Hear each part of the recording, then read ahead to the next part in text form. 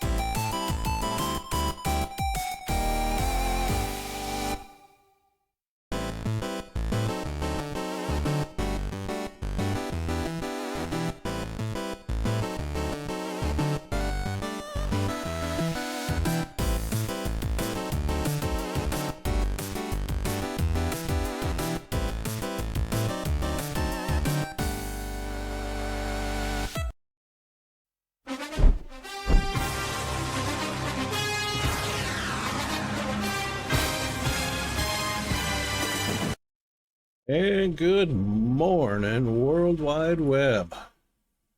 Hope everyone is doing well. We are live from the Rockwolf Studios here in far north Queensland, Australia, the island continent, from behind the not-so-golden microphone.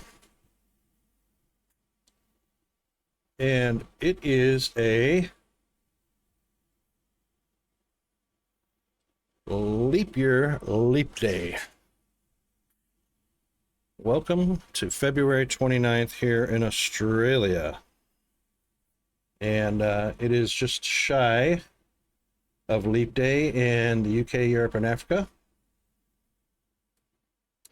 And still a solid hump day in the US and Canada.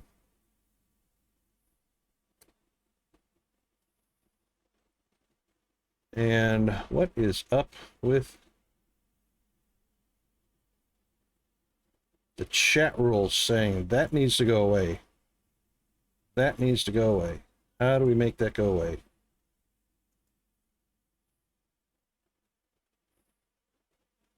All right, we're just going to test something real quick on the audio.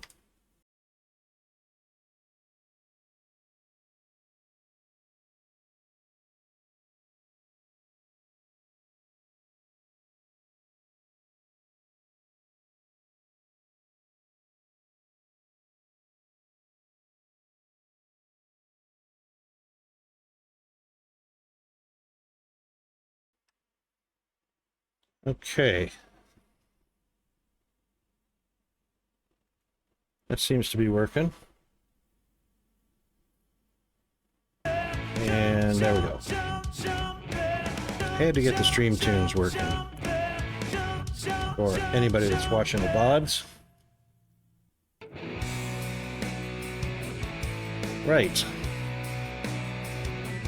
So we are headed for well, it's 80 degrees today. We're headed for a top of 90. Humidity is already 90%.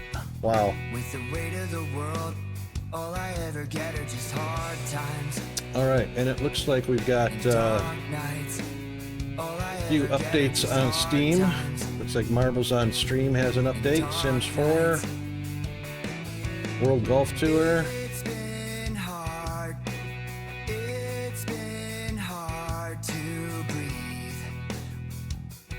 So we won't be updating any of those right now. We're just going to be heading into our game of the day, which I believe is going to be some Satisfactory. Although we could change games during the day at some point. Who knows? It could happen.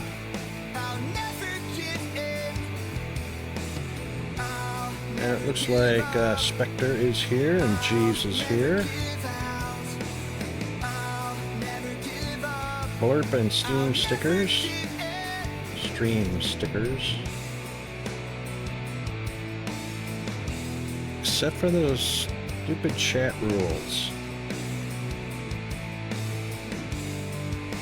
That must be a Stream Elements thing. We're going to head over to Stream Elements real quick and see if we can't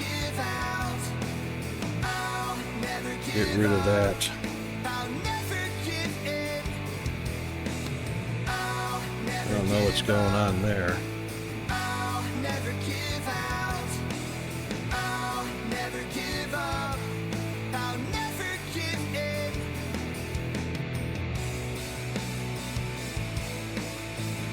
That should not be a thing.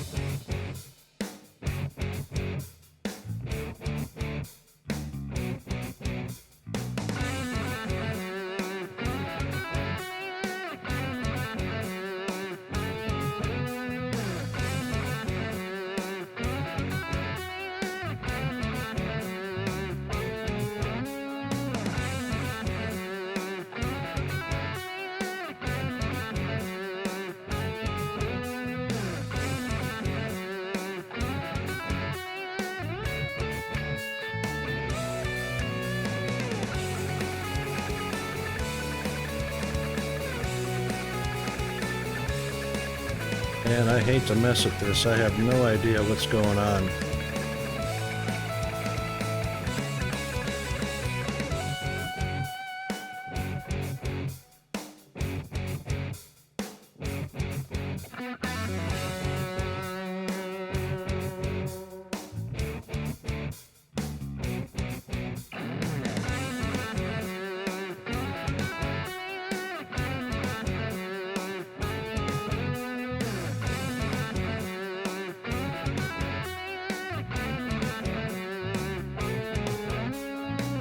Oh, really? Stream Elements that broken?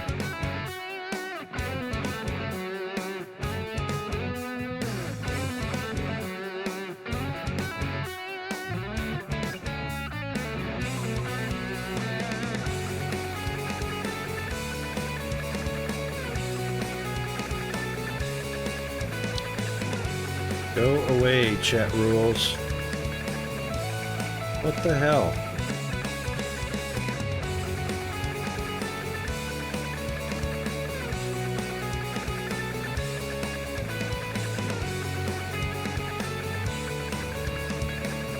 Mr. Wildman. Wildman Allen. Has to be Layla, indeed. Thank you very much for the anniversary wishes.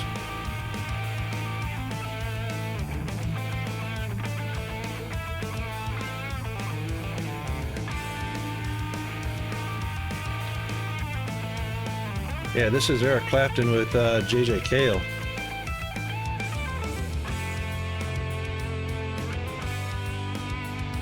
Why is that damn overlay? Oh my God, seriously.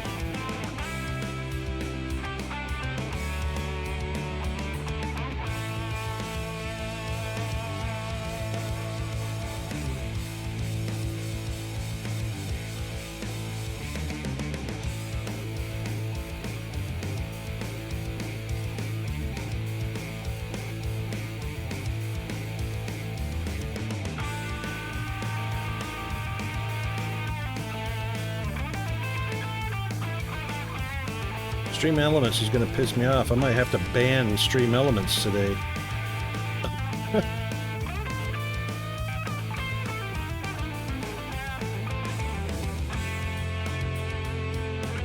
What the hell?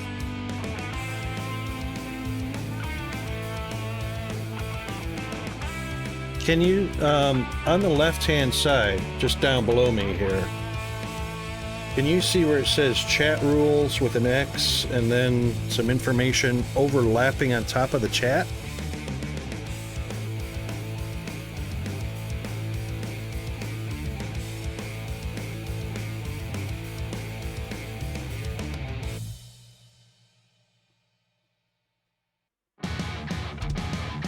Yeah, it's not going away, and I have nowhere to click on the X to make it go away.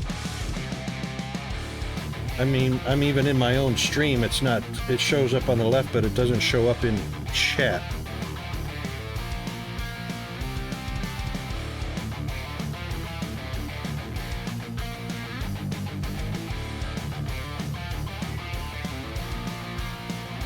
It's not on OBS either.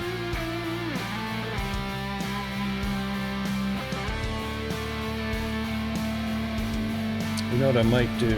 Let me see if I can find in OBS where Stream Elements chat is and force it to refresh.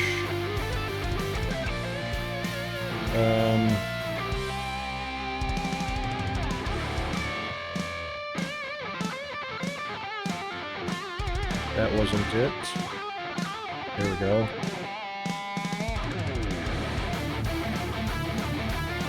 Yay! God, that sucked.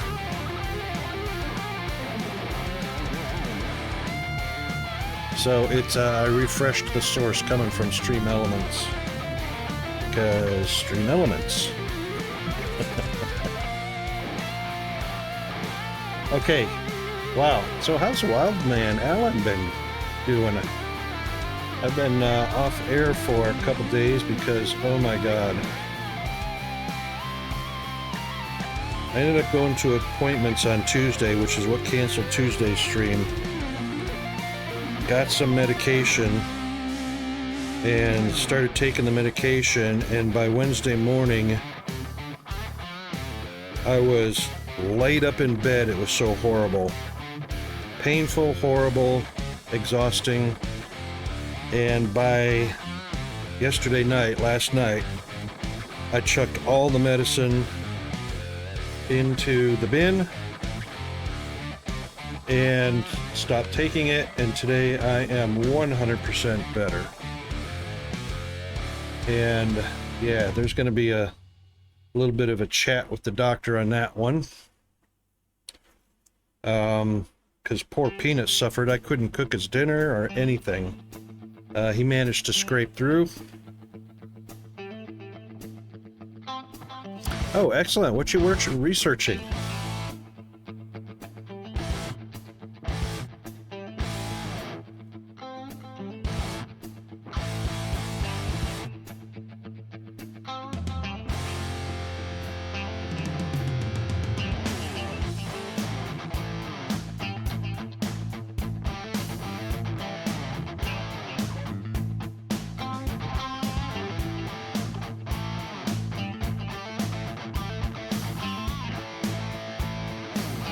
Oh no. Well, there's a certificate I wish nobody. Working in C or C pound, some call it C sharp.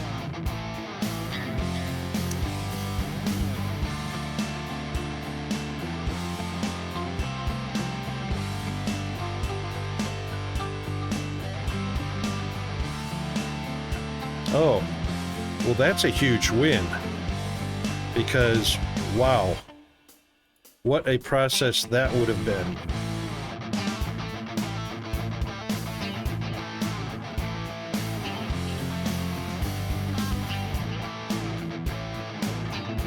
That's kind of, I mean, it's kind of awesome that you're working with Windows programming. But I feel for you, all the challenges you're going to be faced with.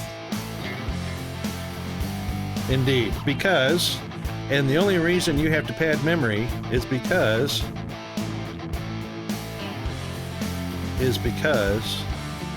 Microsoft has yet, in all the years they've been around, have yet to learn how to efficiently manage system resources. The calling convention. There you go. But what an awesome endeavor to embark on. Because if you wanted a challenge, you definitely got one.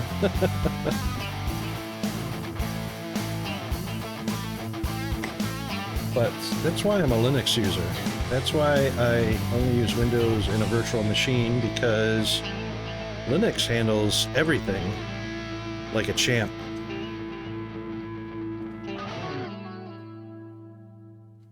Yeah, a lot of extra lines of code, probably not necessary. I mean, there's I could take up a whole stream on naming conventions, directory structure, resource utilization, yeah, all that stuff. Could take up a whole stream on that one. But Microsoft seems to think they are paving the way in the ways of the world, and no. Microsoft is only a thing because the other half of the world, or the other part of the world that doesn't like Microsoft, uses Mac. Apple.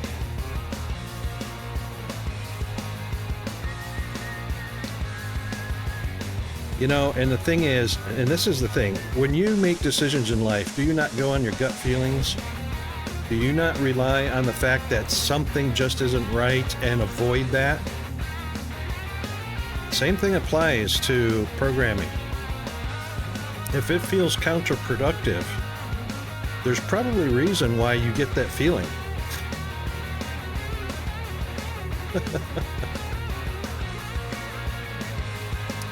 But like I say, that could be a that could be a whole other stream. Yeah, exactly, because they're related and they should be talking to each other. And the language needs to be the same or similar and compatible, you know.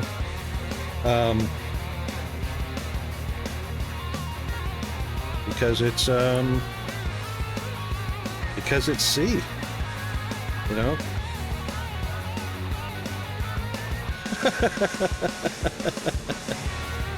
Data types don't exist. That's right. Because they're what? They're objects, right? Because it's object oriented. No, I'm kidding.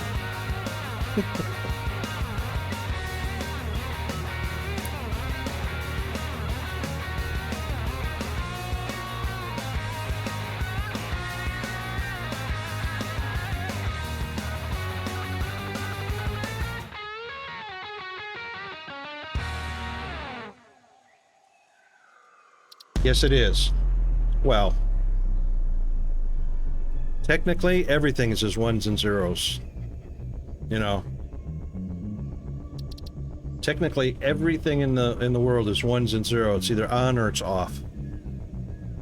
Unless you're working with quantum mechanics, in which case you can have on and off at the same time.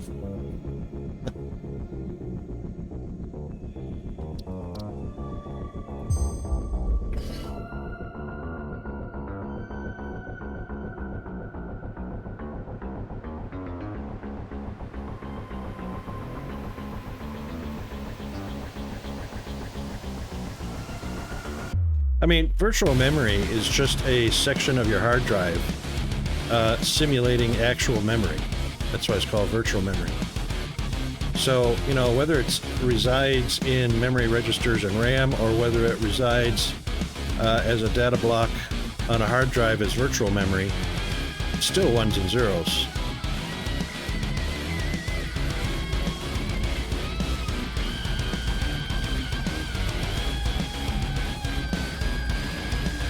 What are we doing here? Oh, researching, right, which is still researching for another 9 minutes. Okay, so the big task. It's so much easier to work with memory directly set. Indeed. And I don't even think that's a sometimes. That's pretty much, I feel it always. It's easier. The issue is you have to be super careful, super vigilant. All right, we've got this emptied down to 2 boxes remaining, 2 storage cases. And this is just my extra stuff. 2 remaining. So as soon as the copper coils or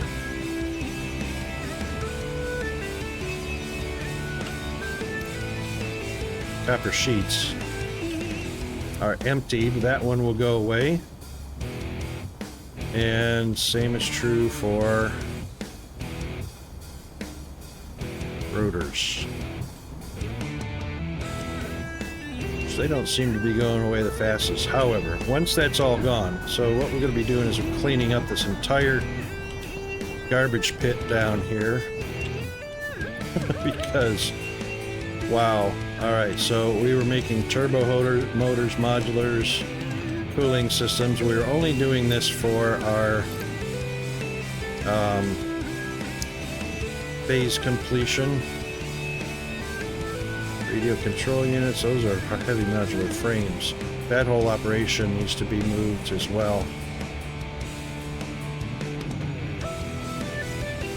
So that will eventually be cleared out.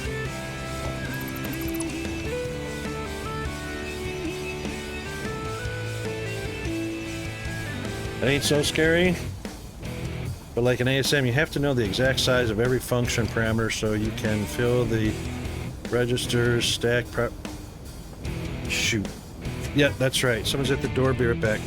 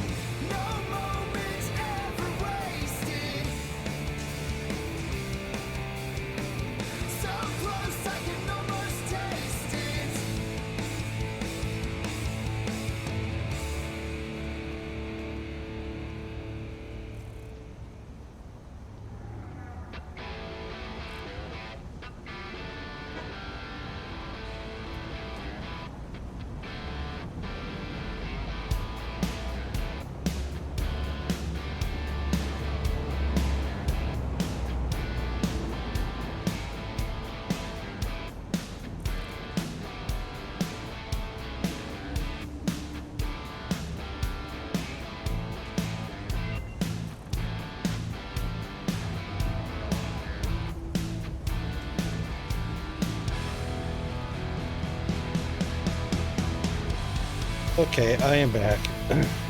So sorry about that. I am practicing my tolerance of the ignorance in the world around me.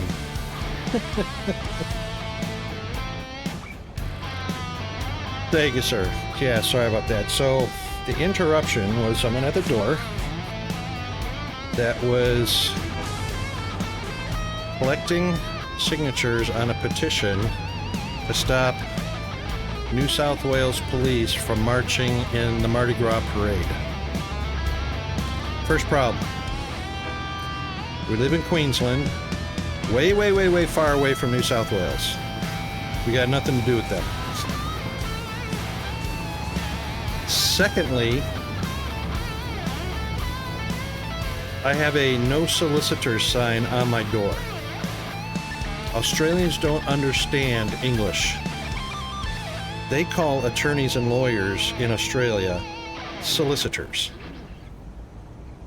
They don't understand the word soliciting is a verb, and that no soliciting means do not come to me to enlist me to get on your bandwagon. Do not sell me things. Do not come to my door with your wares or your bandwagon. They don't understand that word. No soliciting. Thirdly, the group that's trying to keep New South Wales police from marching in their Mardi Gras parade is the gay community, who have tried desperately to hijack Mardi Gras as their personal parade, which it is not. It is a Christian celebration. It's a penitential celebration that starts the day after the last day of the 12 days of Christmas, Carnival, and it lasts until Fat Tuesday, which is the day before Ash Wednesday, which is the beginning of Lent. It's a Christian frickin' holiday. It's got nothing to do with the gays, but they've hijacked it and tried to turn it into their personal parade. And the ignorance is just overwhelming. So I told him, I said, go educate yourself. Go get on Wikipedia or whatever. Go educate yourself and stop this nonsense. And stop soliciting. Get a dictionary. Learn what soliciting means.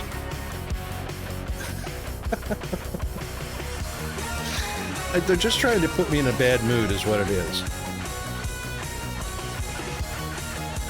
It ain't gonna work. I had a rough enough past 2 days.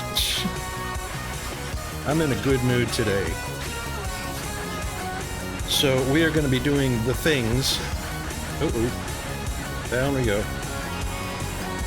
And we're actually making these pressure conversion cubes, which I think we're going to need for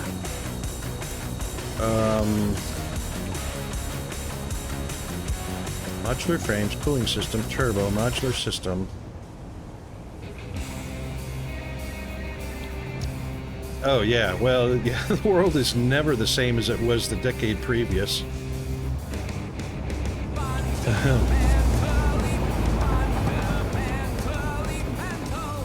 What do we got going on here? What is that? Oh, yeah.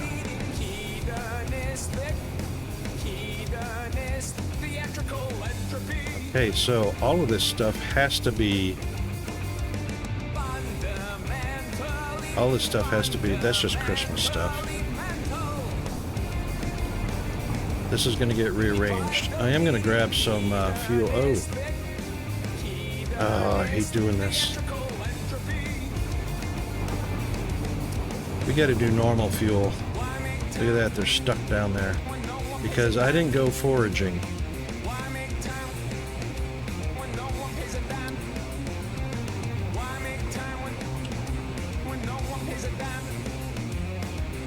So I guess I'm going to go foraging so we can have some liquid biofuel.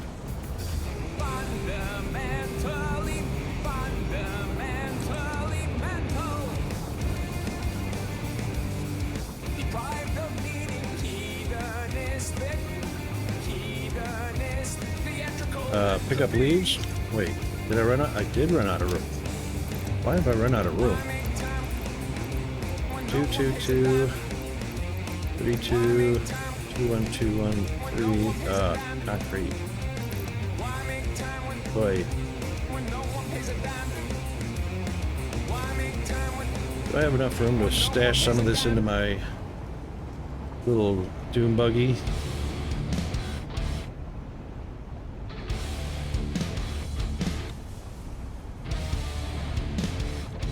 When I was a kid, you could do 12-inch chocolate bar for 25 cents. Now the biggest size is like 6, and it's yes. Oh my God, yes. Economy has changed so incredibly.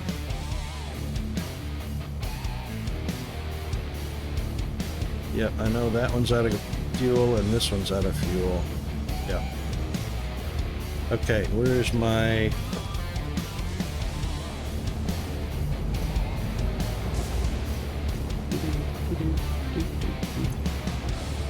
I guess we'll make one.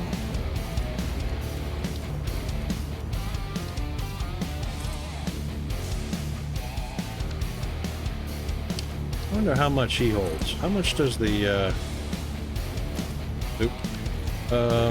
no, not empty. I want a workbench. Where's the workbench? Oh, 1 slot. Dang it. Workbench. I'm aiming right at the workbench.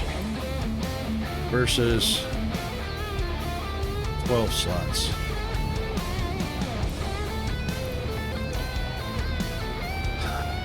Thing is, let's do 1, 2. Let's just put all of that in there.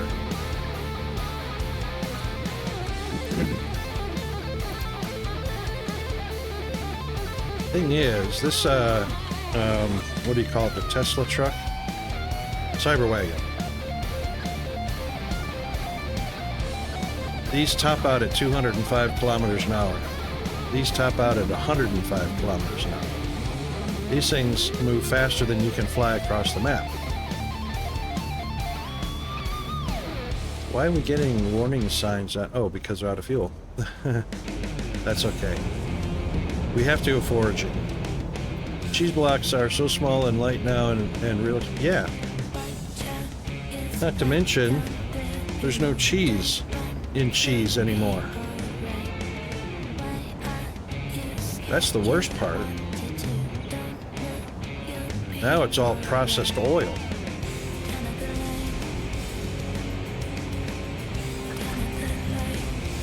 And if you get real cheese from somewhere, if you're lucky enough to find somebody that makes real cheese from milk, it's really expensive.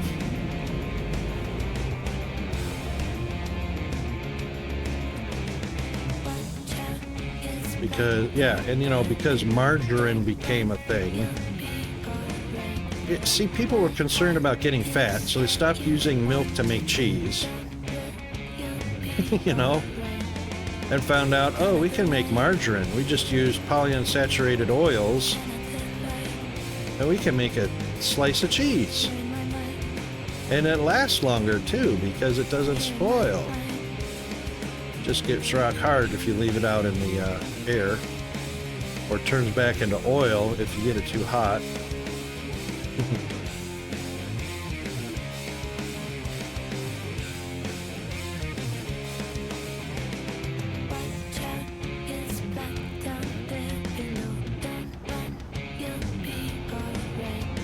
Yeah, see,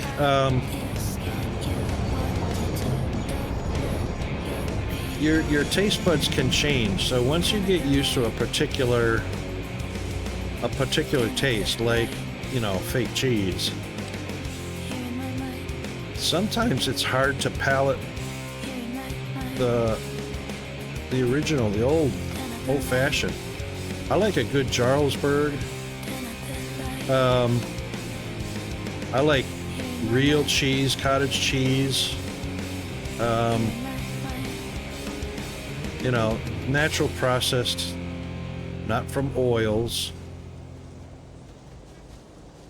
I don't mind the fat that you get from real foods because I can just go exercise. You know? Make sure I got plenty of protein in my diet, lots of energy, and go exercise and burn it all off. I mean, the whole fat reduction thing was just to appease people that gain weight and get fat from doing nothing. It's just to help them prevent from getting fat from lack of exercise and healthy living. What is that? Is that leaves? That is leaves. Look at those little tiny things. Never seen those before. And mushrooms. I guess those are like shamrocks or something.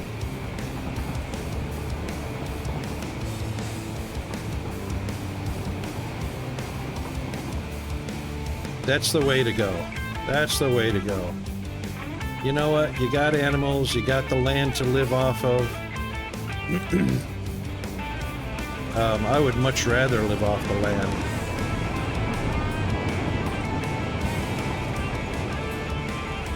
I wouldn't mind getting involved in a community farming or community garden, but they don't do that here.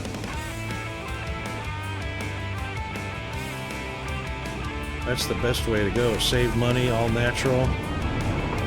Grow your own food. And you don't have to worry about preservatives and stuff like that. You're growing it and eating it.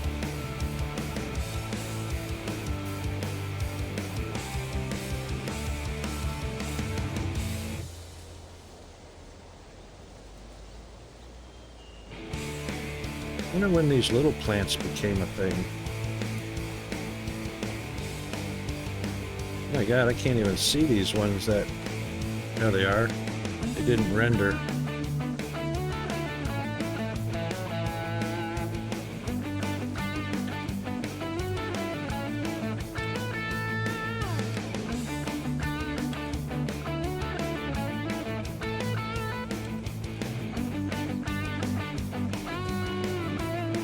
There's a lot to be said about having your own little farm and living off the land.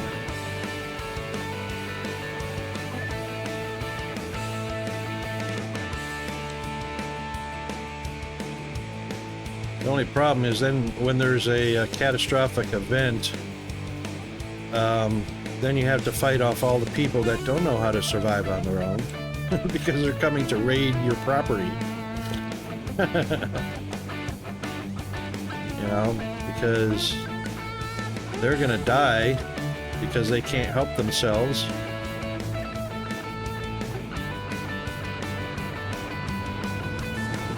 So they're gonna come and either take what you got or steal it, or, you know.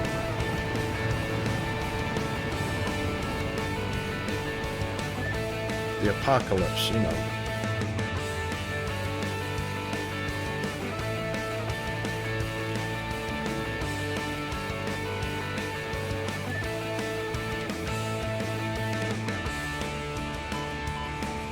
Ooh. Didn't see you there.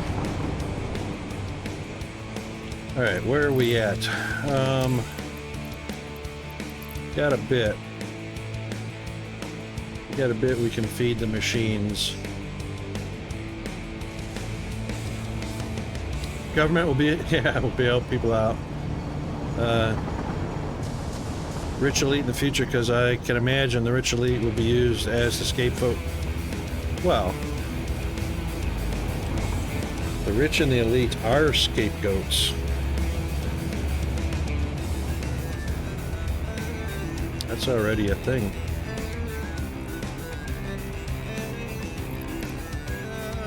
Wait, are we on? Yep, we are.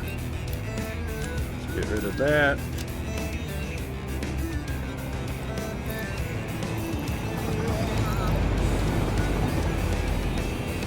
Alright, that should give us a bit more biofuel. How much is in here? Absolutely none.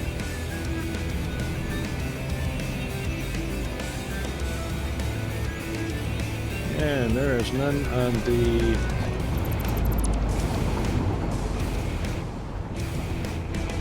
none on the conveyor, and probably none in here. Wow, I neglected that bad.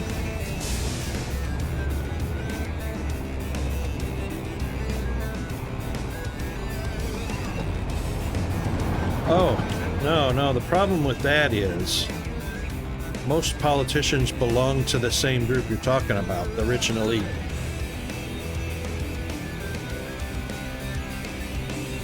The government is not going to take on the rich and elite.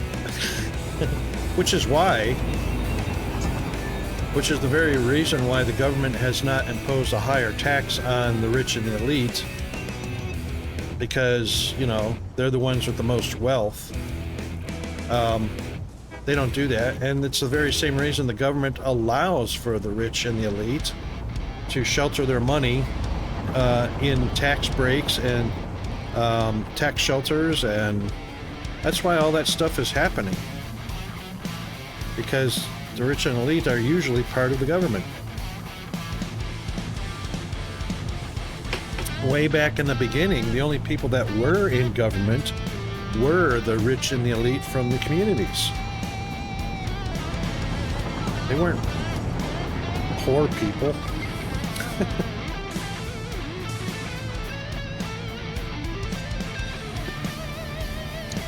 But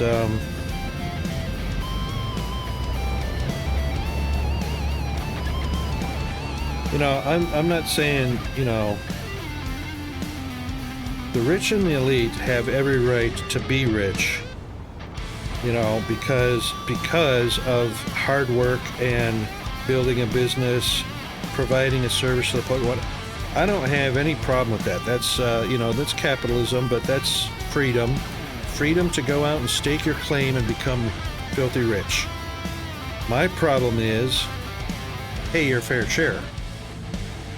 The problem today is the rich don't pay the taxes. They pay a minuscule portion of what they should be because of tax breaks and tax shelters, offshore accounts, and, you know,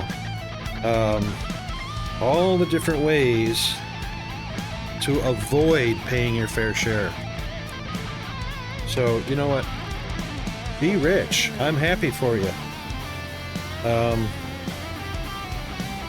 You know, go provide the world with a product or a service that benefits everybody, that everybody can take advantage of and use in their lives. But pay your fair share of taxes. You know, it needs to be a flat tax across the board. If it's 10% and you only earn $1,000 a year, you pay $100 in taxes. Okay, 10%. If you earn $1 billion a year, you pay 10%. It's across the board. Doesn't matter who you are or where you are. The tax should be a flat tax. That's what makes it fair for everybody.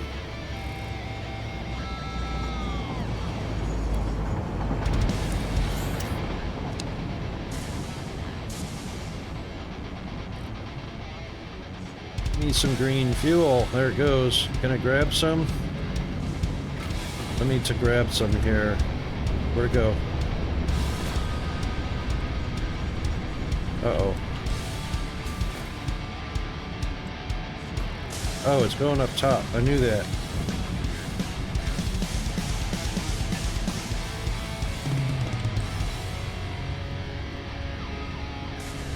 That's only 2. I want 100 each.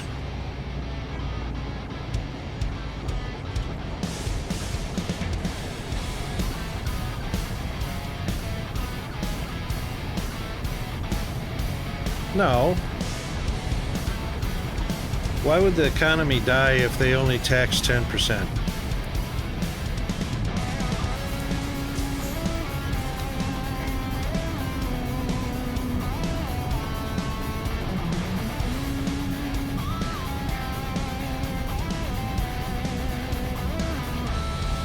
And by the way, 10% was just 10% was just a number, a round number that I picked to make it easy to understand. Your government taxes up to 50%. Yeah, okay.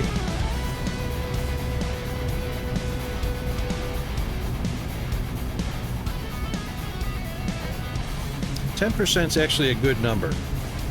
It's what we use here in Australia. We have a flat tax 10% across the board.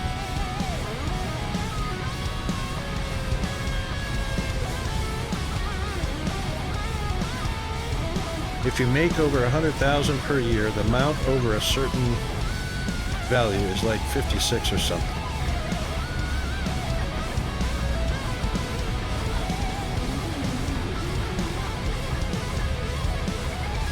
Wait, are you in Canada?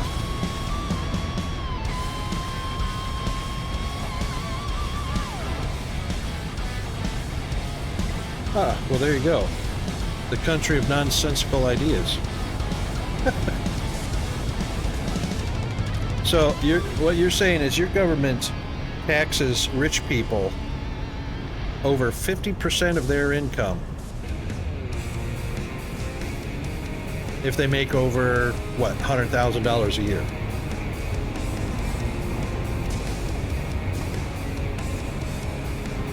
What incentive is that? Is there for anybody to go into business in Australia, in Canada?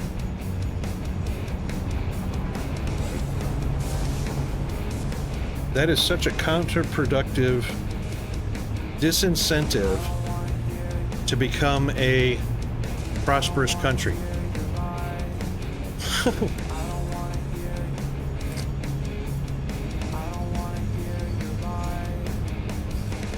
I mean, even in the US, I think the maximum tax bracket is 36%, which is a horrible idea.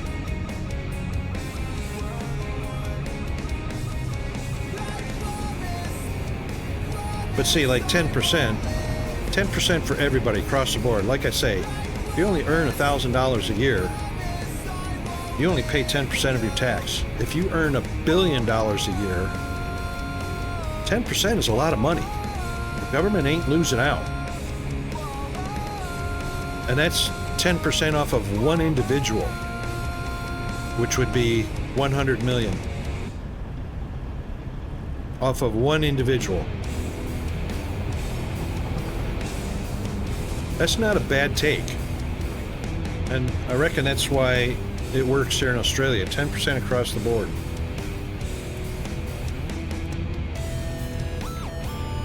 It doesn't stop anybody from becoming rich, but if you tax somebody 56% of their $1 billion, who's going to bother earning $1 billion?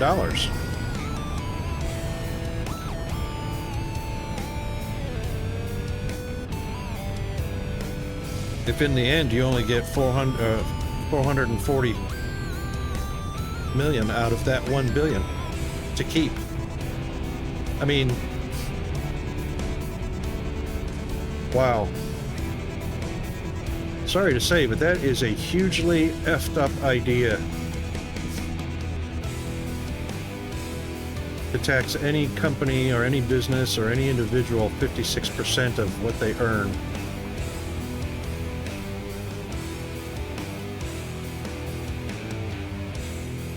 That eventually is going to end up in the demise of a civilization.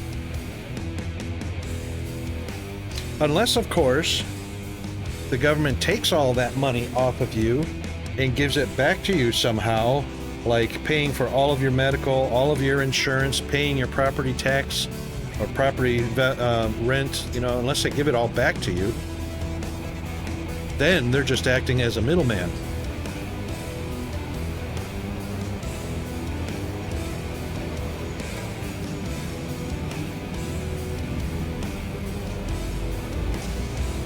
Federal tax 15% on the first 55K, then 20% on the amount from 55 to 100. 26 from, that sounds pretty similar to the US. 29% on 173 to 250K, and 33% above. That sounds a lot like the US. But then provincial tax is 13% above 220. So that would be around 46. Oh, you mean the provincial tax, which is the state tax. And so there's federal tax and then there's state tax. On top of that,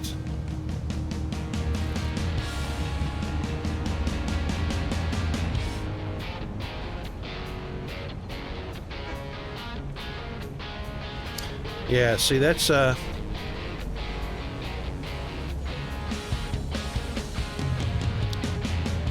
your provincial tax is a lot higher than our state tax in the U.S. because we have federal tax too, and state tax, and we even have a local tax. The federal tax is the big chunk, but the state and local tax are much smaller.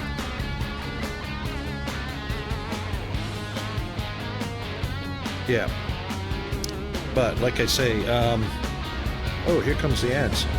Any society that charges, you know, takes 50% of what you earn. Yeah, that's doomed for society. Anyway, we'll be right back after the ad. Sorry about that.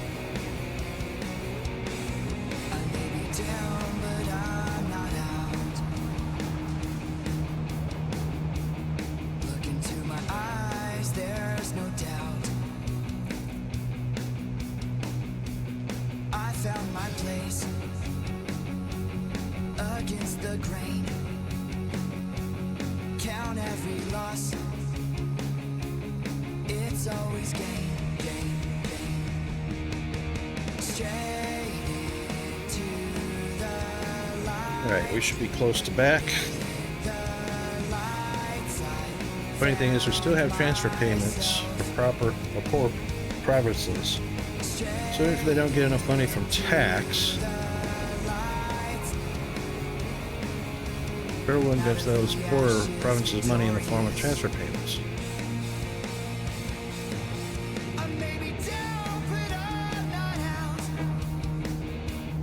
Yeah, that's a shame. That is a shame. That is seriously so counterproductive.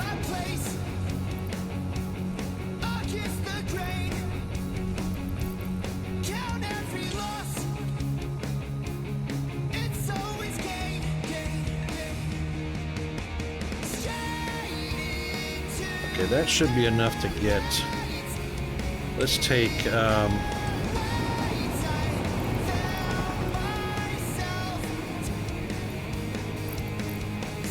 take that and give a little bit to this guy.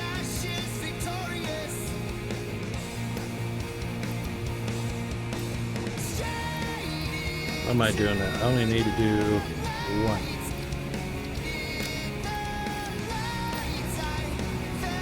Alright, that'll get him to where he needs to go to.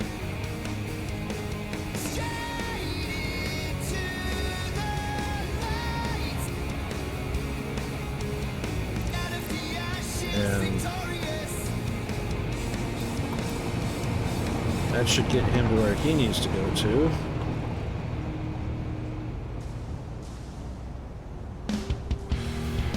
Did he not make it on that one?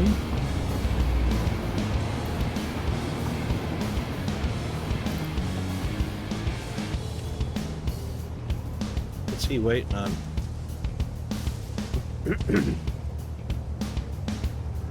Does that wait that long?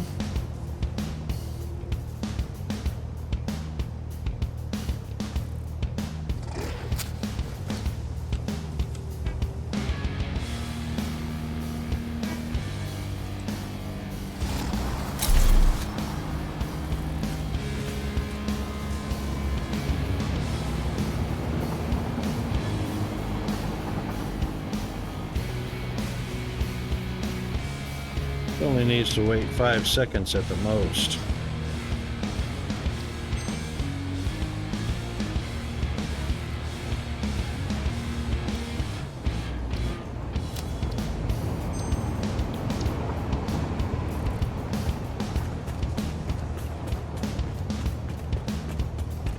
We don't need 15 seconds on each of these wait nodes.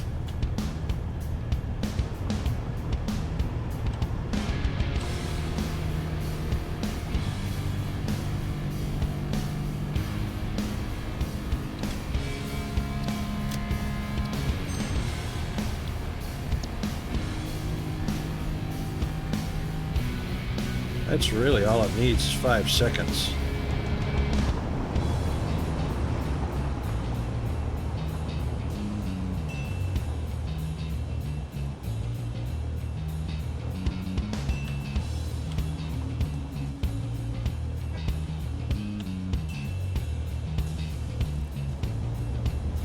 That's a horrible tax rate.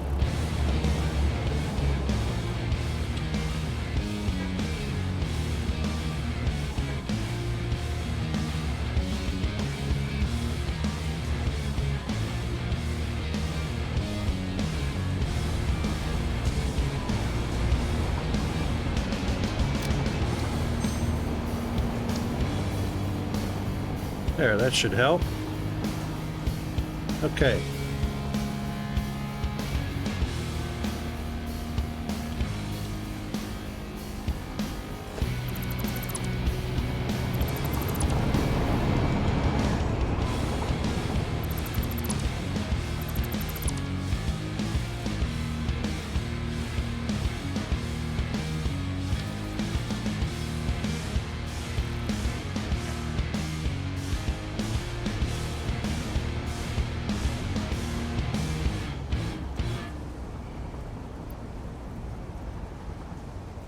Oh, look at my dude with...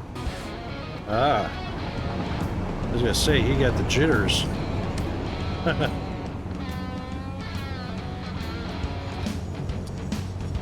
Okay.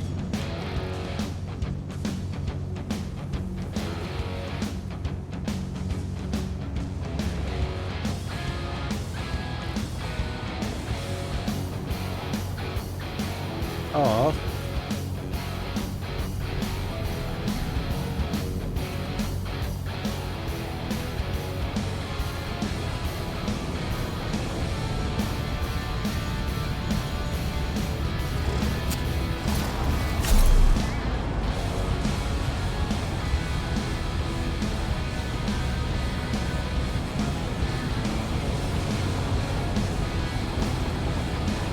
Whoa! Where are you going, dude?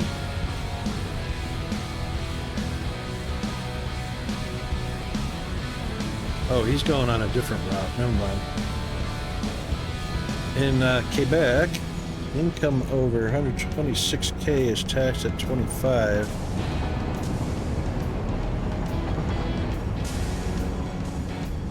Yeah. That's wicked stupid. I don't know how anyone can make a living there. I don't know how anyone would want to go into business there.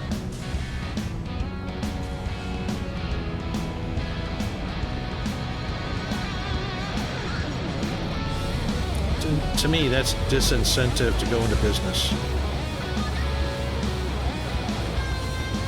That's disincentive to get educated enough to earn enough education to become a doctor or somebody that gets paid 120K. So that's what that says to the population is, do not get educated, do not make efforts to earn 120K,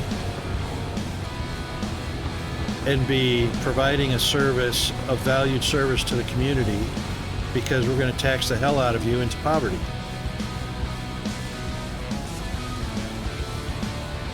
Well, yeah, doctors was a bad example because you guys have social medicine in Canada.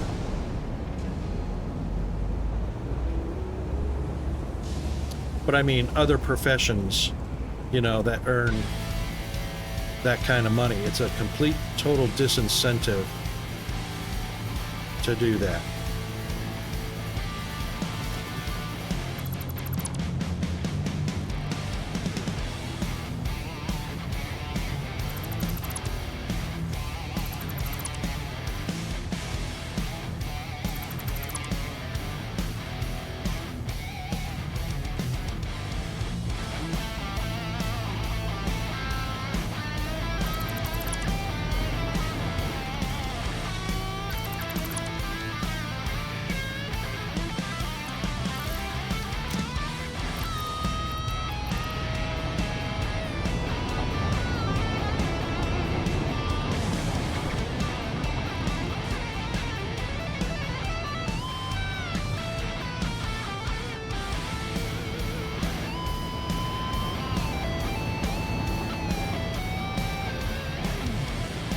You have copper wire going out here?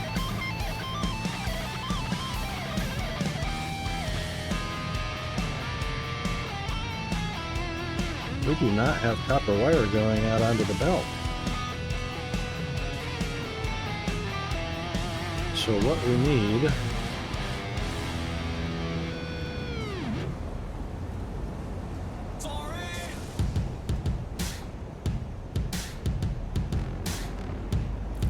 is find out which line the copper wire goes on.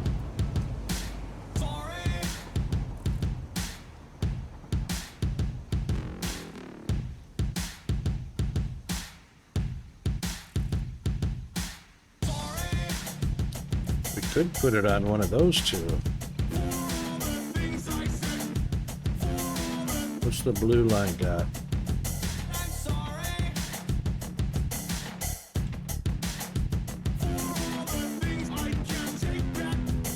Yeah, we need to put copper onto the red line.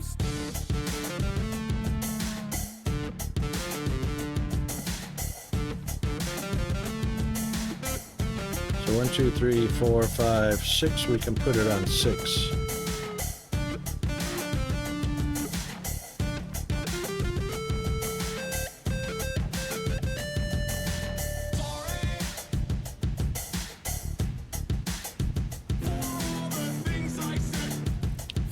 One, two, three, 4, 5, 6.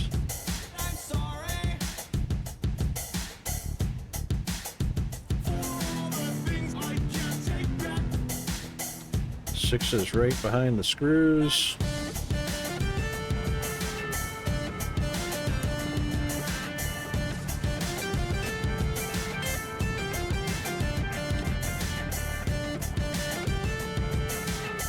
Yeah, so that's right next to concrete. That's easy enough.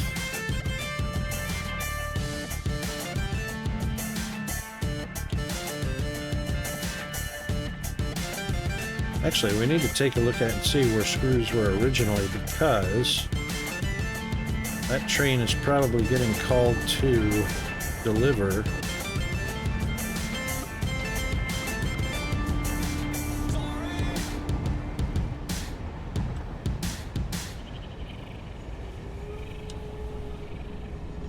Well, we don't remember where it was now, because Rocket took the signs down. But it probably was on 6 there.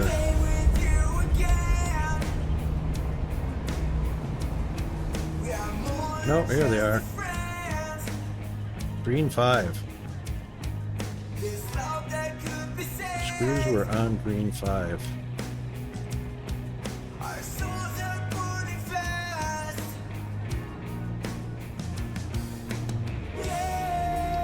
Oh yeah, inflation is always a problem.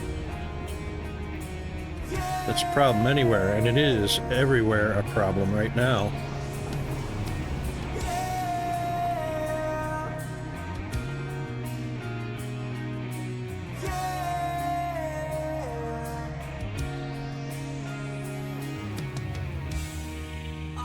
Alright, green 5 is screws. They are indeed. Or not screws, copper.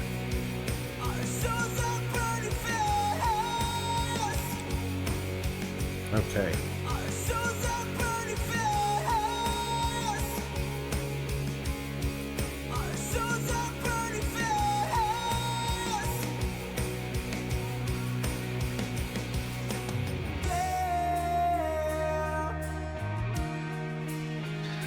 That can only mean one thing. We've actually got screws on the conveyors here somewhere.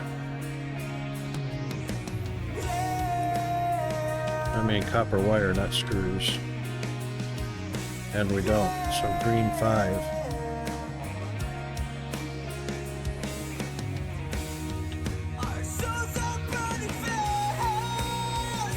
There's red. There's blue. We haven't piped green in yet.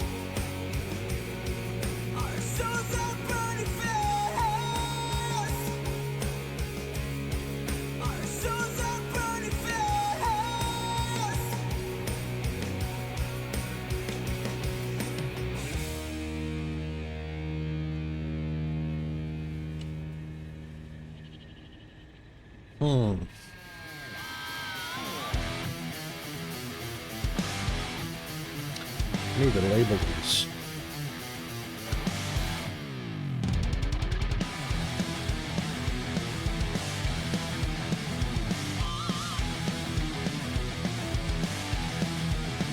These need to be labeled, so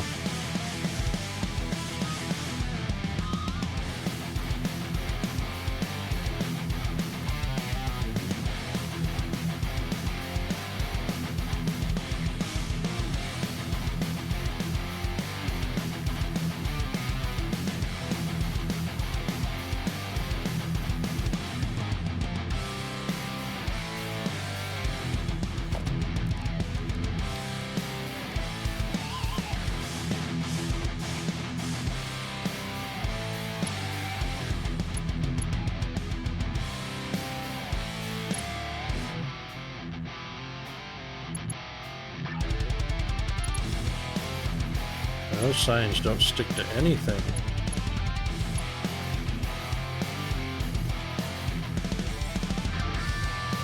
Except for right there.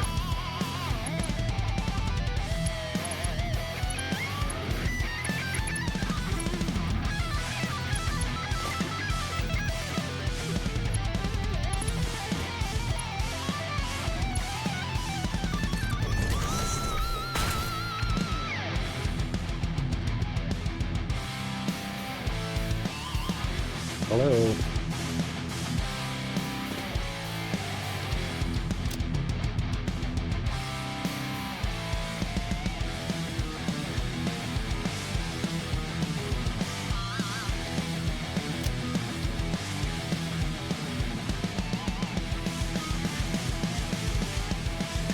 Whoa.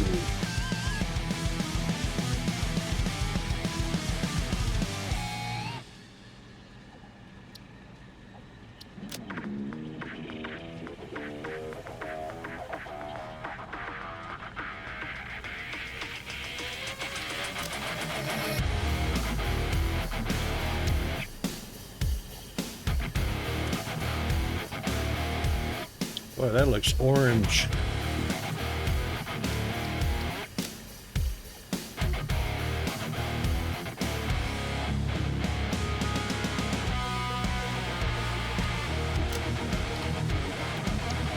There we go, that looks red.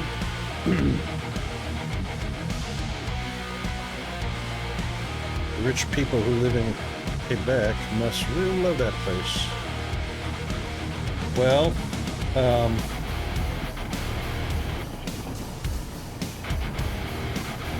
again, rich people have their attorneys, their advisors, and whatnot, their clubs, and they all share with each other all the different ways to legally hide their money away from being taxed. So they're not hurting.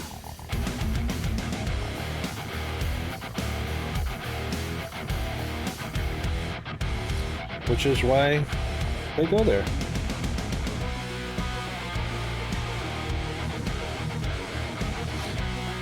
The problem is, it doesn't really matter how much tax the government imposes. The problem is going to exist as long as people are allowed to legally use means to prevent paying taxes. It doesn't matter if it's 100%, because on paper they'll pay 100% of their income as taxes, but there will be legal ways for them to retain their money as a tax break or a tax shelter or through a tax incentive or something like that to put food on their tables and continue making a profit. So, I mean, I'm being extreme with my examples, but, you know, they're not worried about what the tax rate is.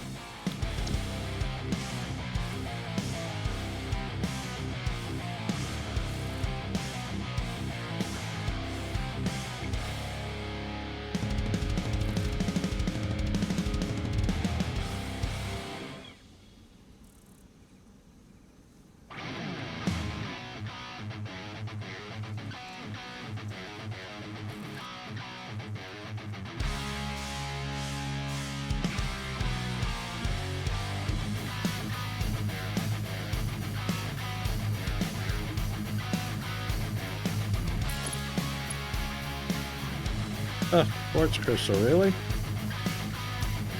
I'll be darned. Wait a minute, quartz crystal's over here.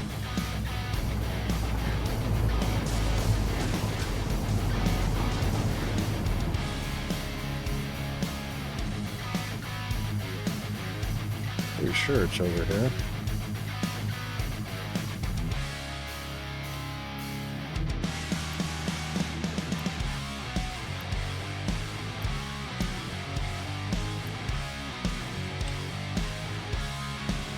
Nope.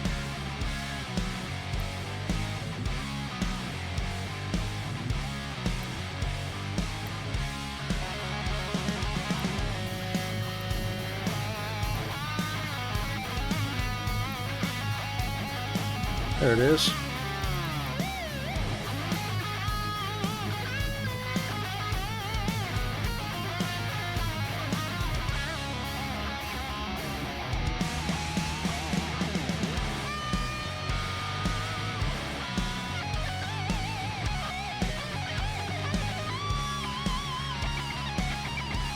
Alright, so we need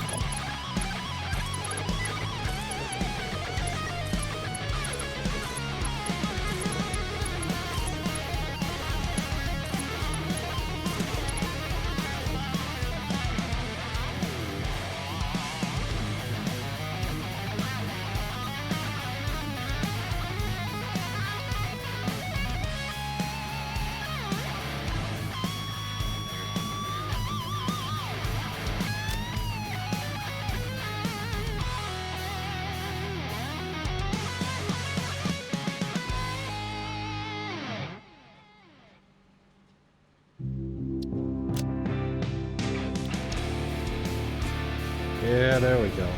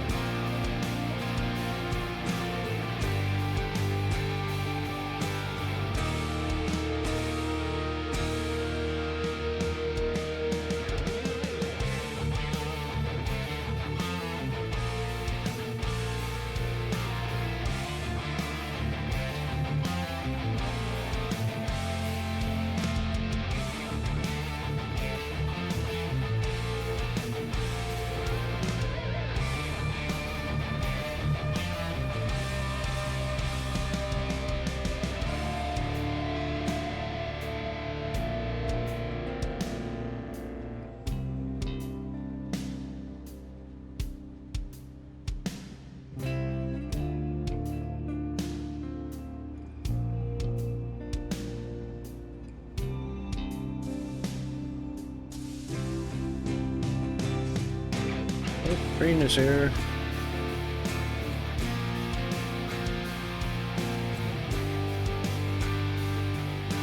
This guy doesn't have any.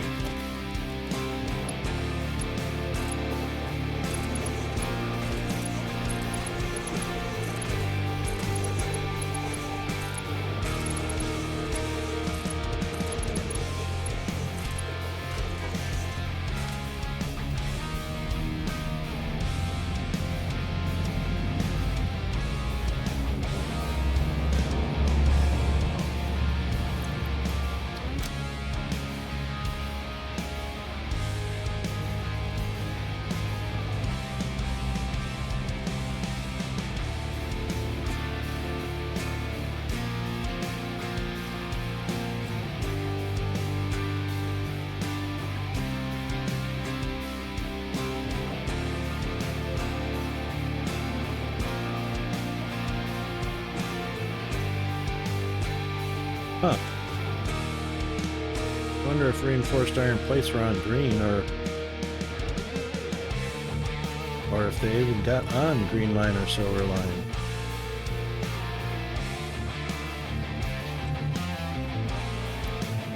I think they're on green line or somewhere.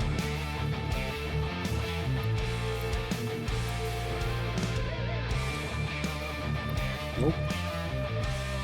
Must be on silver line.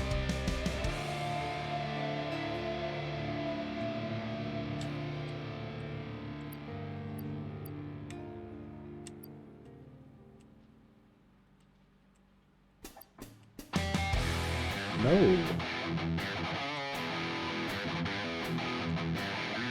We have not got reinforced iron plates coming over here at all.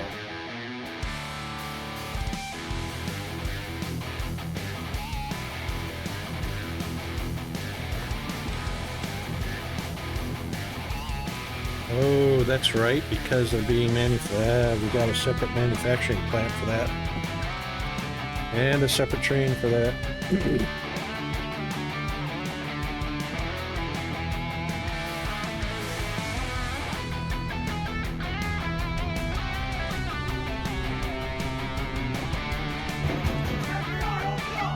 Fiery boy! Scared the crap out of me!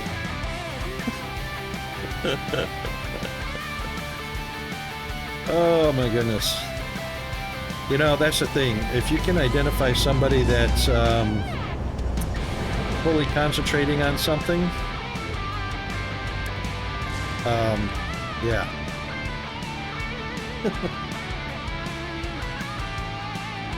How's Fiery Boy doing?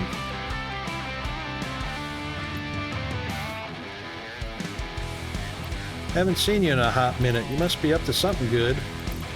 Or no good. Just chilling. What game you been chilling with?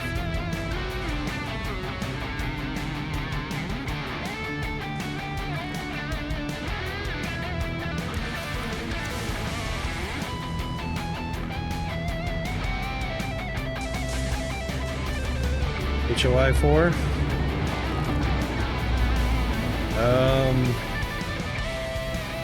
Halls of it, is that Halls of India? Is that right? Halls of India? Can't remember.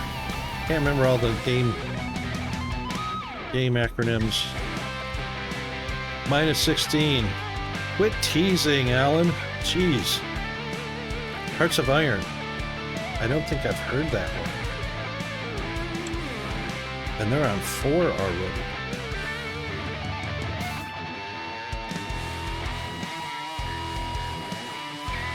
Yeah, see, we're hitting 30, 32 Fahrenheit. Oh my god, Fireboy, where are you at?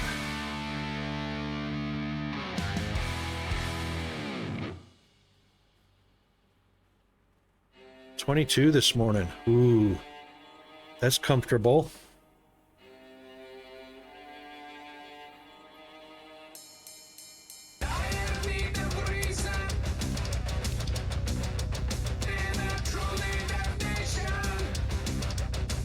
I could seriously use some cold weather. I mean, I'd gladly trade anybody for some cold weather because, oh my god. Ooh, yeah. Black ice, sheet ice. That's always fun.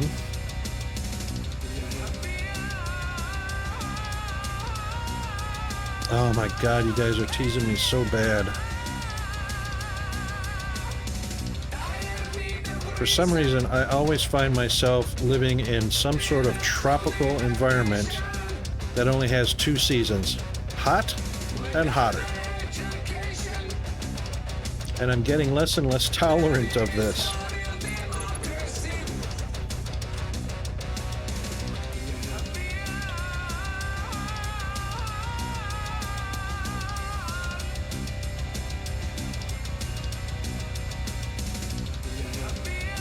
All 4 in a day.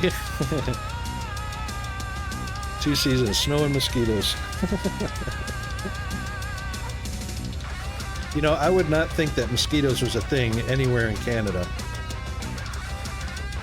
I didn't think flies would be a thing in Iceland when I lived in Iceland. I didn't think flies and bugs would be a thing. They don't have mosquitoes, but... And the funny thing about flies in Iceland is they fly so slow, you can catch them with your hand and you don't have to have cat-like reflexes. Wow, fire.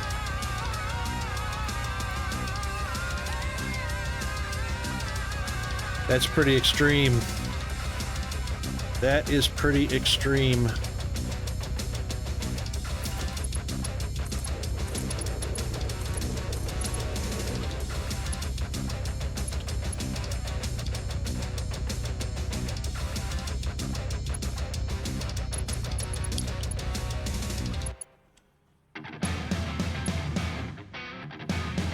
You must be on in a fringe state, Fire.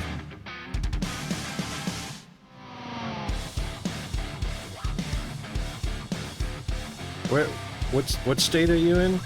Or are you in Canada?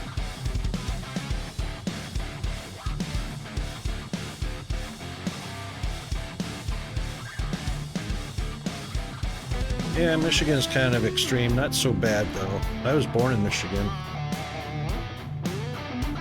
Missouri. I know where that arch is. Indeed. Matter of fact, I know a guy that was in construction that worked on the building of that arch. I used to live across the street from one of the engineers.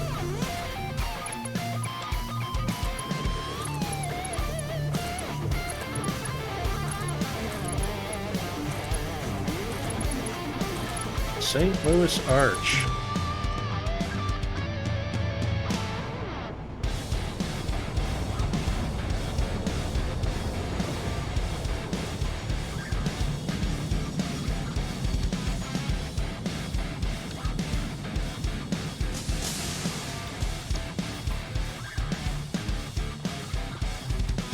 You know, something, little tidbit trivia about the St. Louis Arch.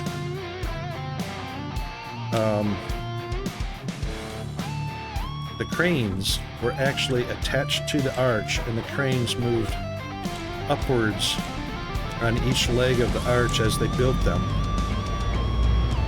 And of course they built from the ground up toward the center. They actually had to put a brace in, a hydraulic jack in between the two arches when they got to the keystone, the last piece to put in. And they had to actually spread the arch apart in order to fit that last keystone piece in.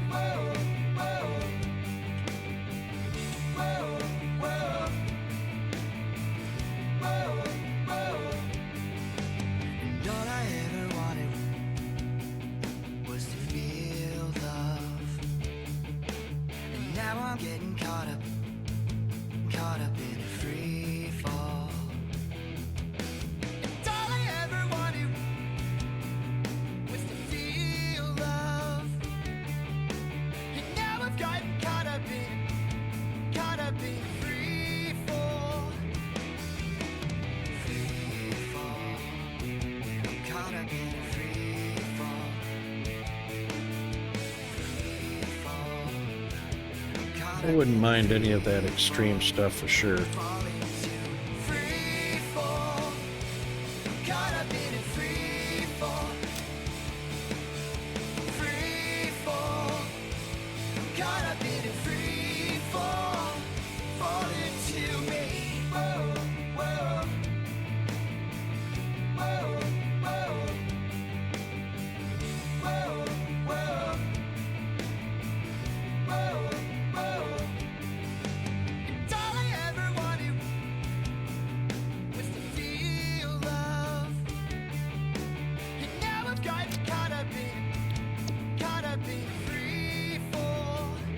That's pretty bright.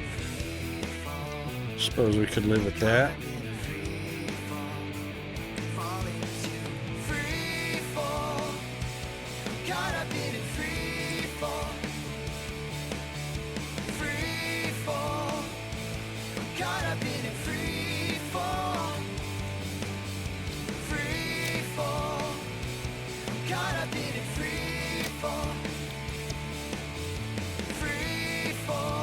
Actually, we might live with that.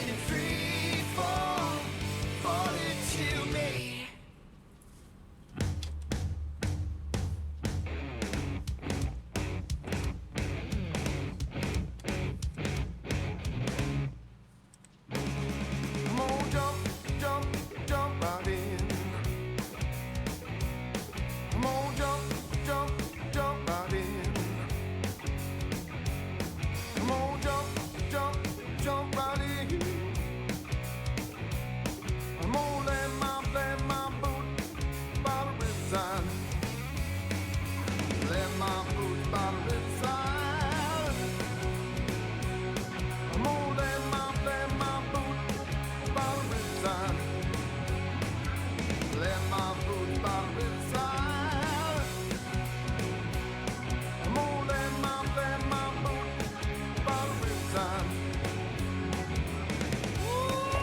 second. What do we got going on?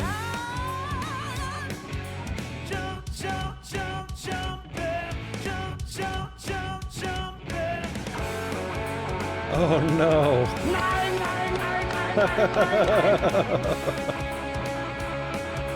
Oh no!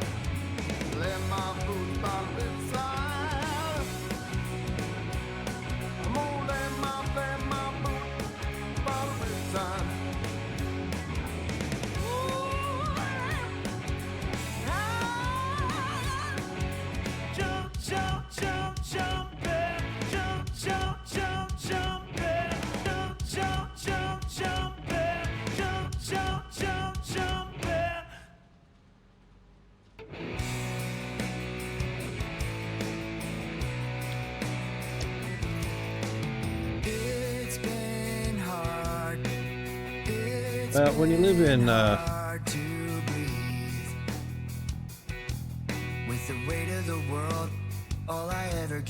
when you live in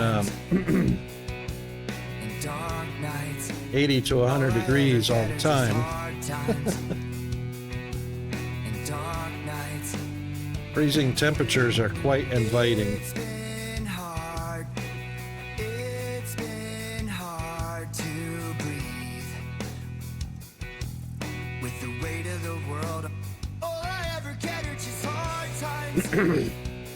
Well, 22 would be very comfortable too if it was the high temperature.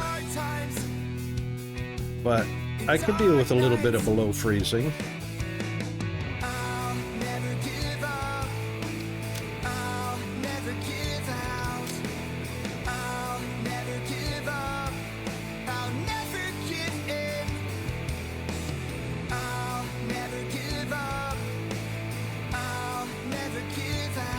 Well, I look at it like this. I've lived in 9 different countries. Iceland was the coldest. Saudi Arabia was the hottest. And over the years, I've come to one conclusion. It's a whole lot easier to get warm, to layer up and get warm, than it is to get cool. Because you can only get down to your skin to get cool, and that's it. If it's still too hot, you're just miserable.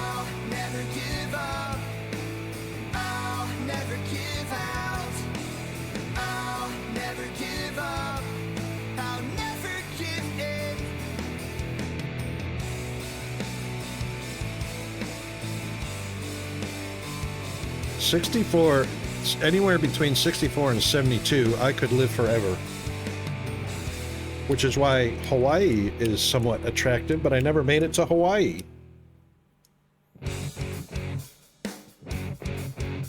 Great all year round, comfortable. The part that sucks about Hawaii is the cost.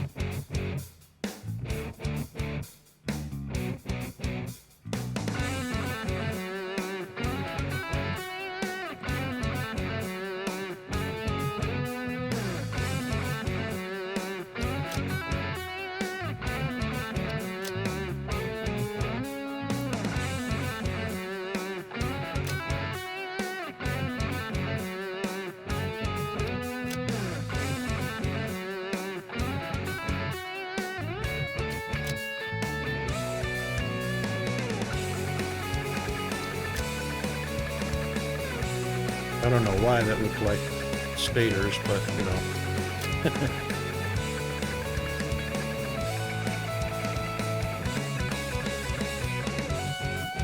Yes, indeed.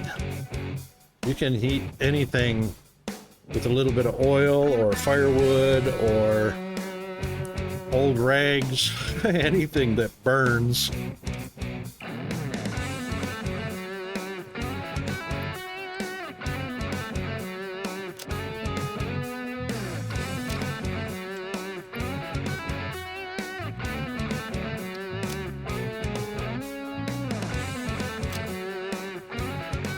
cooking spray and a lighter, that's right. Sterno, you name it.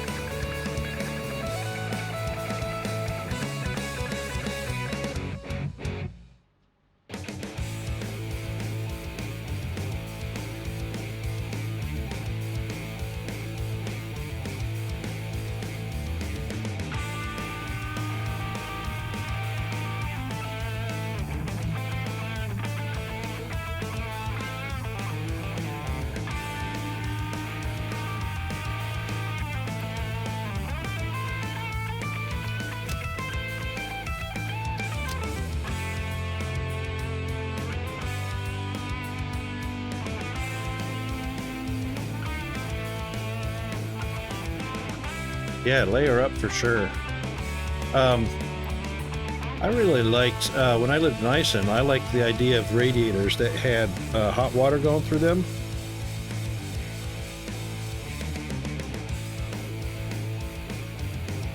Of course, in colder temperatures, usually there's a lot lower humidity, dry air.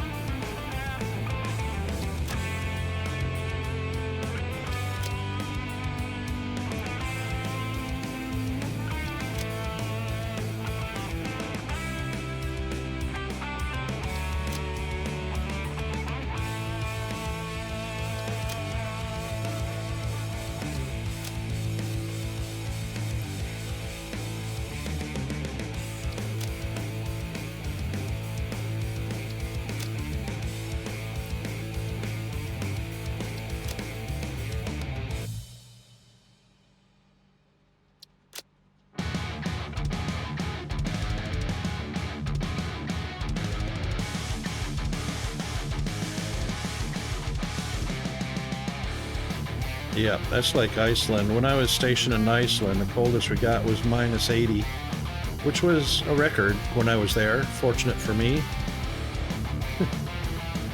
So, I've seen extremes from -80 in Iceland to 135 Fahrenheit, Saudi Arabia.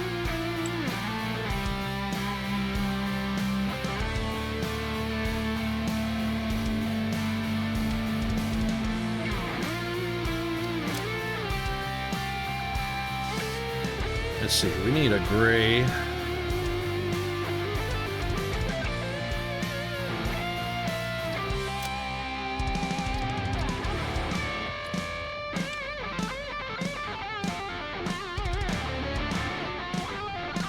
That works.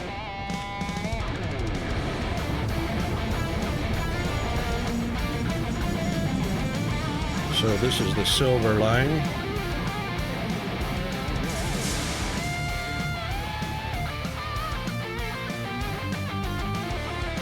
And silver line just pulled in. Anything unloading? No.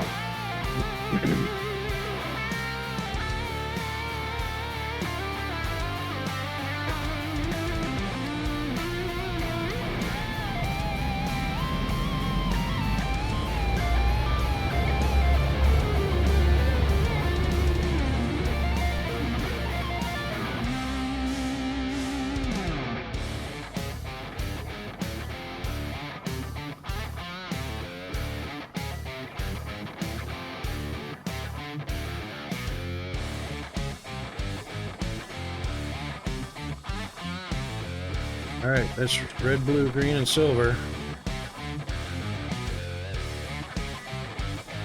Yeah, 135 is brutal. Fortunately, that's another one of those situations like Arizona or Death Valley, California, whatever. It's dry heat. It's dry.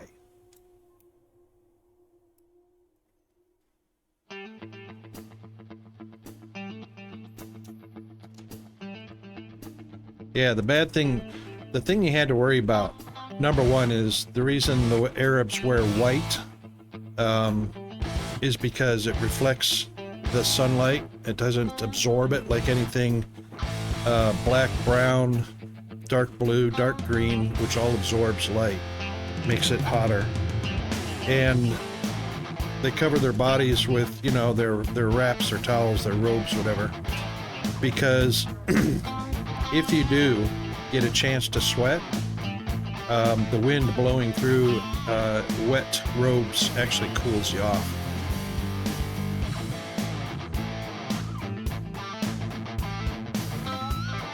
So it's kind of like if you had a mist that soaked your clothes and the air blows through the clothes as it dries. It's like an air conditioner.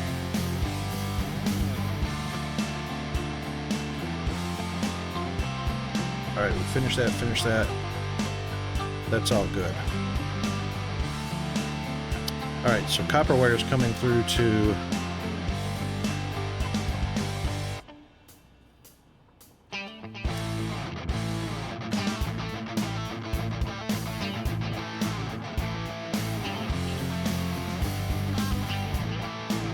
I need some way to remember that plastic is S2, rotors are S1. Suppose I could take a picture of each.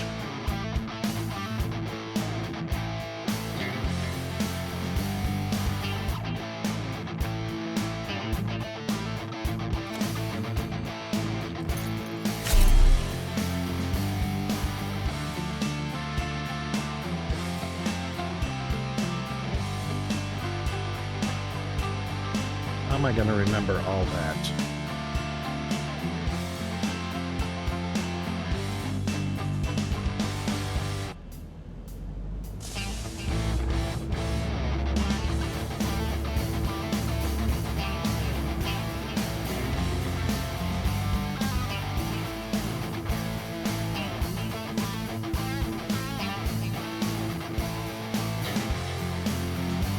Because I want to label the bus line.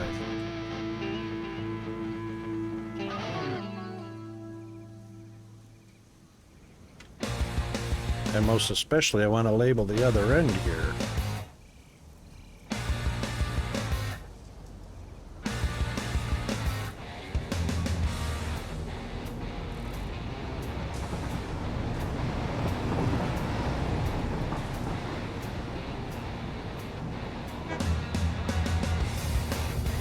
That's all going to move. See, I want to label this right here, the input.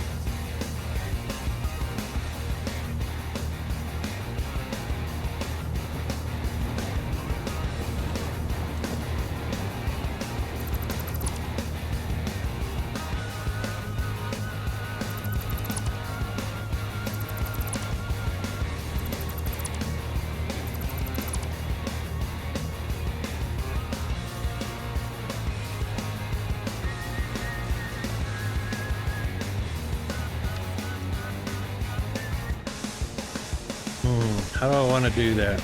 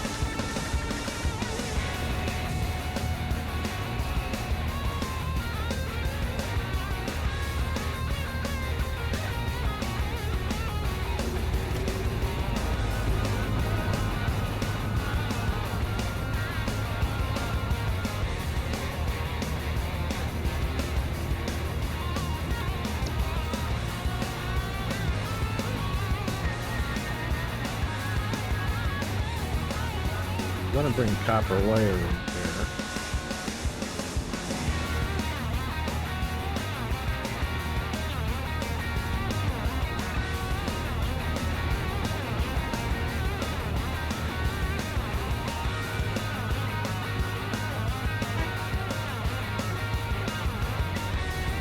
All right, let's do this.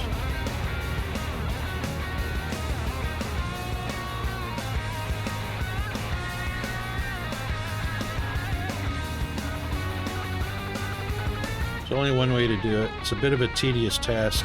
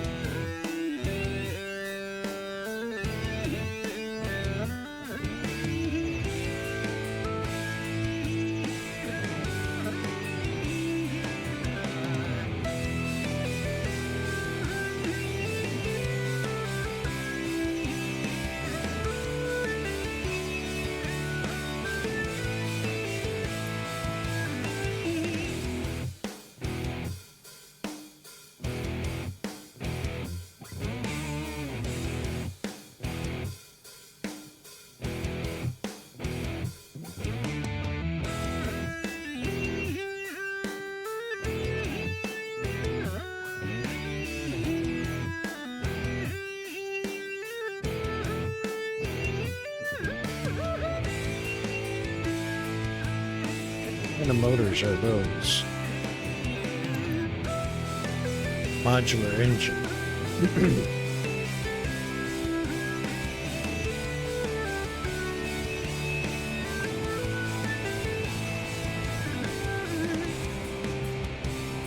Versatile frames.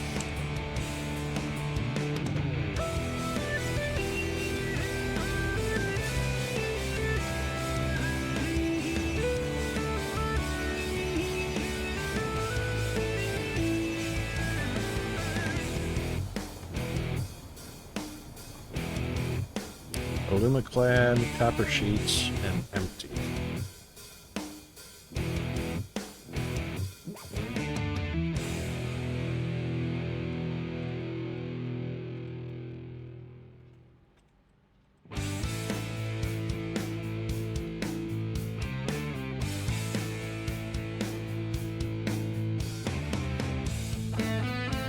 Okay, well.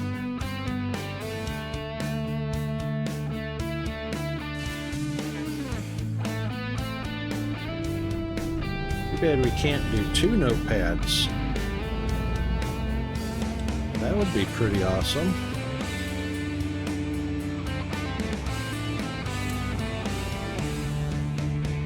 Or can we?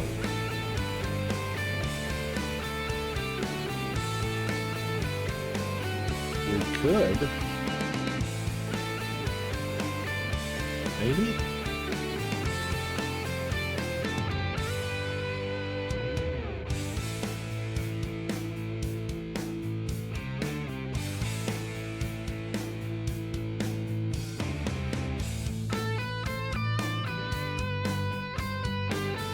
Maybe not. Oh, we got ads coming up. All right, bear with me. We're just going to do a quick bio break, stretch, and caffeinate. We'll be right back.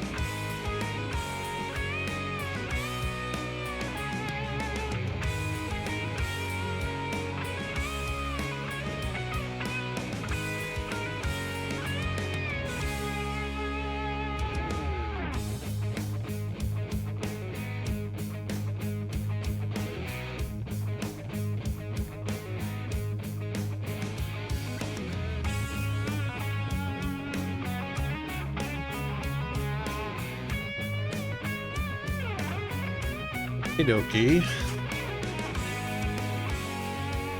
Now, a new note? No.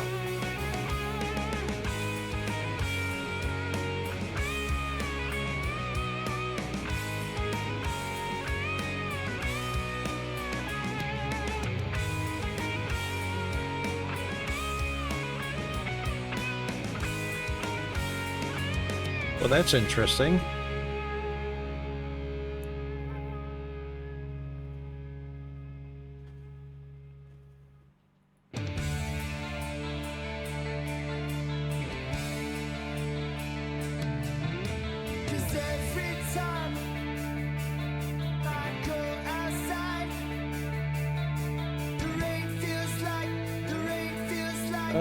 We could do...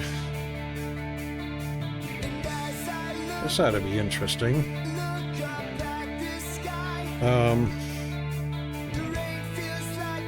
Let's see, what did G-Man call it?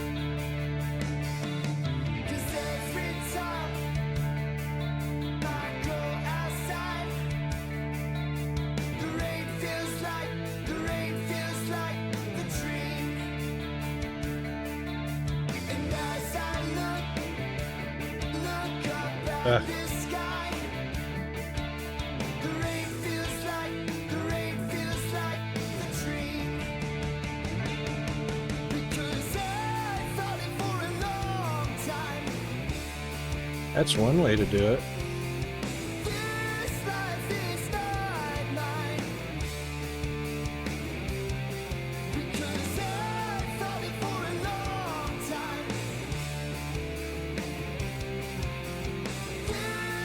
New task.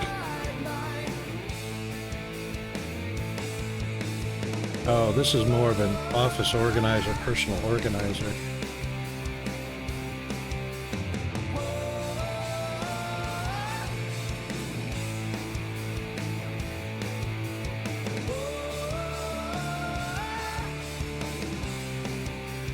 Well, that's interesting.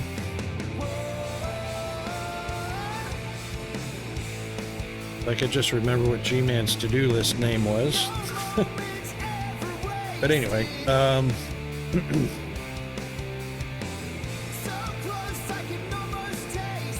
that should do us for now.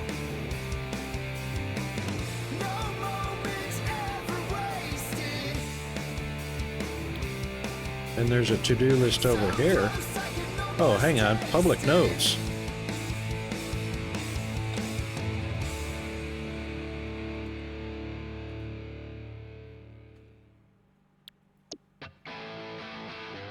Oh, how about that?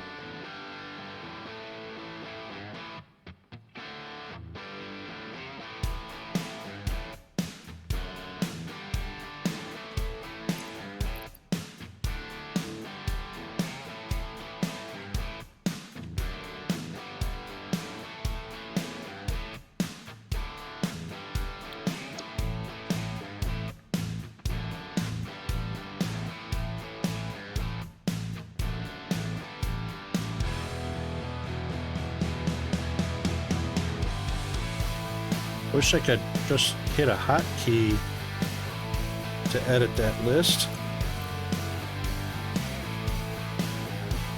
Mr. Norsk, how are you doing this evening, mate?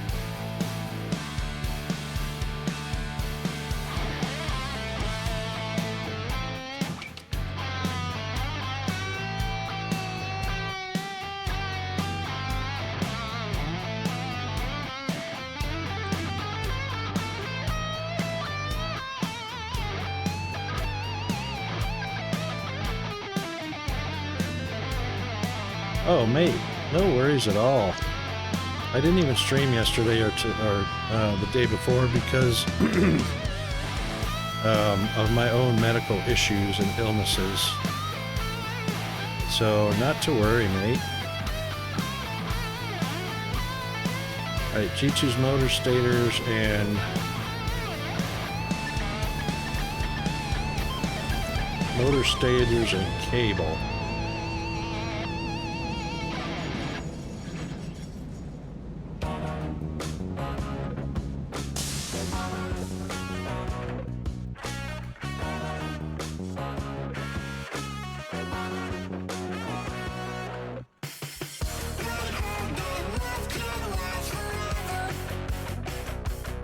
Oh my god, it didn't save.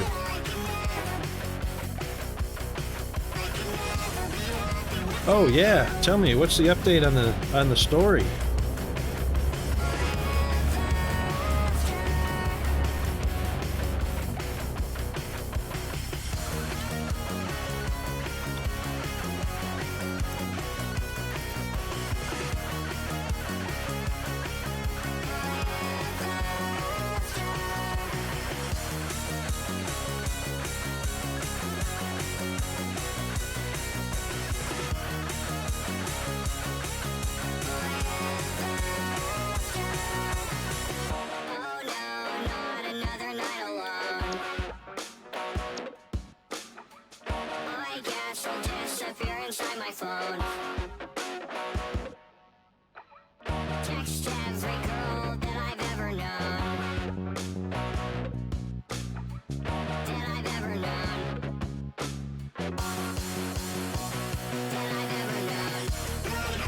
Excellent, Norris. That's a good idea. Although emailing is hopeful, not all of them may respond. But at least that's a good idea to get maybe some feedback.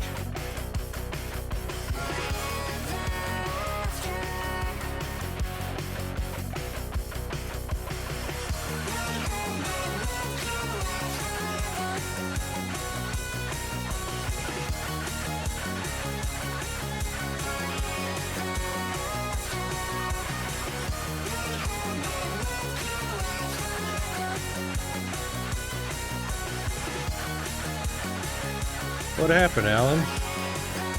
You guys have RC Cola up there, or Coca-Cola, or Pepsi, or...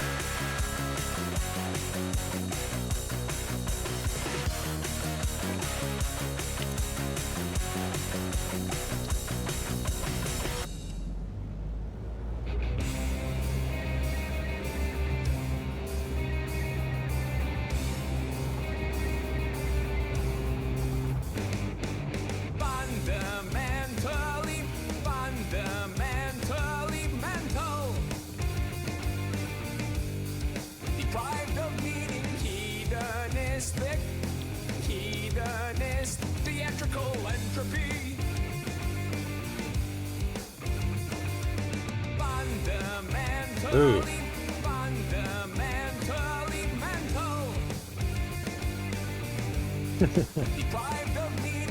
Store brand, yeah. Righto.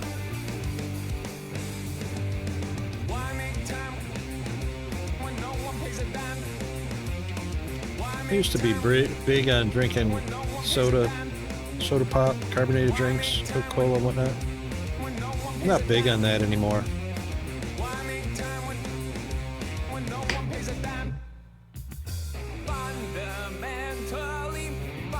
I'm more into my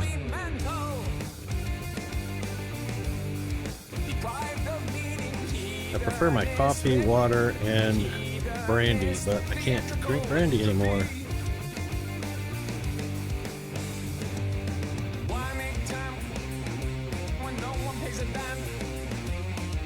That's right. You know, any more these days, and I'm from the old days of like Orange Crush, Rock and Rye, you know, A&W root beer and stuff like that. Any more these days, and Coca-Cola and PepsiCo both understand that people are always going to be thirsty. And by the way, if you invest in any stocks, if you want long-term gains, invest in Coca-Cola and Pepsi, because if you look at their stock charts over the last 50 years, they do nothing but go up. There's your long-term investments. Because they understand people will always be thirsty. Recently, within the last probably 2 decades, they've gone beyond where they should have. And they now add, there's lots of chemicals in the drinks, but now there is a chemical in there that causes you to be thirsty. Forgot what the name of it is. But now, the more you drink Coca-Cola and Pepsi products, the thirstier you get. So you go to the store and you buy more.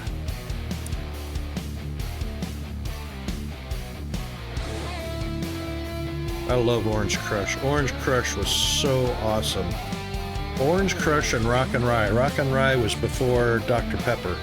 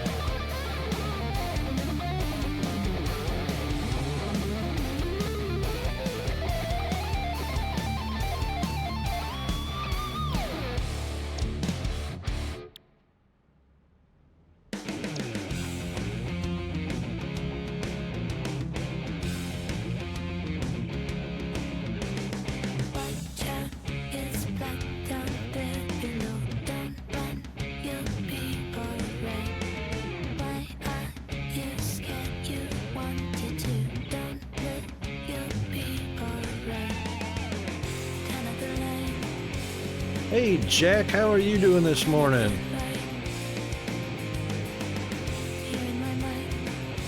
Trying to get a share folder to work.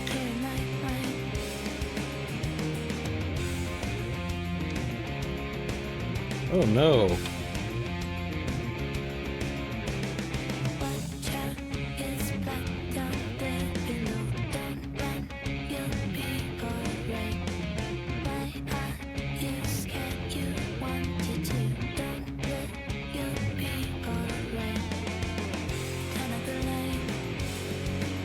Pink cream soda.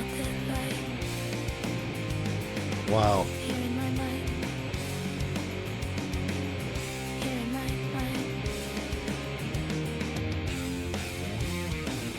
Uh-oh.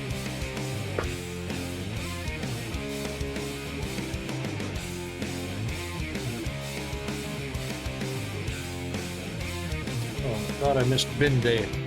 Tomorrow's bin day.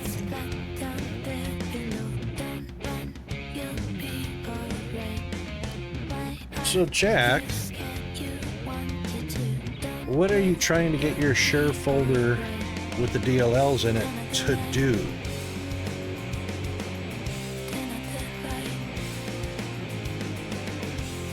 Oh, you're trying to get a DLL to work.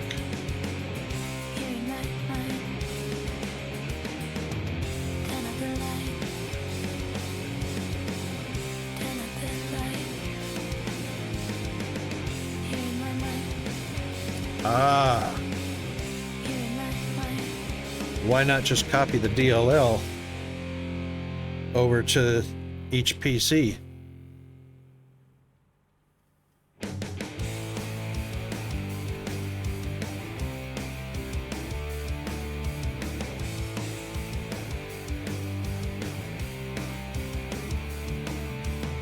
I mean,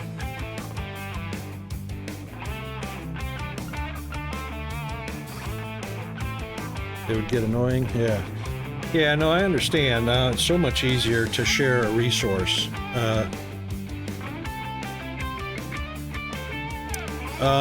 Is the share folder in the path? Because anything that's in the path should be accessible to everywhere.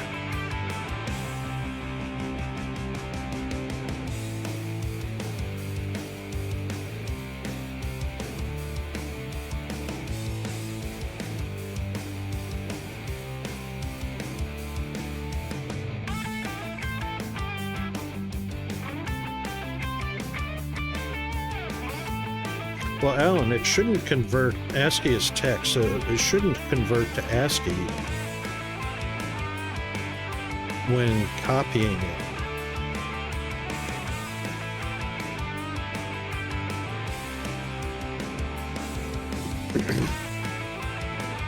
Oh, map to a letter, a drive.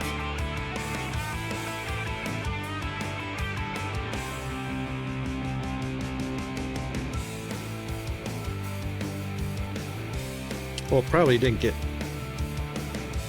mapped because you can have drives that don't have a letter at all.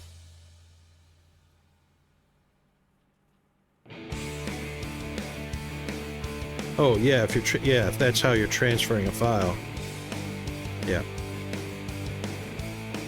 But that's a conversion process, you know. You also want to make sure that your file transfers are not set to transfer, to convert any files during the transfer process. You want to transfer originals.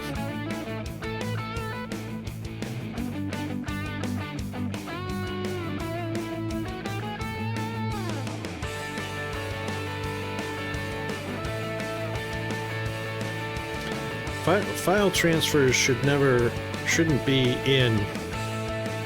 Why is it default? No file transfers should be default a text format at all. It should never be converted to a text format at all, because many files that are transferred from one place to another should be an exact copy of it, whether it's in machine language, binary, hex, doesn't matter. It should retain its original format.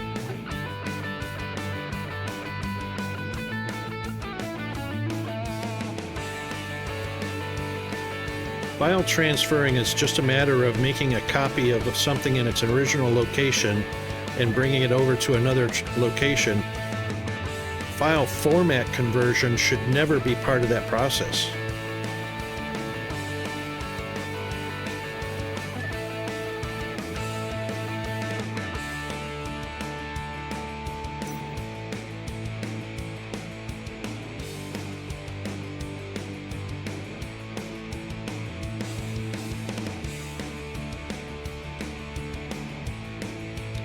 File streaming? Are we talking about file transfers now, or are we talking about streaming?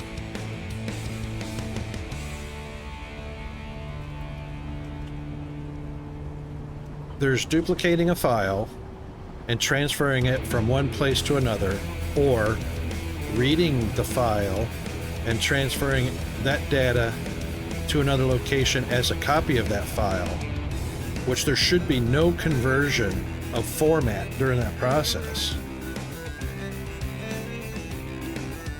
And I'm not sure what streaming a file is.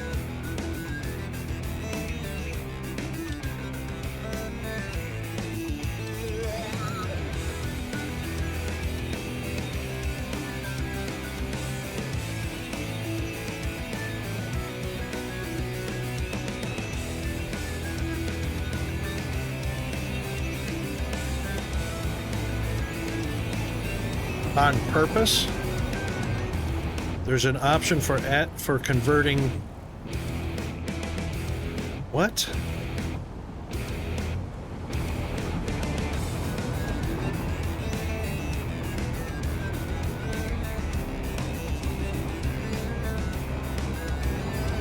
Yeah, Jack, that's right.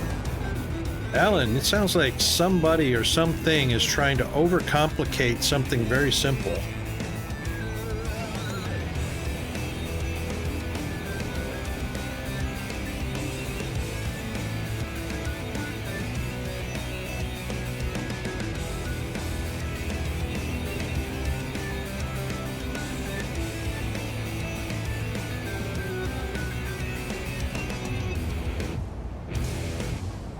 I'd stop using that 100% altogether. That is, in my mind, that's the dumbest thing of all. Take the original file format, compress it if it doesn't like how much bandwidth it's going to consume, send it or transfer it, and then decompress it on the other end. And don't screw with file formats. I don't know what is doing that, or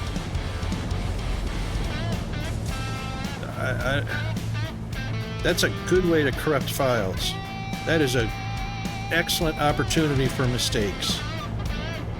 It's a recipe for disaster, whatever that is. And in Jack's situation, the best option is exactly what he's doing, a shared folder, so that the resources can be accessed from multiple sources.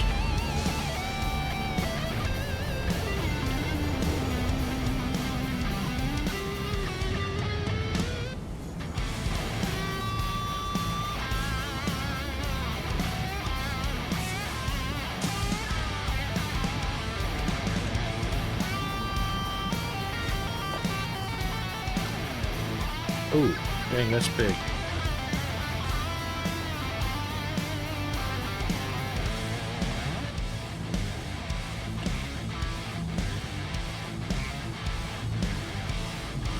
Plus, you can't see it.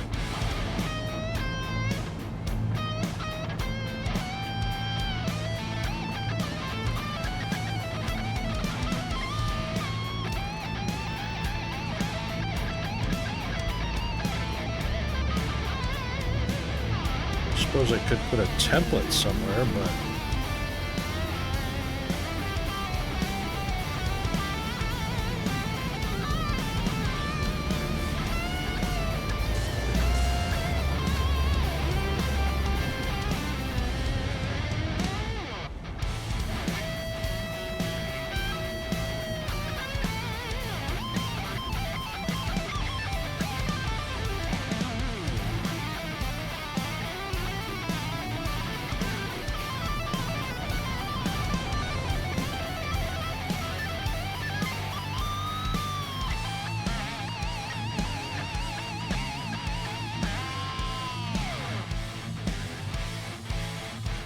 Alright, the reason for ASCII over binary came from a long ago when Windows added /rn/n for new lines.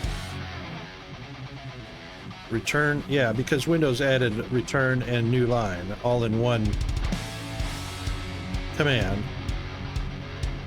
Where Unix used new line, Mac used return, so with ASCII format of data transfer, it would automatically correct the files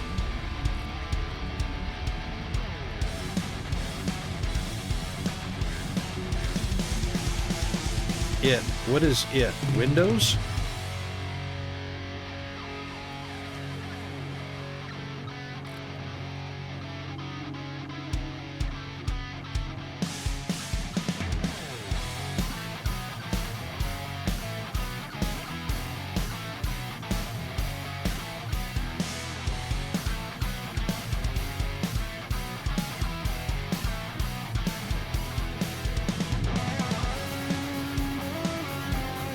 Yeah, the thing is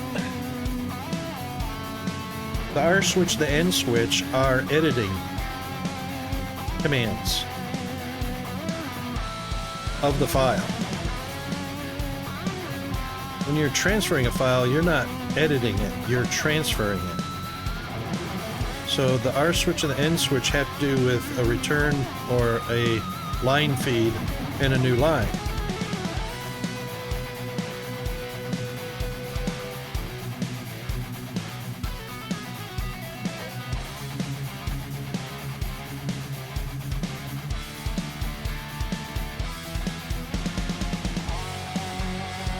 Yeah, Jack, that's right. That's the deal with two PCs, when one's a gaming PC and one's a streaming PC. Indeed. What's the chat game that you're playing on Twitch?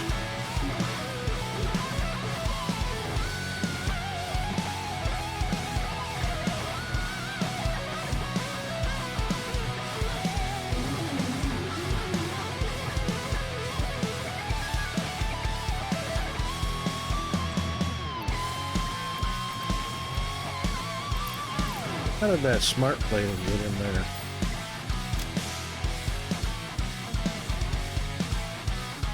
Oh, D&D. Awesome.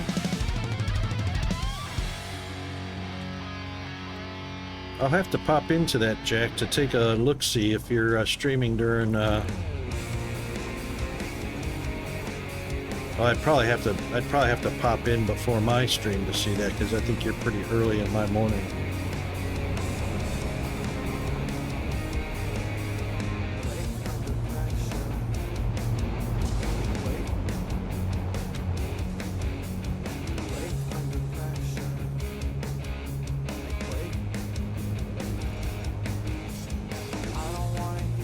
Yeah, see, that's a Windows thing, Alan, and I am completely against Microsoft. When you move a file, it should be a complete file. It should be a packet of data, and there should be no editing of the file, no adding characters, removing characters during the transfer of that file. That's what pisses me off.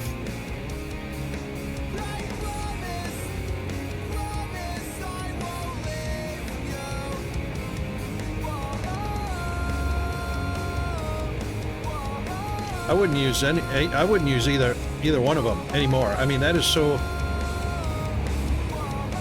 you know, I don't know how old school that is. But if any operating system is appending data to your file, adding or deleting during a file transfer, and not encrypting the entire file as a complete intact file, of course, you know, hacker haven,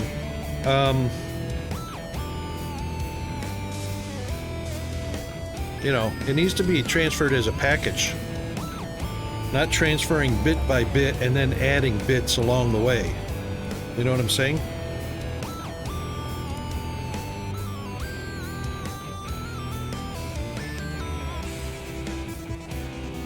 Holy, what the hell? Jeez, I didn't even know what I was playing on the music there. Good God. And that was in the top 1,000 songs of all time? Are you kidding me?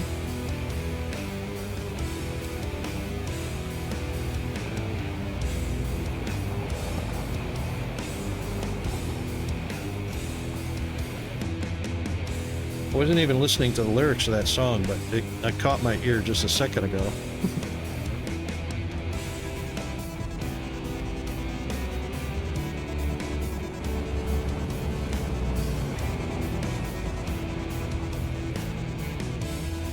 Oh, nice. Free skatings. Nice.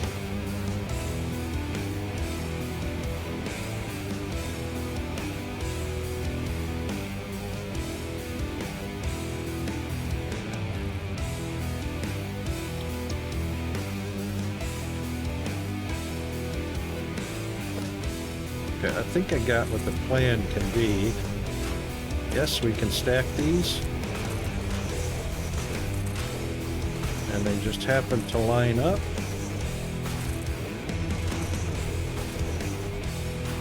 Okay. Oop. What the?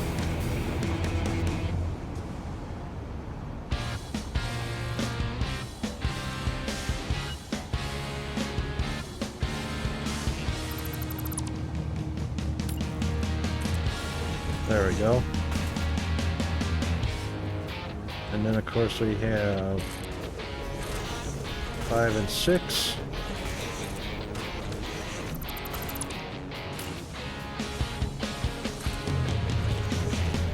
And then we have the gap.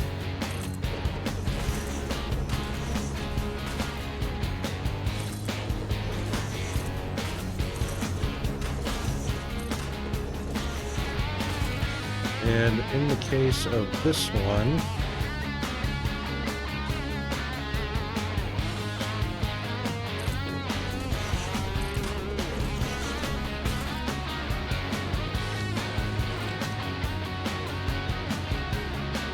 actually these bottom 3 are blank.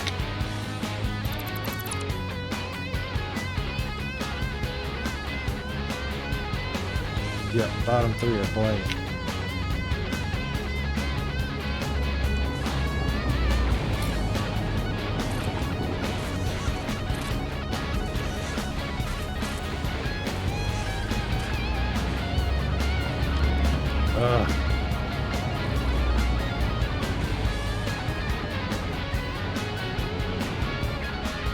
I imagine Linux now probably recognizes the R and N and just automatically converts it to the proper. I never had a problem with Linux to begin with. Never ever had to worry about R switch or N switch.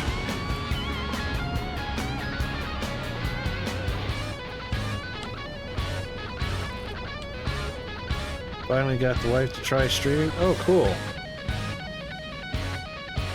NDI. Oh, bummer.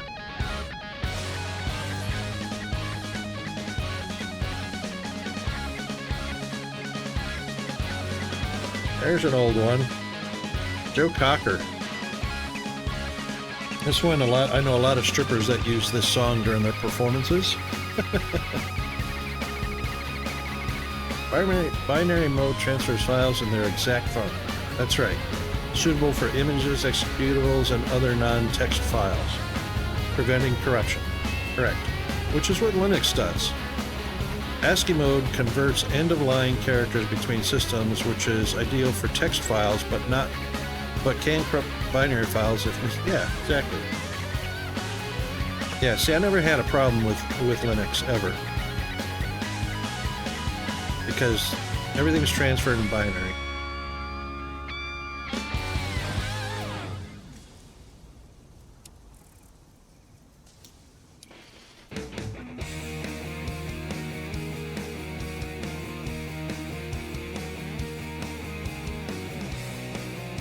Yeah, the R switch for recursive and the N switch for new line. All that is for identifying the end of a line.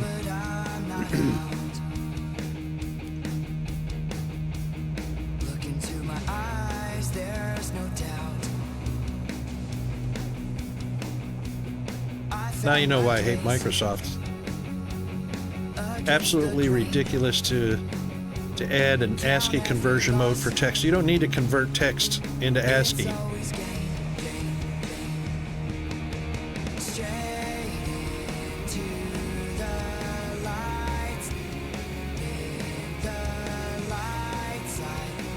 That's right, carriage return plus line feed, that's correct. Mac uses only carriage return.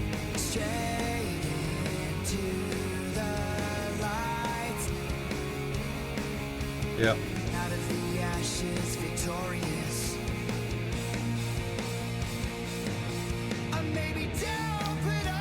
Leave your hat on.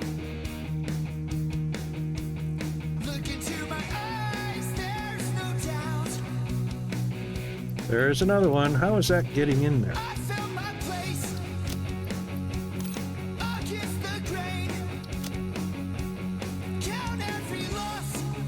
That was smart plating getting in.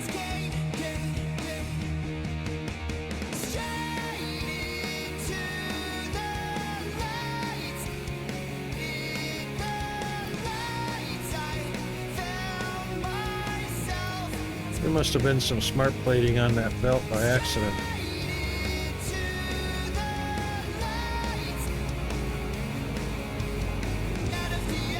Because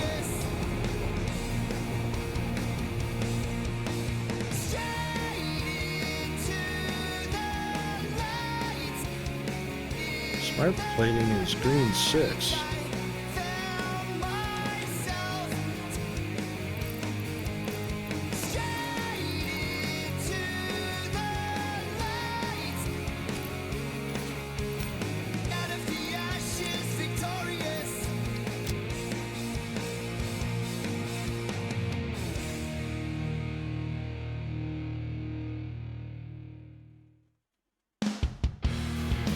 Fire hammer!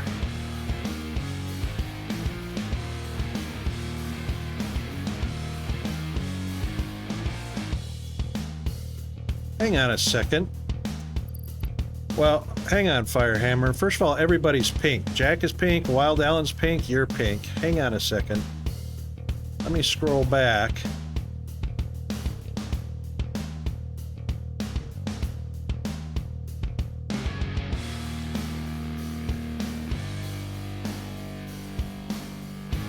Oh my God.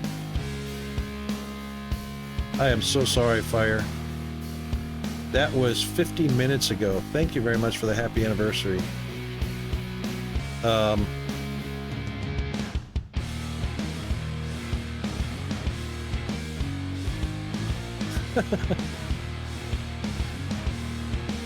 Thank you very much for that. Hey, speaking of which,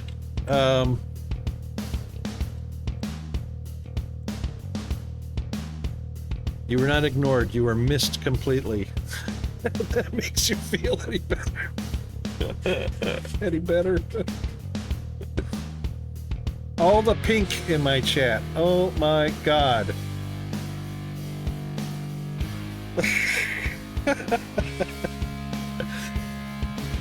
Dude, I gotta ask you something. I was just going to bed and I heard the ding ding ding in Discord, and I was like, oh my God, I'm so exhausted, I'm not going to get up to see what that was in Discord. This morning I got up and looked in Discord, and the notification ding ding ding was in my Discord, the member streams, right? And for some strange reason, and I couldn't understand why, because I heard like 9 or 10 alerts come through in a space of a few seconds. And so I go to member stream announcements, and Jeeves announced 1, 2, 3, 4, 5, 6, 7, 8, 9, 10, 11, 12, 13 announcements of you starting your stream in a space of 5 seconds. What happened with you starting your stream? Was there a glitch? I got 13 announcements. You can see it if you go into members' voice channels and you go to the members stream in my Discord. El Widow was the last one that went live, but yours went live last night. 13 times. That is so weird. And I mean, it was like, bam, bam, bam. It was like machine gun fire. It was fast. But I got up this morning and I thought, oh my God, how much coffee did he have starting his stream?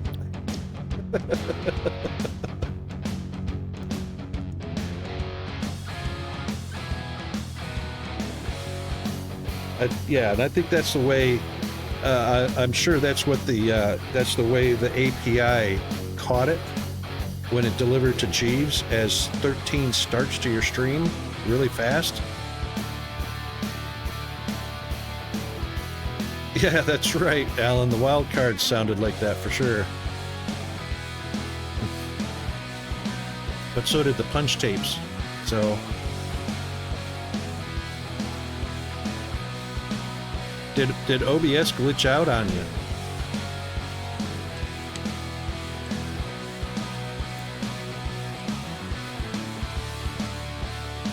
I figured that's what the deal was.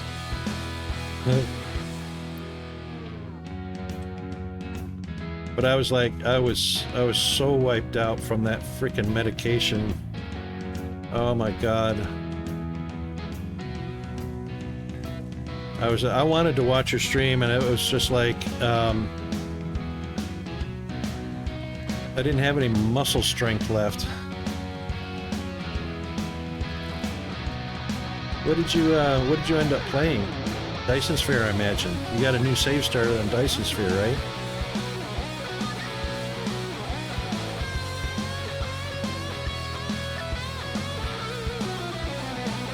I actually liked the dot matrix printers. I liked that because, you know, the paper never laid completely flat against the roller. It always had that little bitty air gap as it folded over the top. So when the arms struck the paper, you know, it had that little bit of reverb or echo to it, and it was like clack, clack, clack, clack, clack, clack, clack. I loved that sound of dot matrix printers. But I'm just weird like that.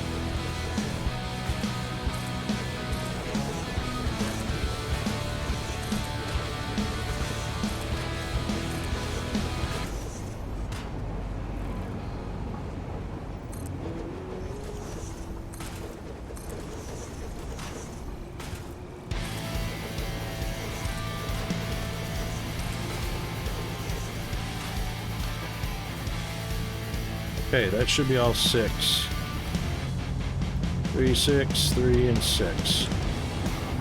Okay, cool. Tractor paper. I didn't miss much. Did most of the chem plant things, then did MK2 belt upgrade cycle and MK3 sorter upgrade cycle. Still quite a bit of infrastructure to do with titanium yellow science degree. That's not missing. That's not didn't miss much. That was missed a lot. What are you talking about?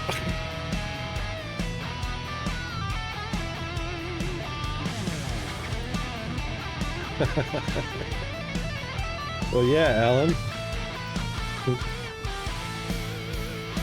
I got it, Fire. That's because most of that talk was way before they were born. And probably almost before their parents were born. Talking a gap of about a generation and a half there.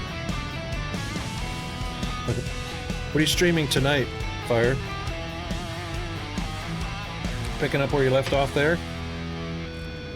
Or something different?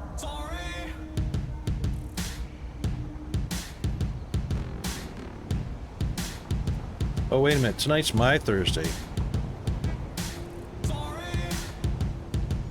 Oh, okay. Cool. And happy leap day, leap year, everybody.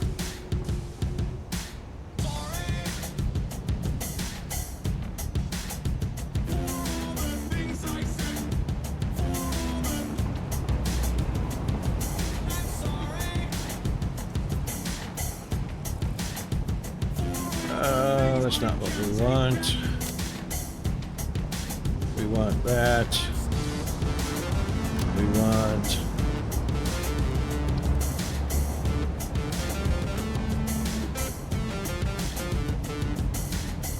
There's a good oldie. Oh, we got the wrong thing here. We got the wrong thing. Wrong thing.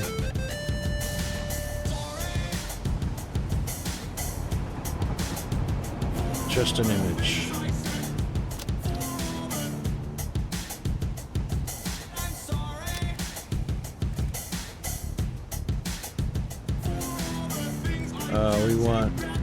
We want nothing. Where's the nothing background? Backgrounds, nothing. There we go.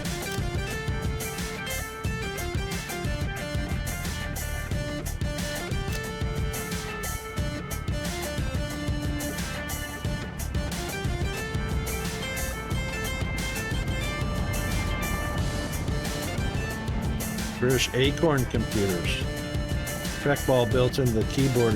Oh my god.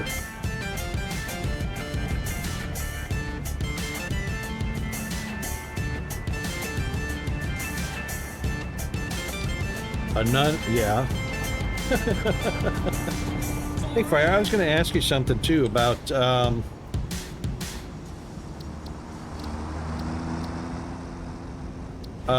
there's actually yeah, but I was looking in the wrong place, so that's the one I was looking for. I was saying, you know, there should be a none on each one of these so that you've got a blank at the beginning or the end of each of these lists, but they put it in there. So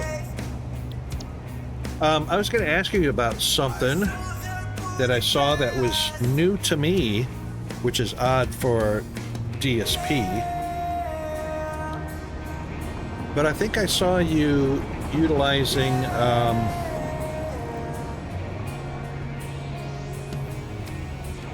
what was it? I think you were in a container box, a depot as they call it now,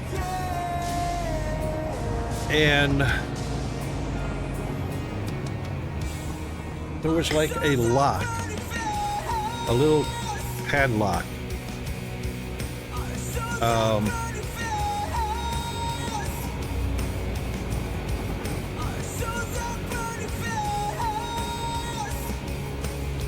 And I can't remember how you were using it,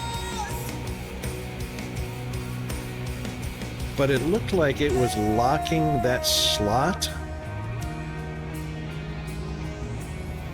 but not the normal way where you select an item and only that item can go into it. Do you have any clue what this derp is talking about?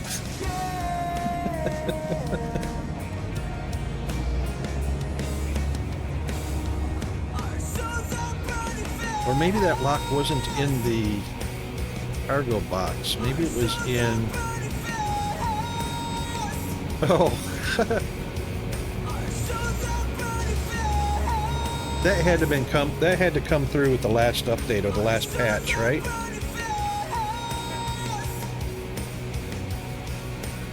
Because I never noticed it before, and I've never used it.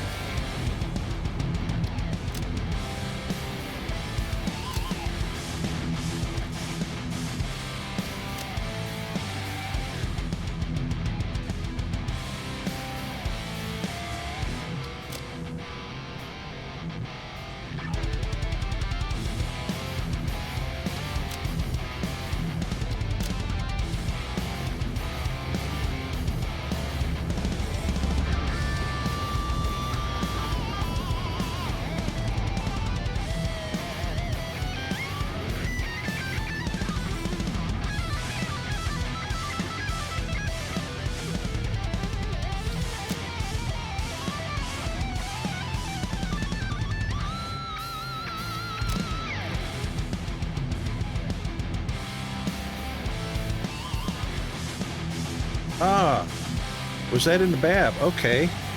So instead of clicking on a slot and then selecting an item for that slot, which I thought locked it to that one item, only that one item can occupy that slot, there's actually a lock that goes with it. What does the large lock do? I mean,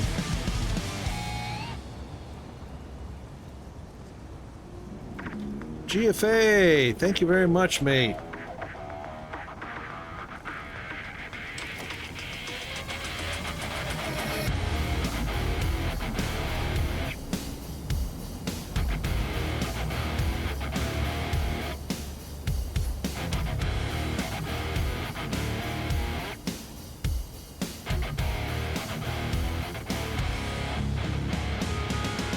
Oh, mate, I am doing a lot better than I was yesterday.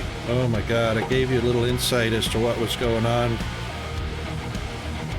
Ditched the medication, threw all of the medication into the trash.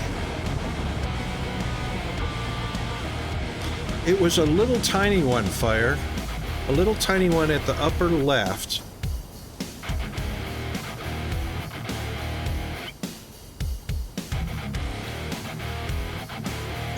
And, you know, for all we know, because me being me, I could have been thinking I was looking at somebody else's stream or it was a different game, but I could swear it, well, I won't swear because I'm not sure that it was in DSP. I thought it was, and I saw that little padlock and I thought, oh, I've never seen that before. What's that for? And I was way too wiped out. But yeah, G-Man, I feel so much better today. That medication went through my system. I didn't take any more of it. And I aim to call the doctor back and say, screw this stuff. Because I felt like I was dying. That's how bad it was.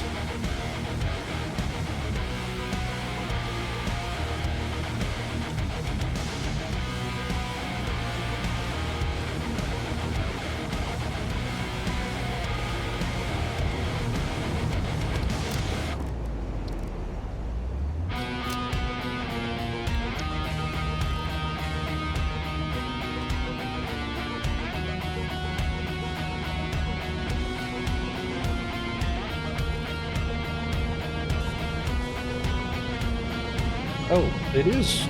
Sorry about that. I didn't even realize that. There, that's better. Now that'll help a lot.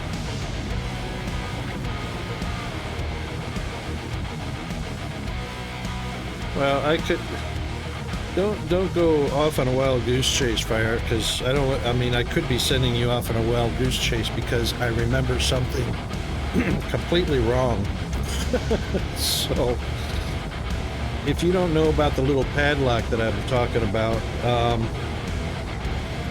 you know what? I wonder if it's in Satisfactory. No, it's not. Because what it was a little... It could have been in the BAB, but there was a little tiny padlock up in the top left corner. In that area.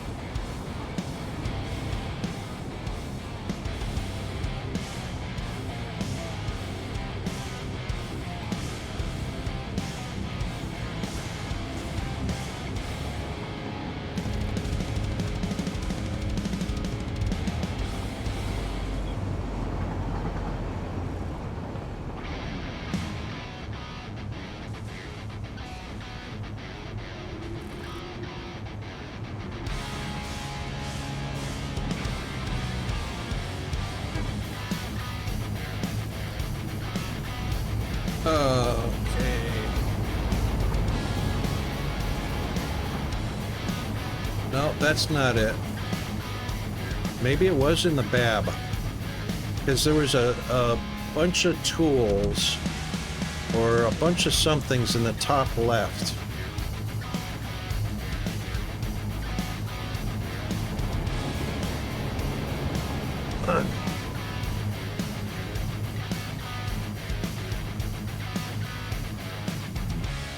Ooh, I wonder. Maybe it could have been, yeah, it could have been another game, but it also could have been a mod. Or it just could have been a different machine. It could have been like the ILS? No. Oh, maybe it was the ILS. No, it wasn't. Could have been a BAB. I don't know. I can't remember now. When I see it again, I'm definitely going to ask because I thought, oh, that's new. It had to been DSP because it shocked me because I thought I saw everything in DSP. There it is. There it is. There's a little lock there.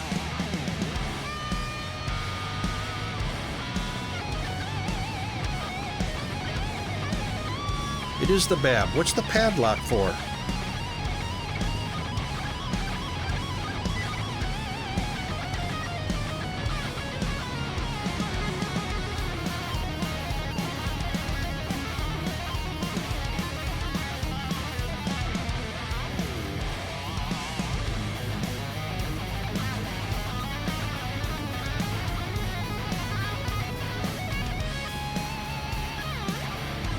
When you hover over the padlock, does it give you a tooltip, a hint?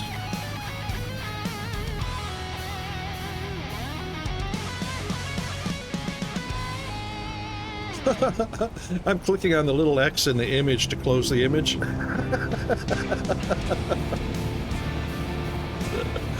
Oh my god. I'm so out of it.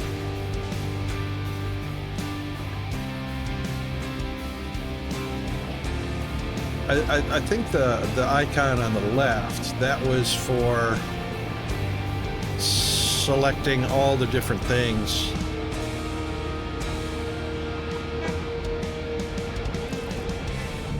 Oh, I thought I saw somebody click on it and it did something. You know what? I might have been watching somebody else's stream. It might not have been your stream because it wasn't last night. It was a couple days ago. I thought I saw somebody click on it though, and I'm not sure if, and it probably doesn't work unless you've highlighted one of the slots in the BAB. I'll have to. It's brand new to me. I never did it before. Yeah, the one on the left is clickable.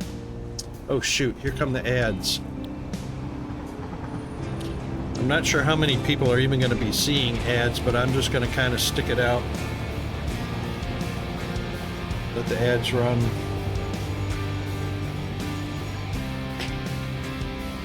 And now that we've got the billboard up,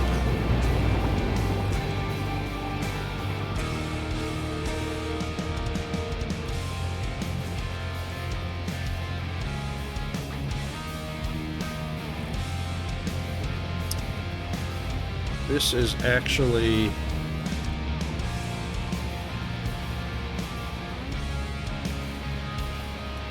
need to change these to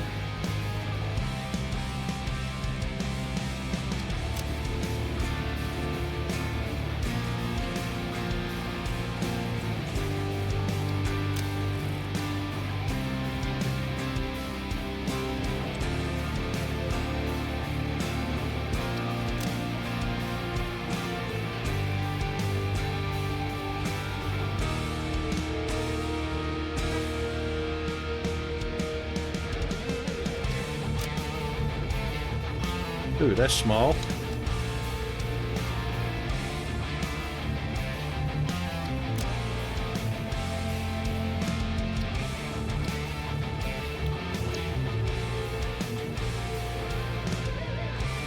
Except I was sure I did R1.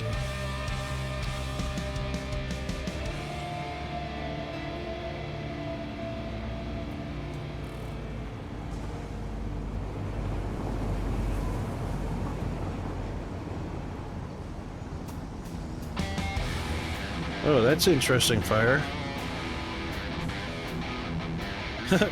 Jack, what's TD investing ads?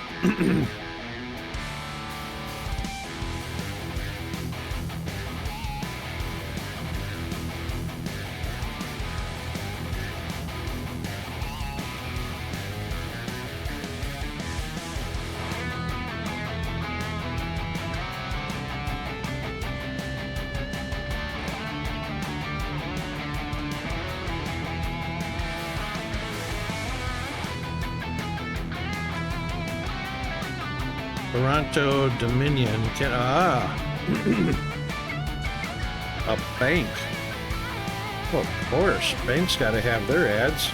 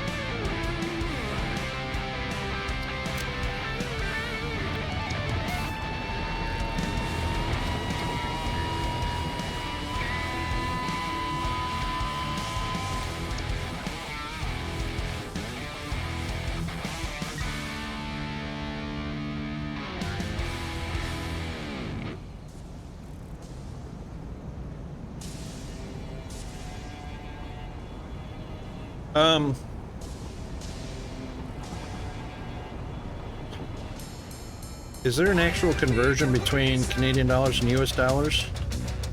Do they consider that a conversion in currency?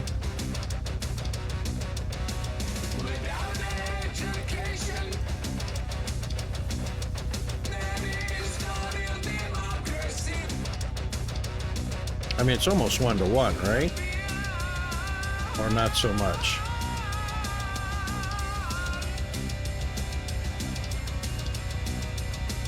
Oh, 30%. Holy moly.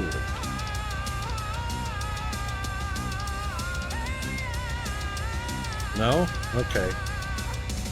Well, I haven't looked lately. Oh, no, you know what I was thinking? Because Australian and Canadian dollar is almost 1-to-1. That's what it is. Yep. Because Australian to US is 71, I think. Almost 1-to-1.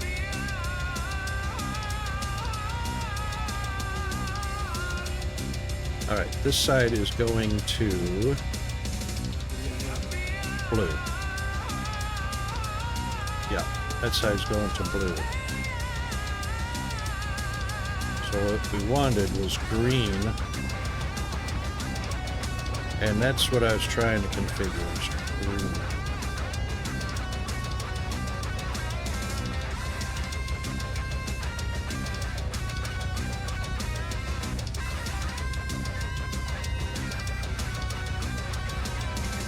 And the middle, top middle is going to green. That's why I did these, and these are not going to work out. 1 Canadian to 1 Australian is 1.13.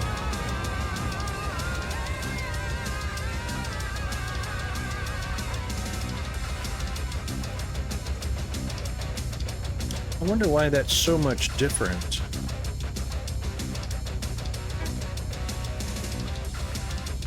Hang on a second. AU to US conversion. Let me see what that is. I was pretty sure.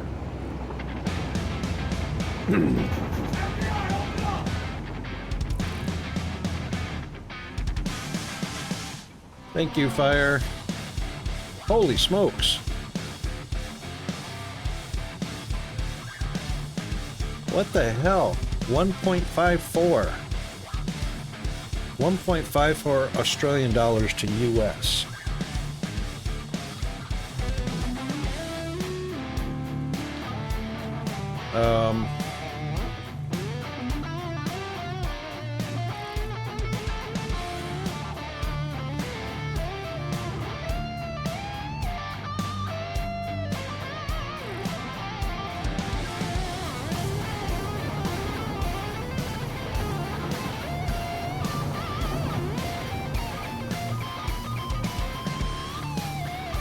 Holy smokes. 1.66 Australian dollars to a euro. That's what you guys use, right? No, that's Canadian dollars. Where's Canadian? I can't find Canadian in here. Because I'm not looking in the right spot. There we go.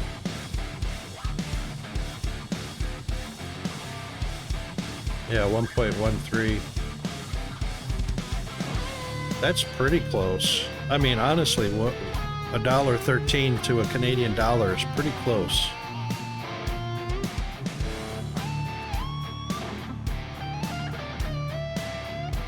What's the other? Is it, maybe it was British pound? No, because that's euro and British pound are the same thing, right? Or maybe not.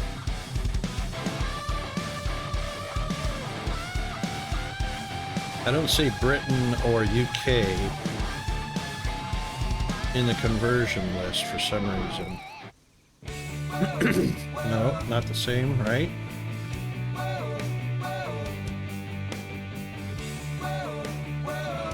Pound sterling. That's British pound, right? Pound sterling. Oh my God. 2 Australian dollars purchases 1 British pound.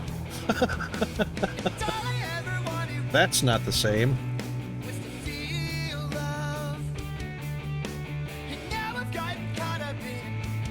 Wow. The economy has just, they've gone tits up, man. They're just, it's just really messed up these days. Kind of like how I'm going to get these 8 belts to feed out without colliding.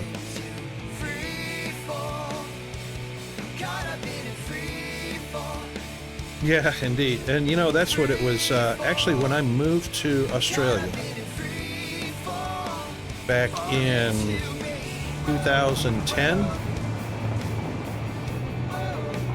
I think it was pretty close to 0.91.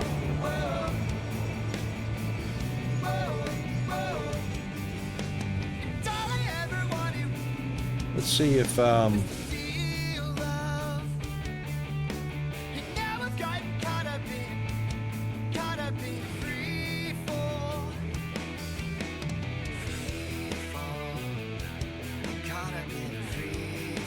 let's see, 2010.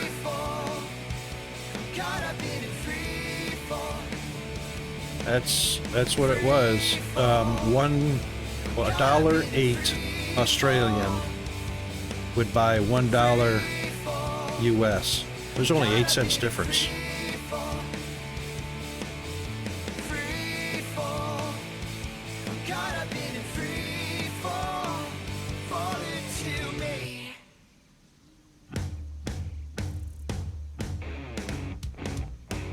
Actually, see now, I moved in October, September. I moved in September of 2010. And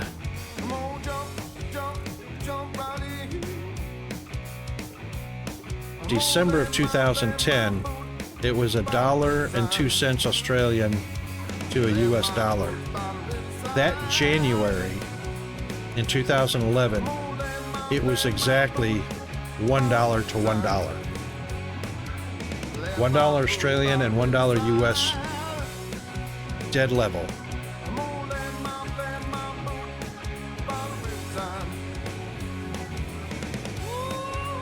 And the funny thing is between January of 2011 and April of 2013, so a little over 2 years, there was almost a 1-to-1 between US dollars and Australian dollars. So I actually moved at just the right time.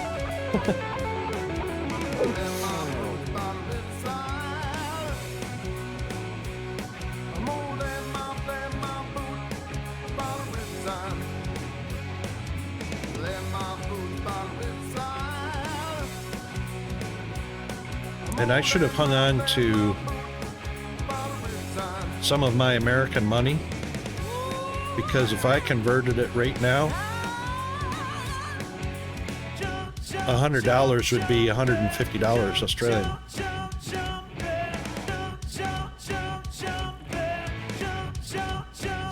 Of course, the bank would take their little fee for that conversion, but world economics is usually a crap storm. And the banks are the best at screwing it up. All right, how am I going to get that to feed out? So I can feed straight in. But the big issue is going to be, I can't feed straight into the other belt. I also can't feed left because that would run right into that belt. I can feed to the center and go down the center, but then I wouldn't have an out for the other one. And these guys won't have an out.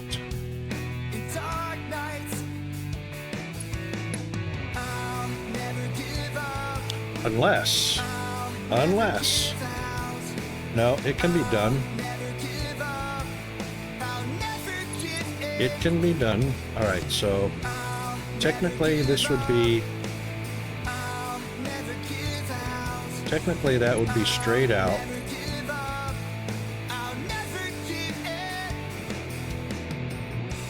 Nope. It would be short. It would be short one.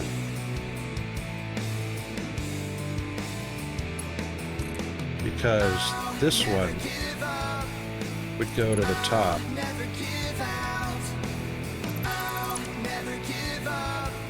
And that one would be just under it. And then this one would be short. And that one can go right over the top.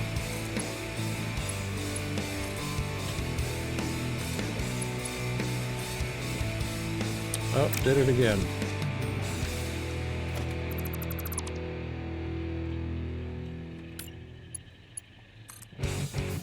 So that would be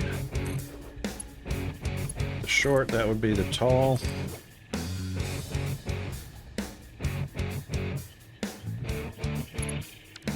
Oh wow, April of 74. Wow.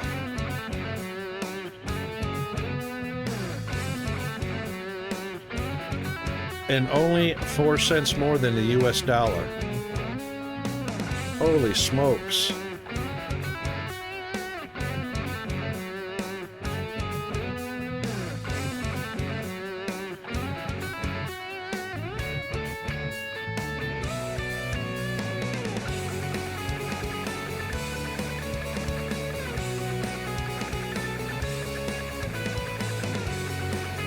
September 2007, the Canadian dollar returns to equal value with the U.S.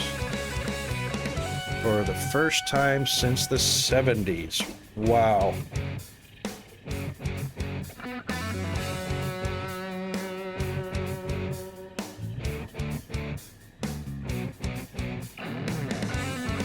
You know what would be interesting, Fire and Alan, is when was there a time when the US dollar and the Canadian dollar and the Australian dollar were closest to each other? Like I could see in 2010 and 11, we were 1-to-1 with the US, which was only 4 years after when Canadian dollar equaled the US dollar. So that was very close. That tells me, when you see that equivalency across global currencies, that tells me that's when everything was the strongest. That's when the economy was the strongest. I could be wrong about that.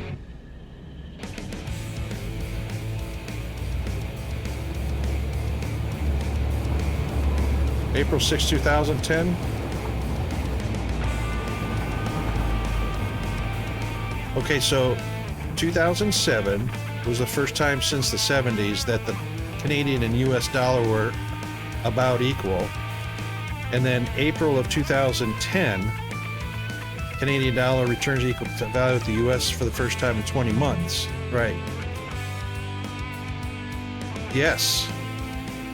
That April was only 6 months before I moved to Australia.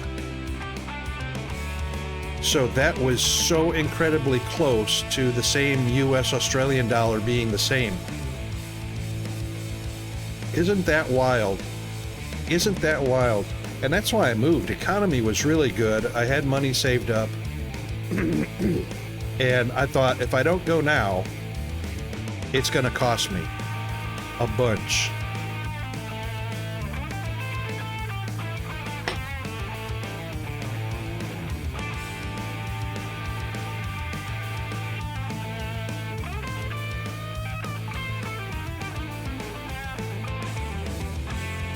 There you go. A couple months after I made it to Australia. How about that?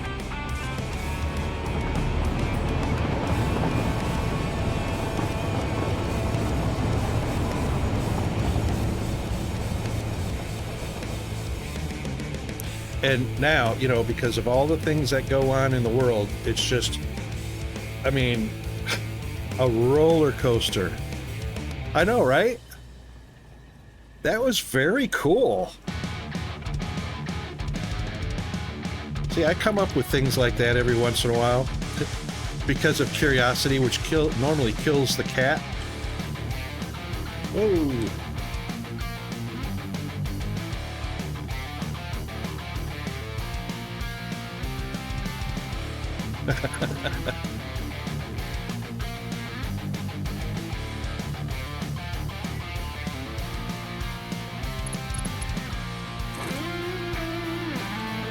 Okay, so where are we lined up at? So these should be lined up pretty much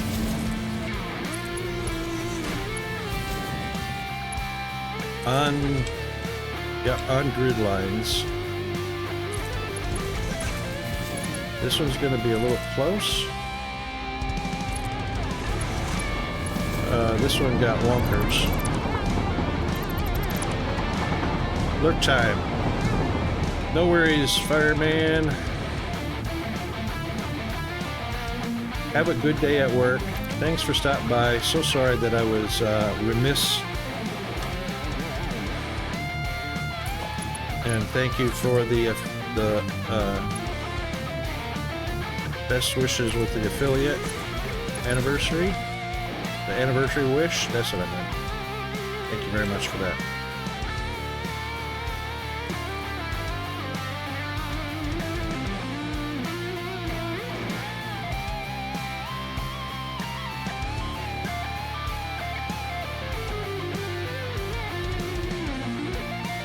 Yeah, Everybody's pink. Wait a minute, was GFA pink? Wait a minute, go back, go back. Was GFA pink?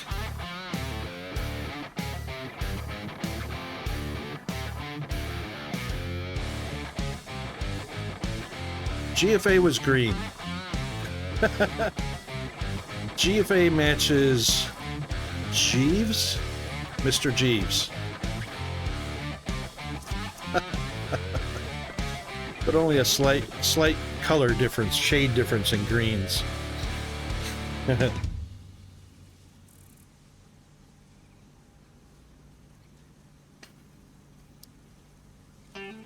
That's the only thing, because even on my laptop and OBS, everybody's pink except for G-Man.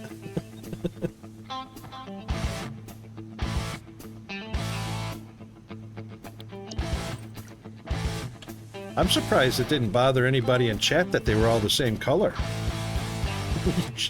Usually people change their color to avoid matching uniforms.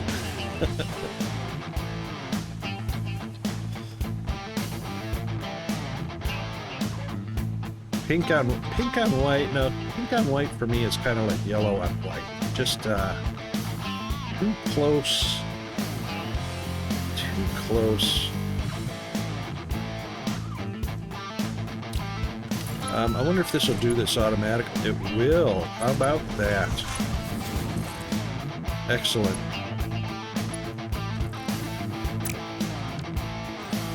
Need a little bit more Alumaclad.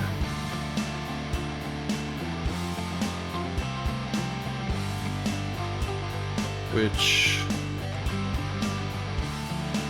yep, was right there. Thank you, autosave.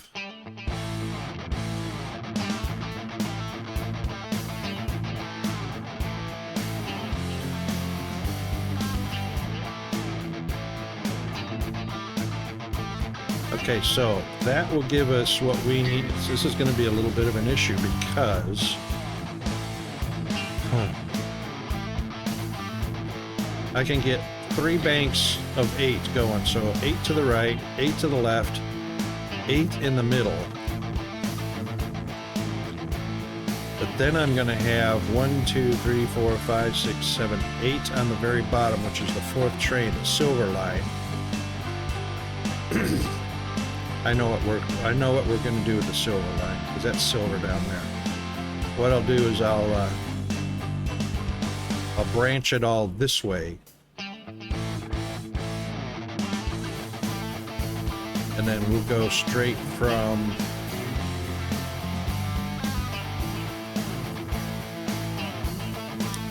right about here.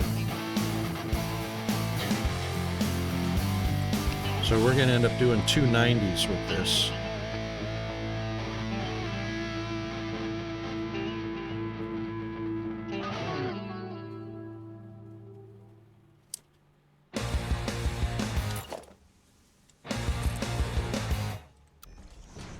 That was not a zoop.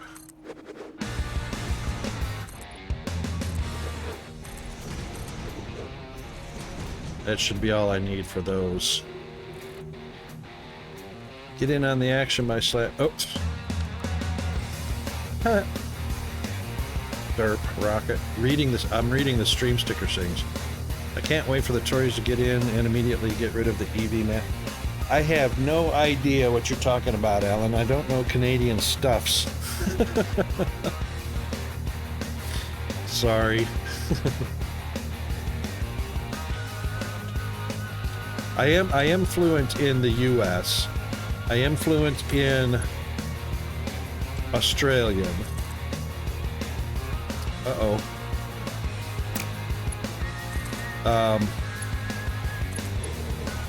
I was at one point fairly fluent in Icelandic politics. And I'm completely off the chart with anybody else, Germany or UK or Canada.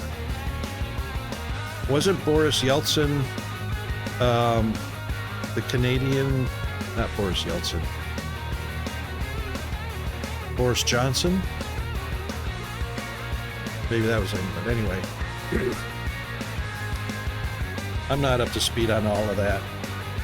Johnson's British, right? That's what I was thinking of. The blonde hair, the guy that looks like a Trump with messed up hair. I don't think Boris Johnson knows what a brush or a comb is. I don't think one exists in his world.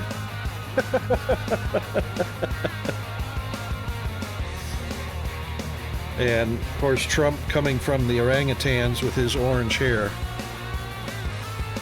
Politics are funny. They are just, you know.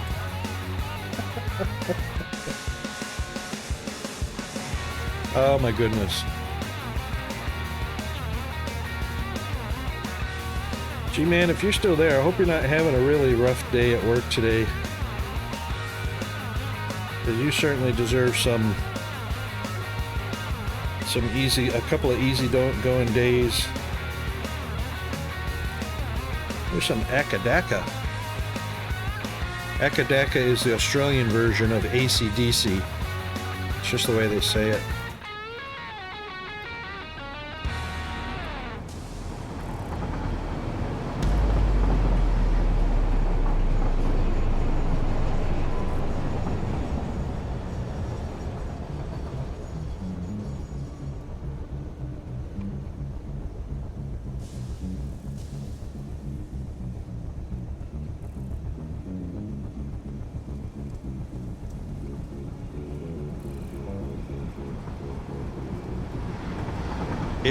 In British TV, you can have yellow teeth and it's all... Oh, well, there you go. There's more realism. You want to hear a fun fact that's, you know, IRL, it's reality. Yellow teeth. Somewhere along the line, people thought that yellowing teeth was due to bad hygiene or not brushing your teeth or something. They still think that today.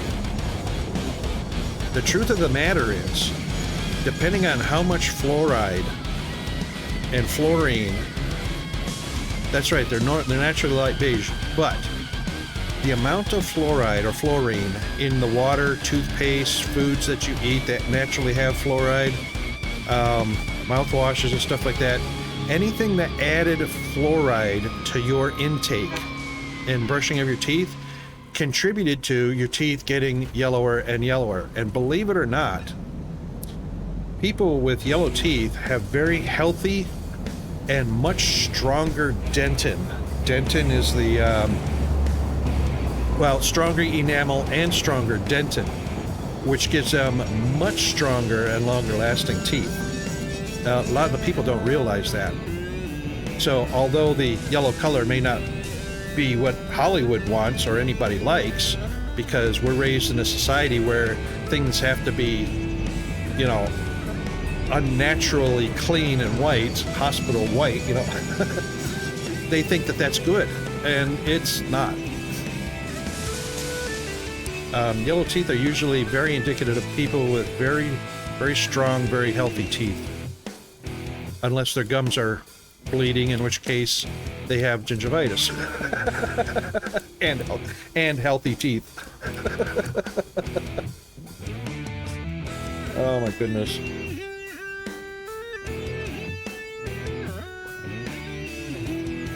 I think we can live with this because... Where's our target? We are on... Oh, we're not even on the center of this. That kind of sucks. Wait a minute, we're on the center of that one. What?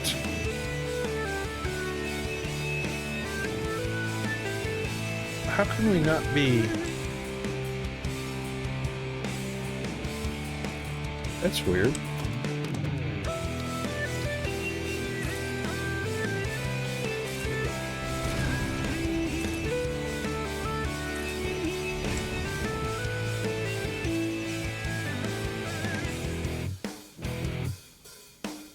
Oh, for God's sakes, you guys again.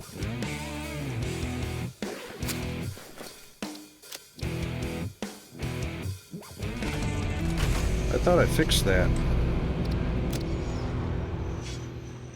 Oh, still.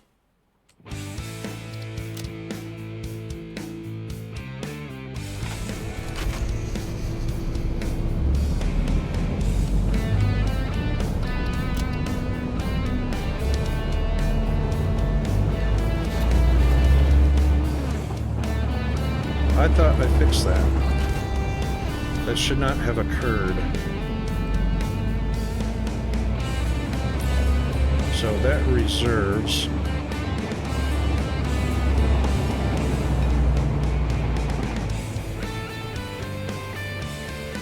Oh, I bet I know why. Nope, that breaks the signal. That's correct.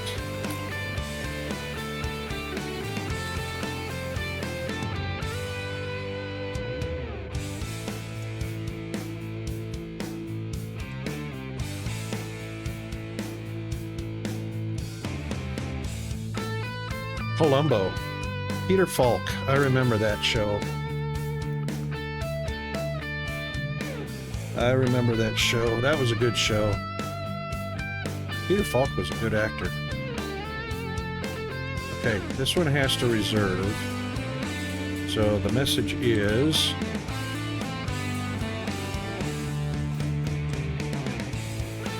right, loops into itself.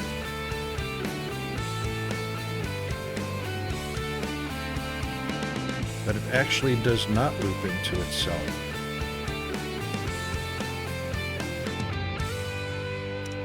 It can only go one way. Goes back out. It does not loop into itself. Bet you say the same thing.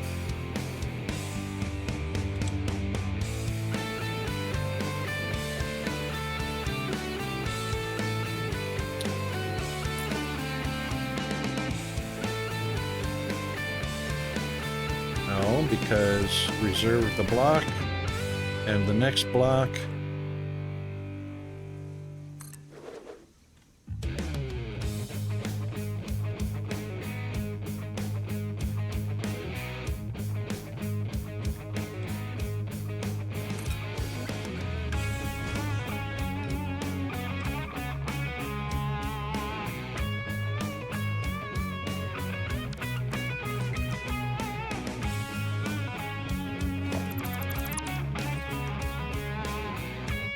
that's correct. So it can reserve the block and leave.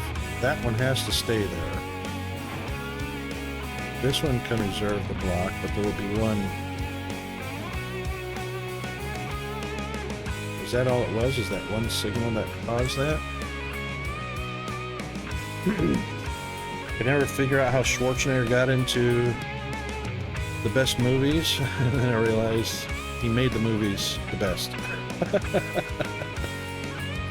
You like Terminator and Conan the Barbarian. You know, if it wasn't Schwarzenegger that did Conan the Barbarian, it would have been Lou Ferrigno. The problem is how short Lou Ferrigno is. Yeah, Red Heat with Pacino.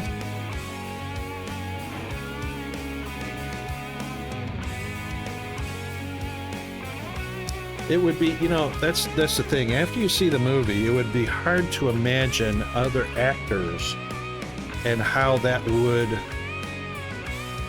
would have made a difference.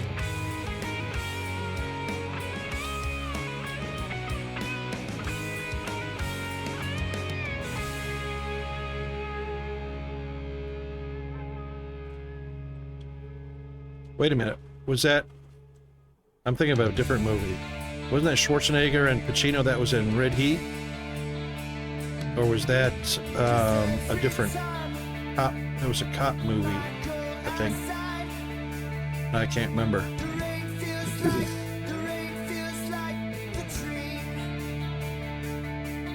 This one can't be here either because it's got to be the length of a 10-car train.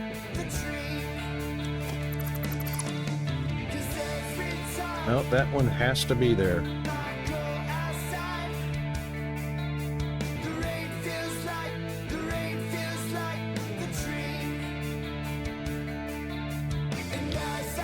And it only kills...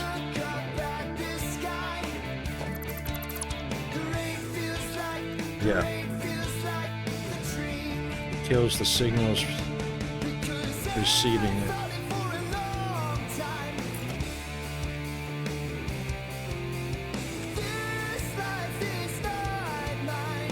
But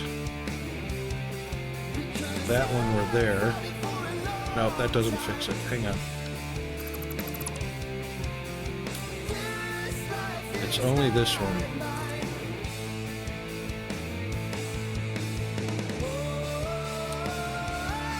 Which has to have the preceding signal in order for those to work.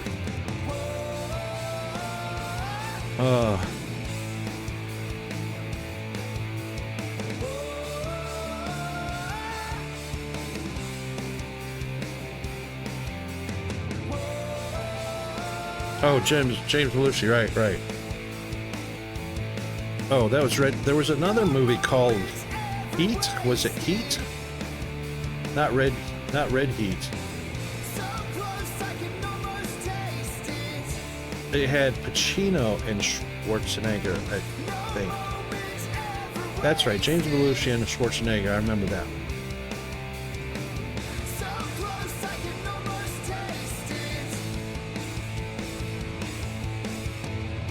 I'm confusing two movies.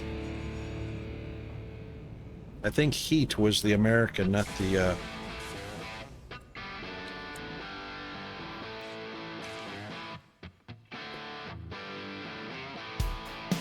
Hold on a second, I'll tell you real quick.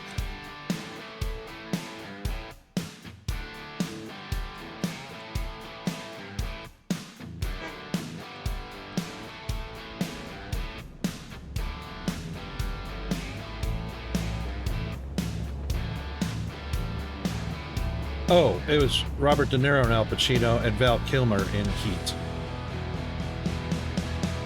That's the one I was thinking of. I don't know why I was thinking Schwarzenegger. Boy, oh boy, man, I'm all messed up.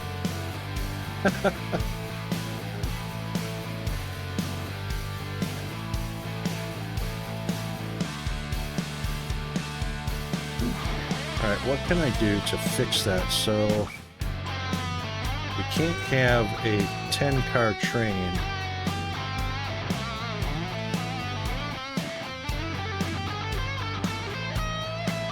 Because that'll be the silver line coming down. It'll only be the silver line.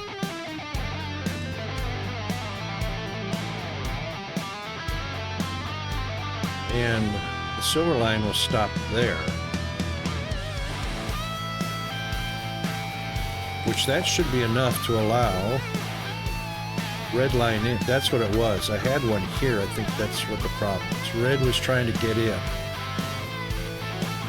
And silver line was blocking it. That's what the problem was. That one right there. Alright, so that should be resolved now.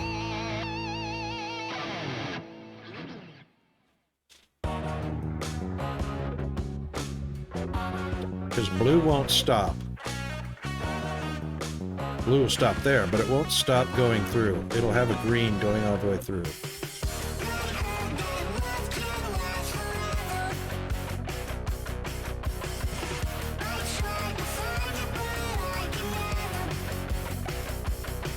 And same thing with green. So green will come down.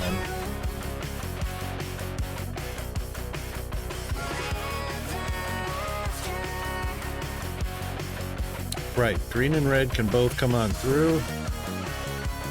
Blue and silver can both proceed. That's all it was, is that one extra signal that shouldn't have been there.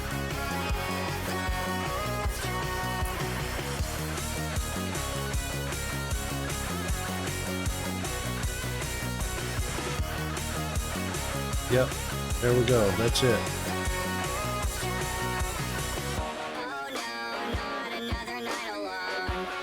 Alright, happy with that. Oh, Joe Pesci, yeah. Did you ever see, the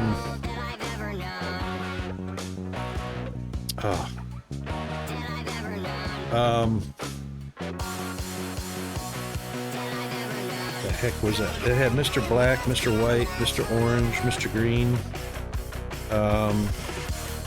Can't think of the title of the movie now. It's on the tip of my tongue.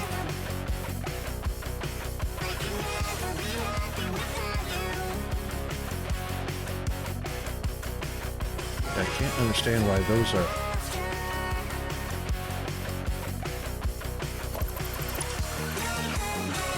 Can't understand why those are different.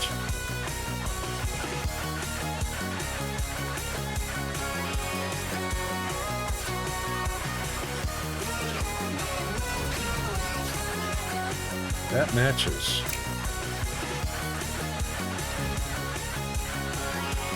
That matches.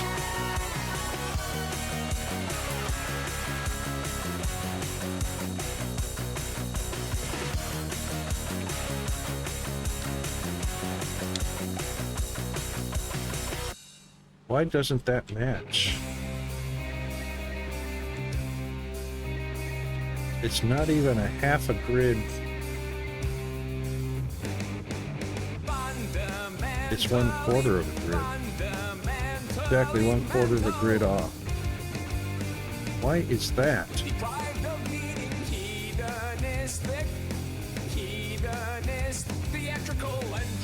Those should match exactly.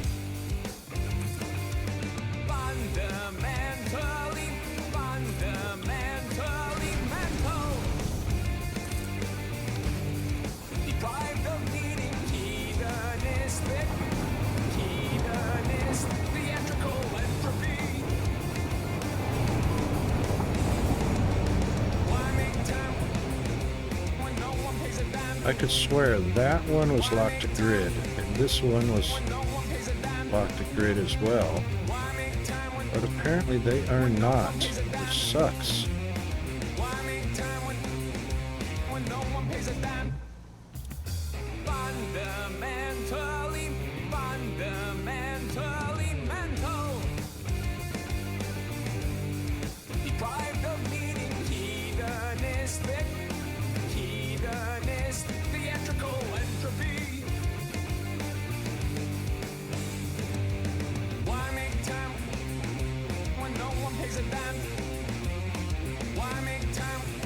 Is that going to pose a problem?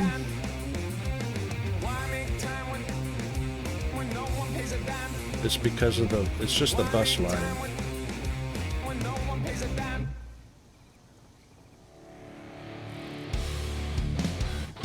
But it's not going to be...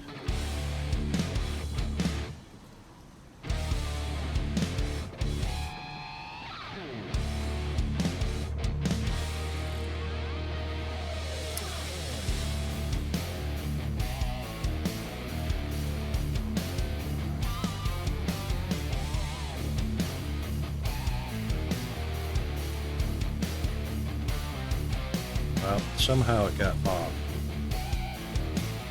Somehow it got off the grid.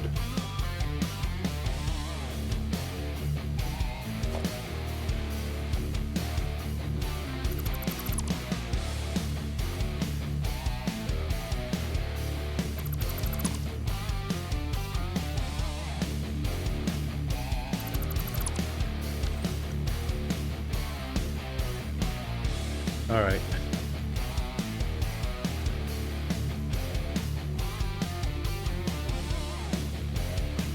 That one is on the grid, so it's exactly 1/4 off. All right, it is what it is. We'll have to work with it.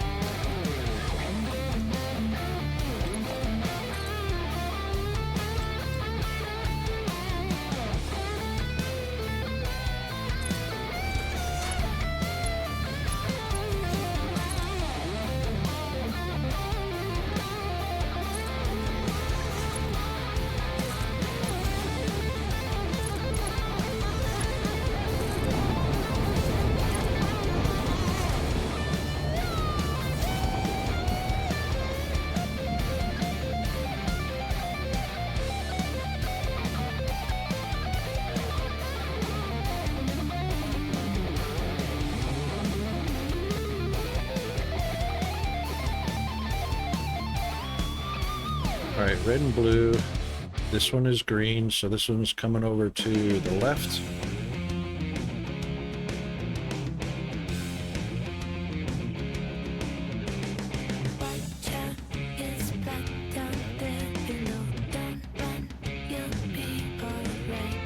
So all we need is a channel.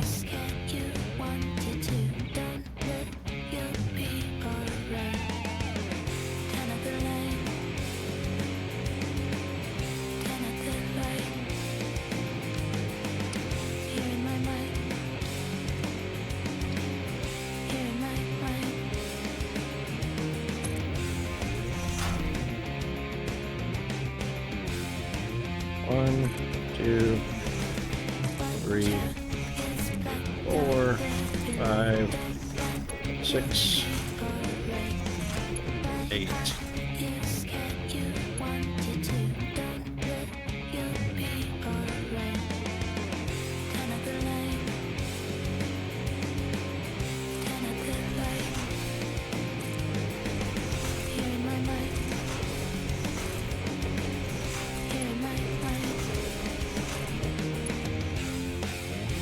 All right.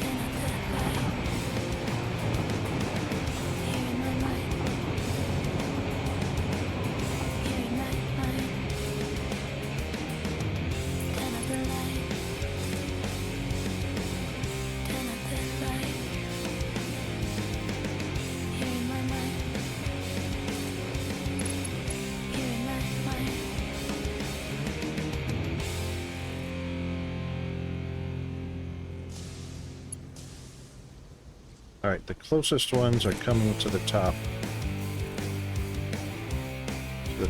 row. That's correct.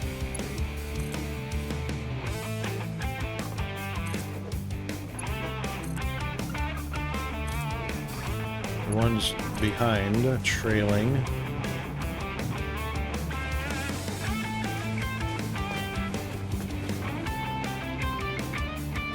Ooh.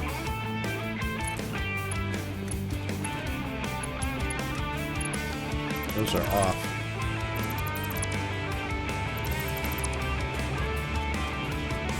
That's not actually the top.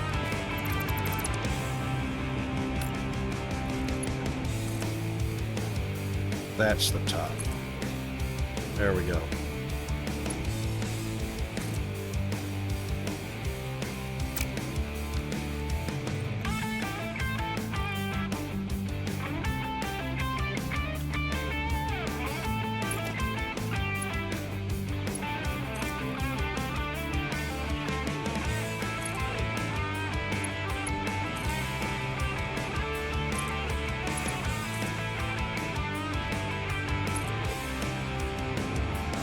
Yep. Then the ones in the back.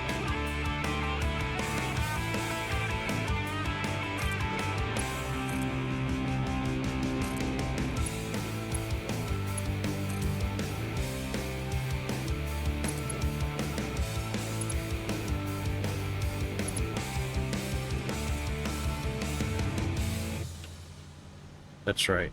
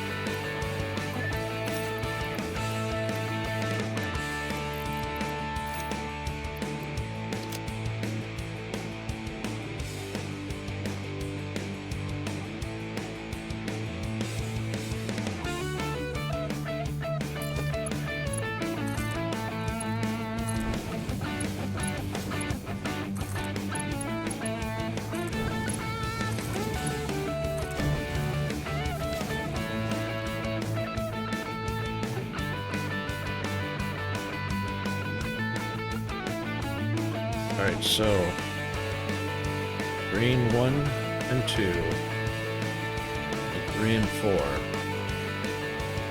are on that group, and 5, 6, 7, and 8 are over in that group.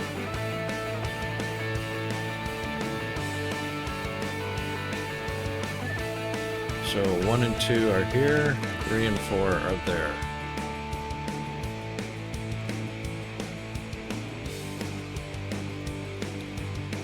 So 1 and 2 should be the outside left.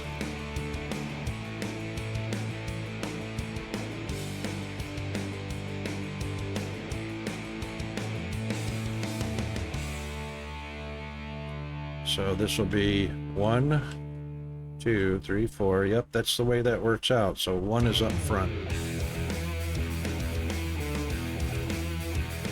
Okay. I knew I had that right in my mind at one point. Where it got messed up, I don't know.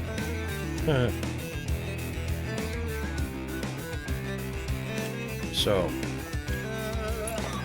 2.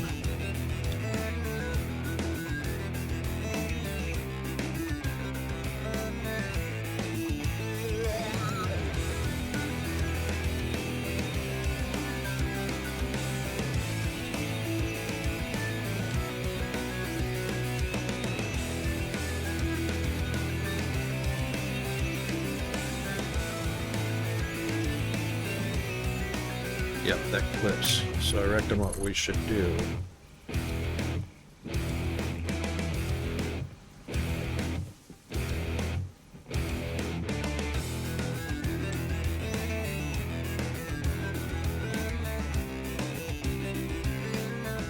that still clips, but just barely.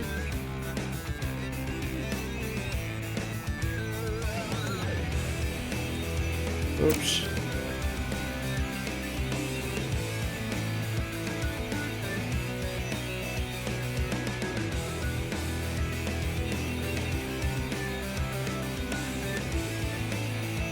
And 3 and 4. 4 would still have to come out.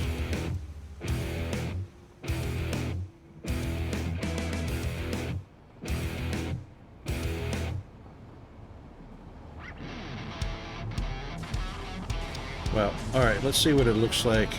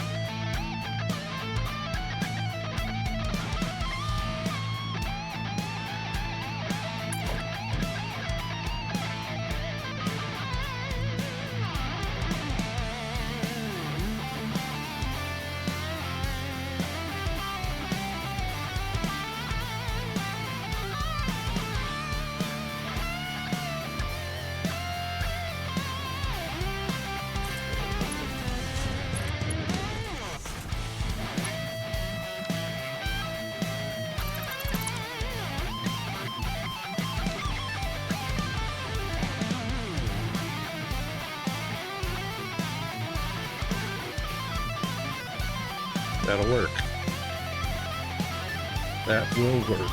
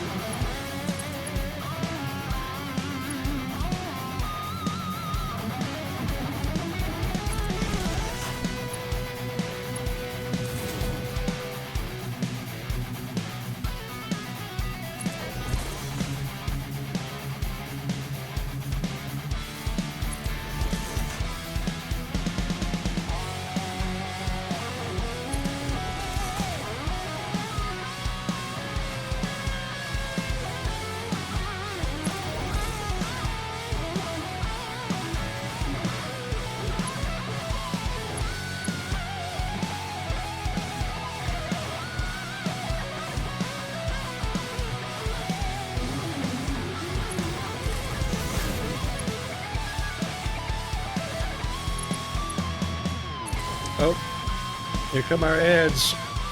Hang in there. We'll be back shortly.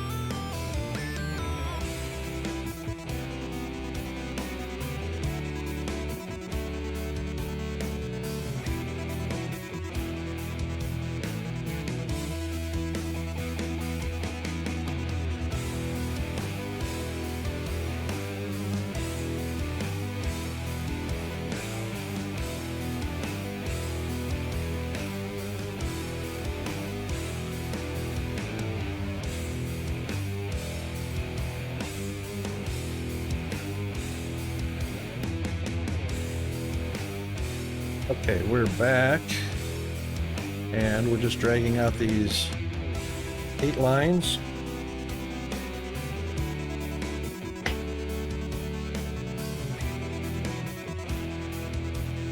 So we're just gonna piggyback 4 of them until we get to our destination.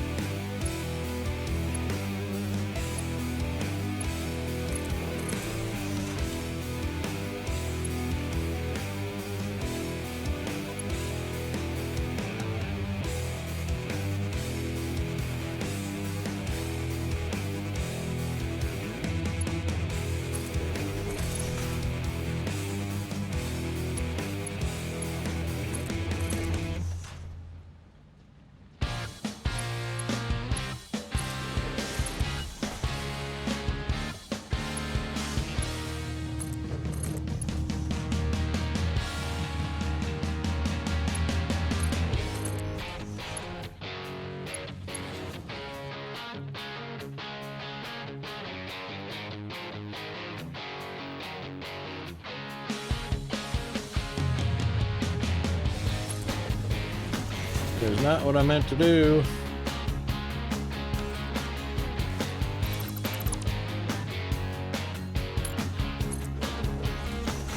That's what I meant to do.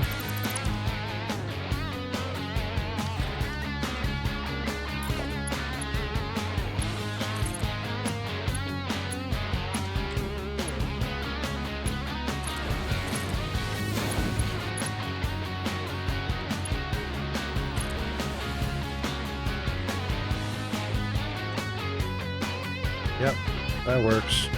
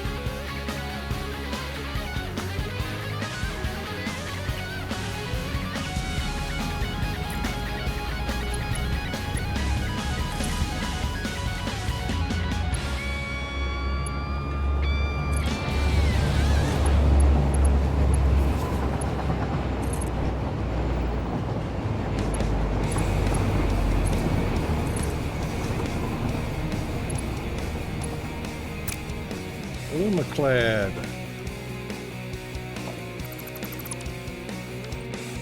I may be down, but I'm not out.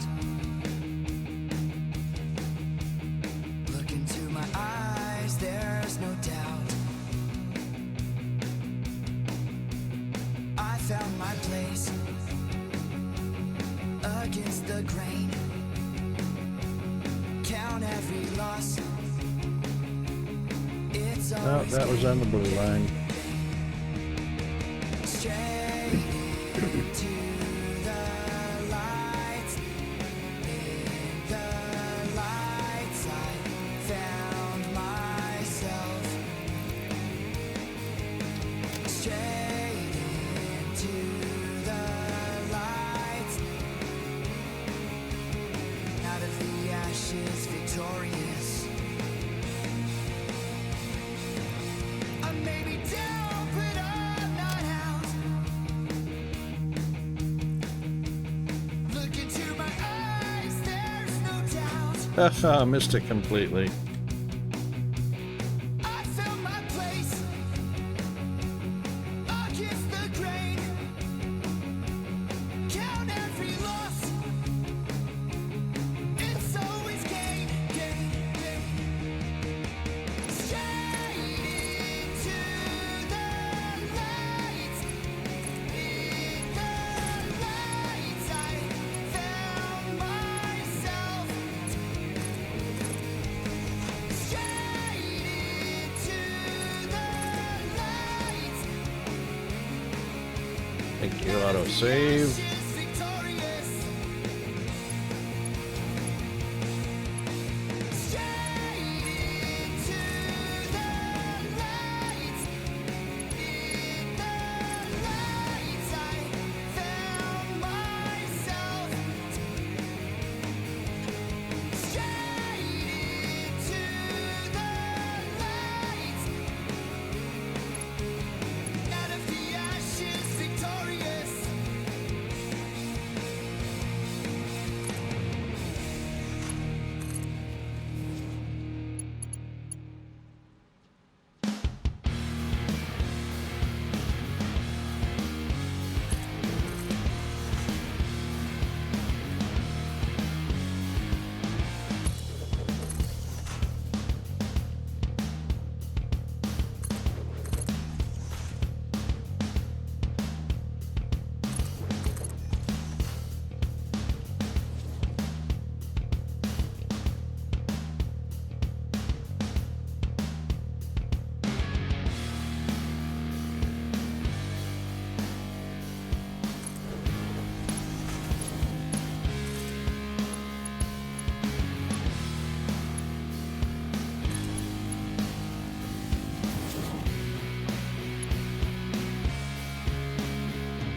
I missed that completely.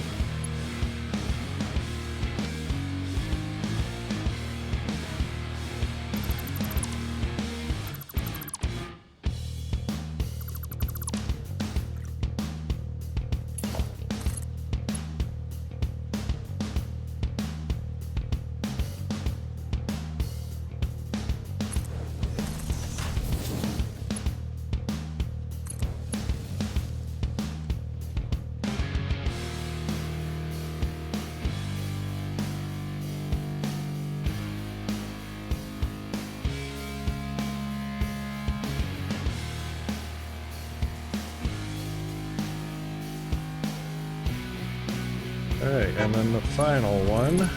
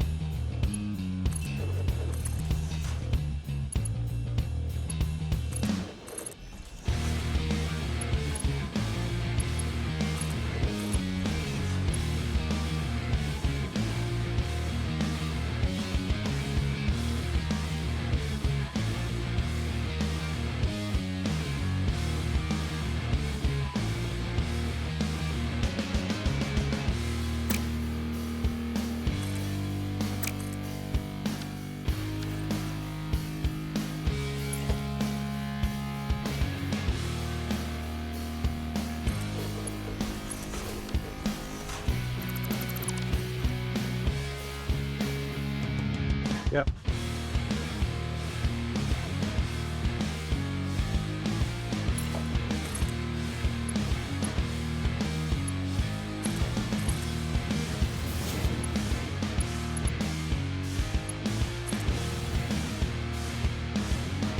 Perfect. Okay.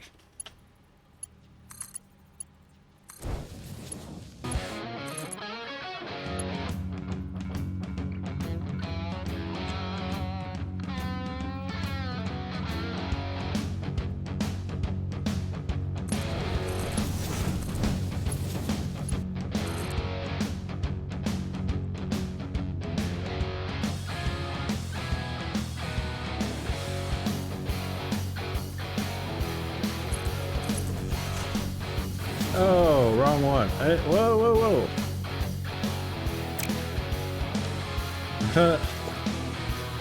Oops. We are missing something.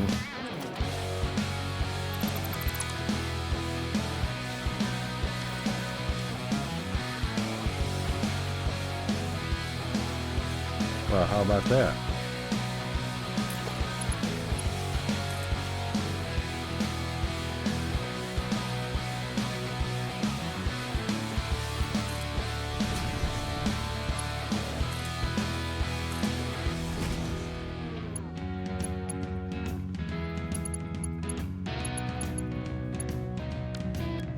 Okie. I don't know why those two are missing.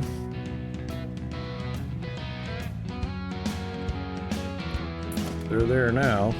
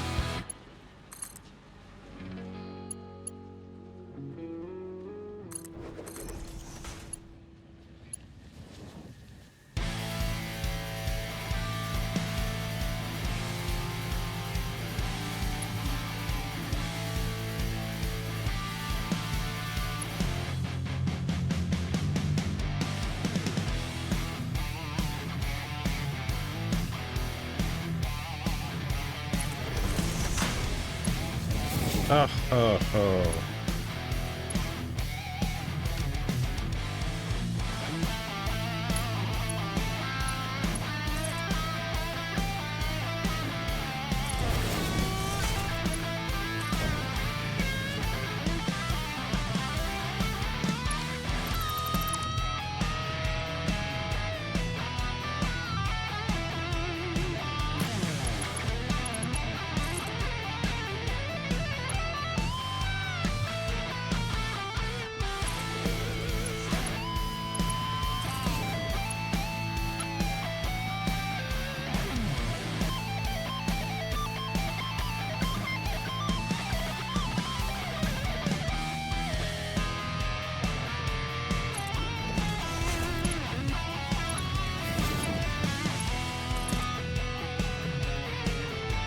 Well, there it is. I was wondering why I wasn't getting the green arrow.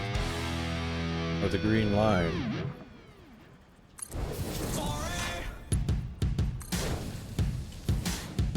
Whoa. Wonder what green line that lined up with. What the what?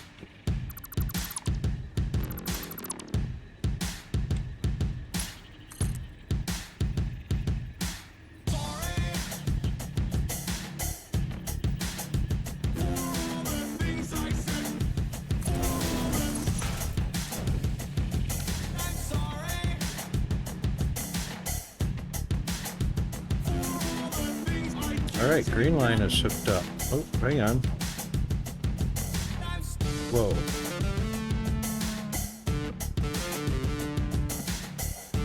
One, two, three. Ah! Damn it.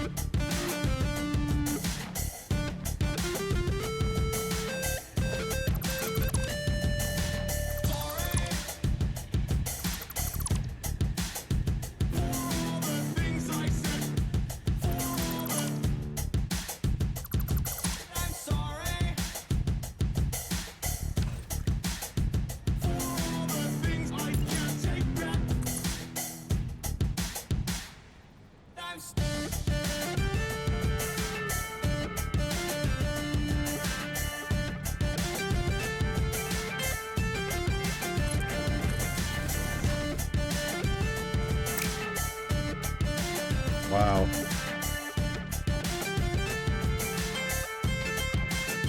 Derping all over the place here.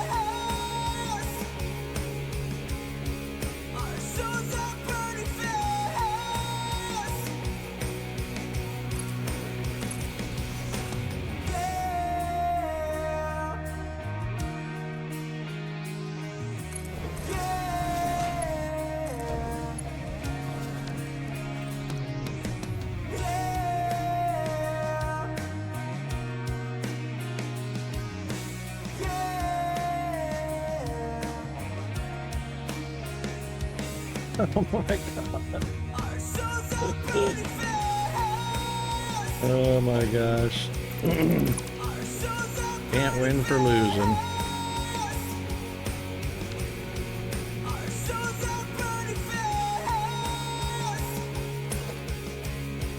Our souls are burning fast.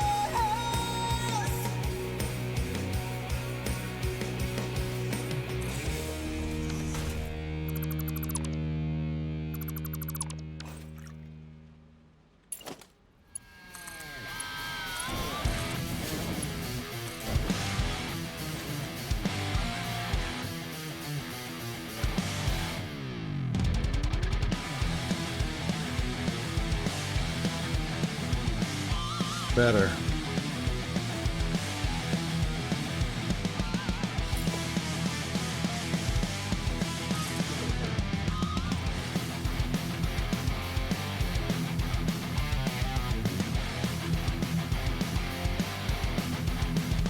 All right, so there's actually 1, 2, 3, 4, 5, 6, and 7, 8.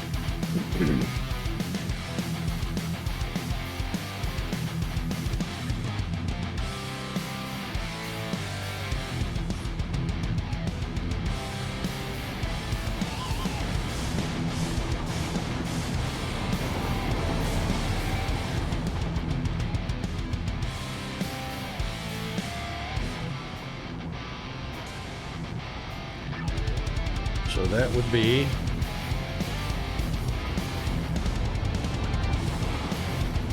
green 1.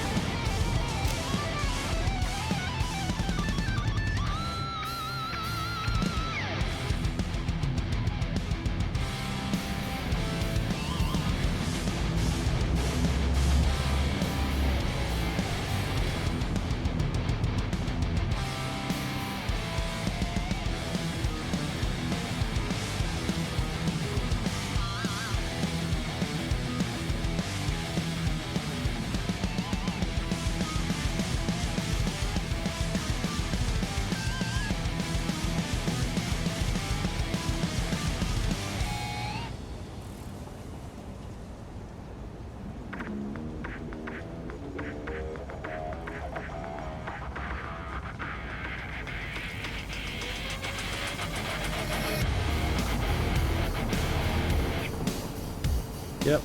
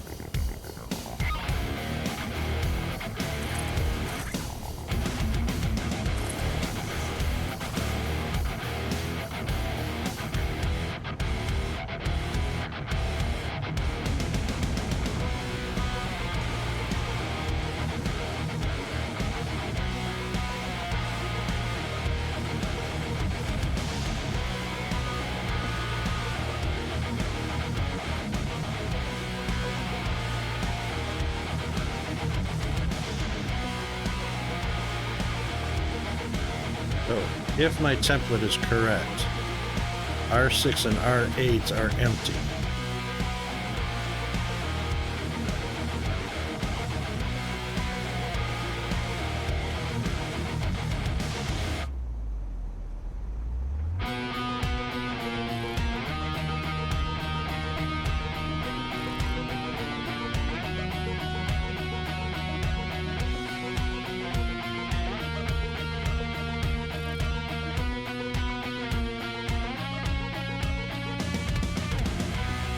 Wondered why that was so slow.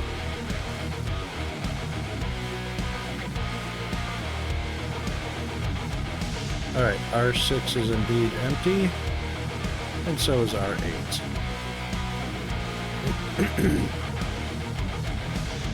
So those can be anything. So that should mean that the train is just pulled in. No, it didn't.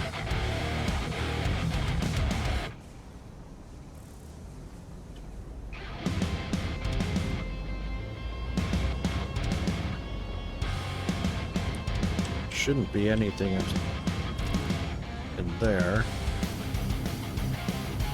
There it is. And R6 and R8 are indeed empty. Hey.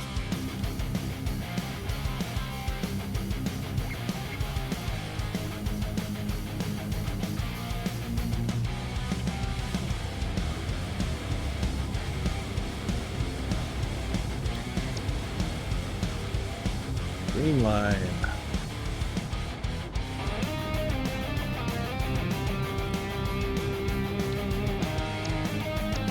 It is over there as we speak.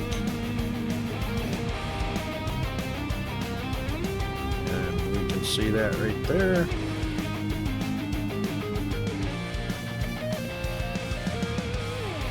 The silver line pulls in behind it.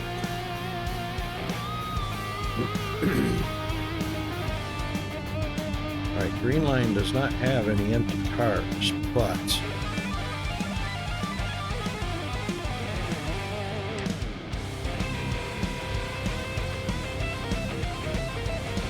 three of the 8 are empty.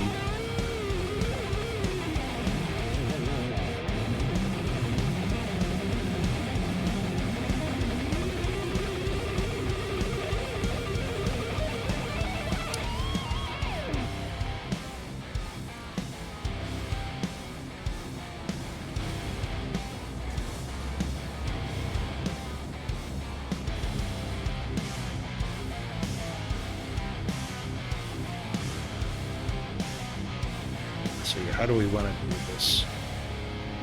It's going to be a little bit tricky. Depending on where the product is coming from, which is actually up there where that pink is. That whole thing is going to come down. Oh, hang on, you're back.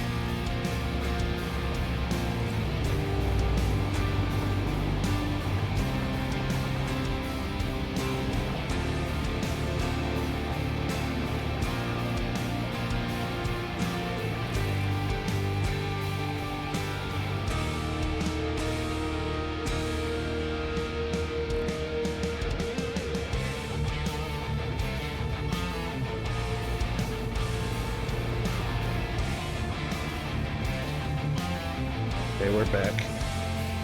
I'll tell you, damn if it ain't Grand Central Station here today. But I suppose on the bright side, better today than yesterday, because yesterday,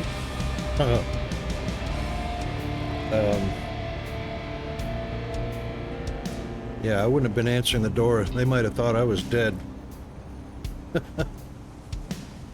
right, so product coming around. So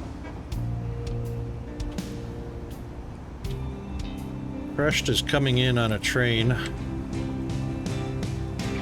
and it's actually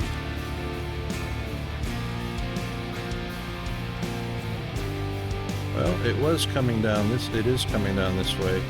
Whoops! But I believe it's a dead end.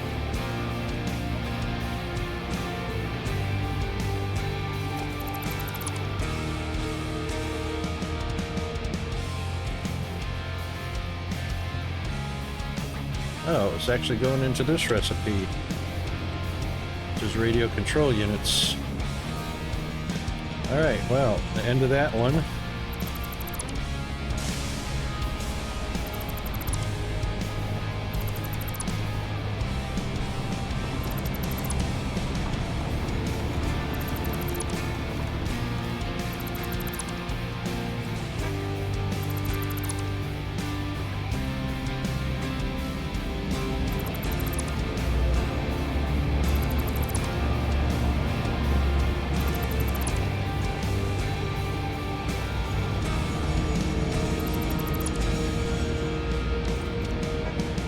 Alright, so I do not need a drop here anymore.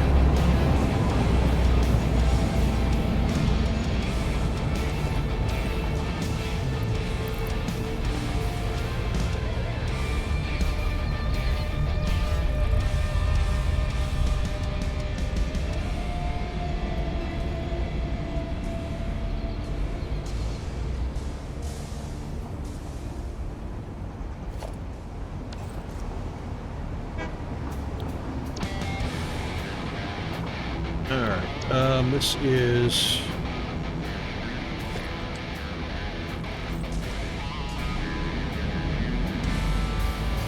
quartz crystal drop.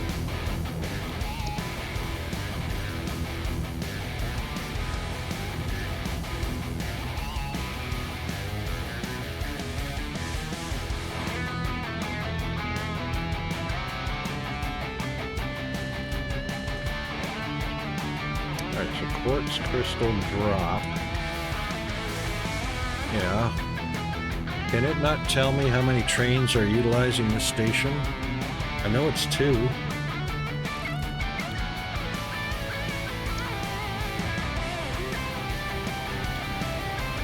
Why can't it tell me which 2 trains are using this station?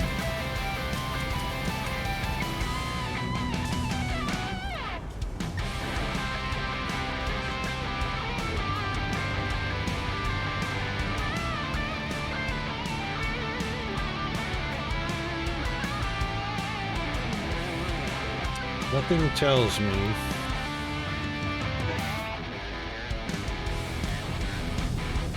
which trains use the station.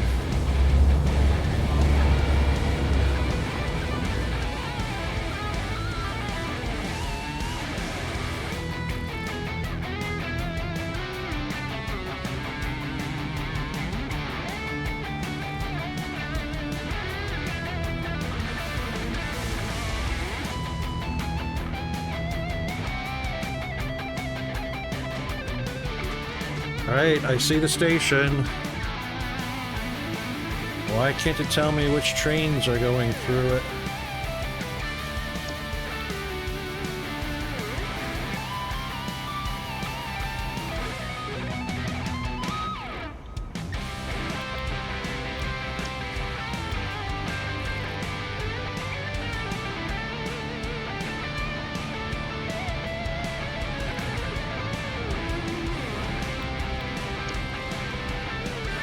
So basically I gotta sit here and wait to see which train comes through.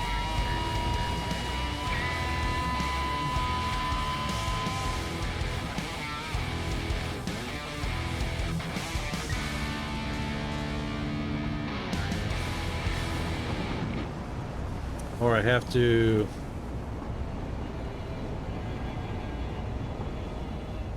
erase it and find out which train stops. Configure train station. To me, configuring the train station means the station and the trains that come through it.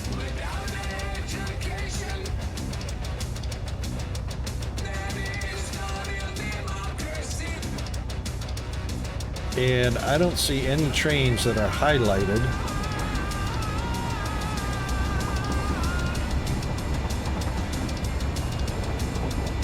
Pink line.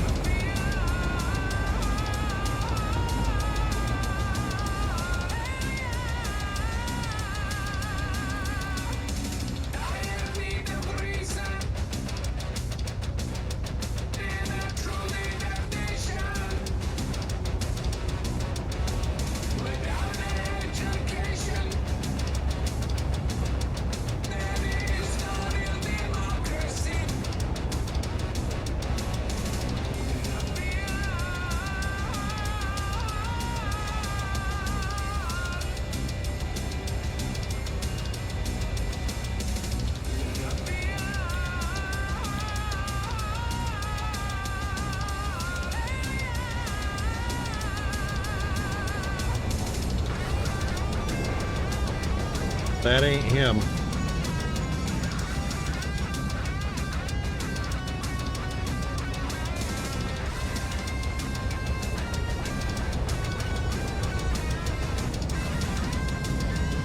That ain't him. That's nitrogen.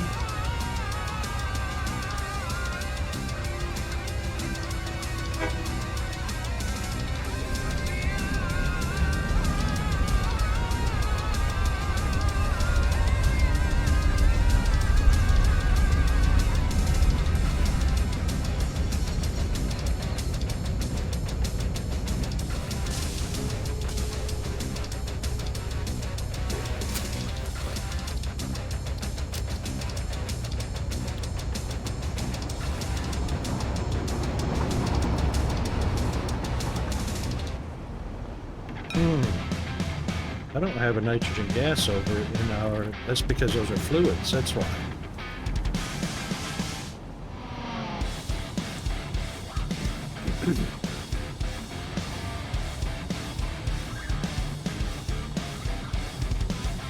Alright, that one has to continue.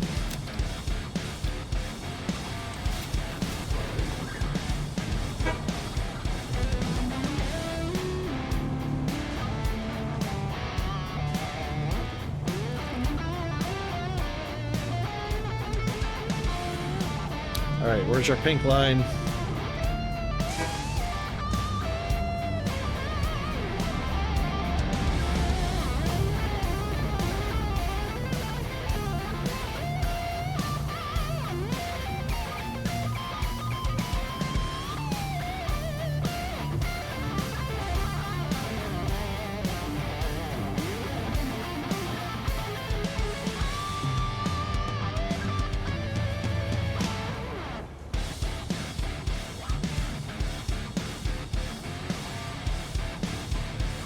Oh, fuel again. Oh my god.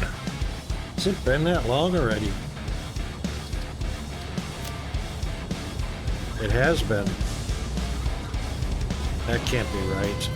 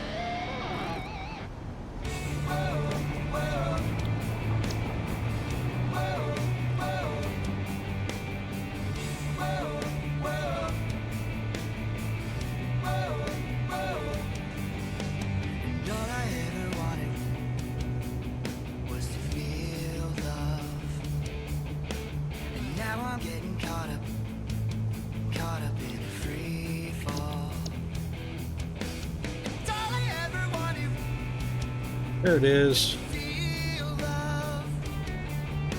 And now I've gotten caught up in a free fall. Free fall. Caught up in a free fall. Free fall.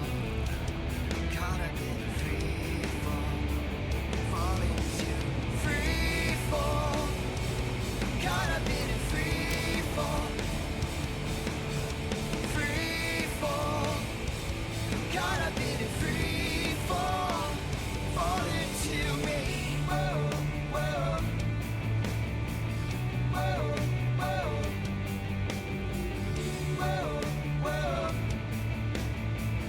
Where'd it go? Whoa.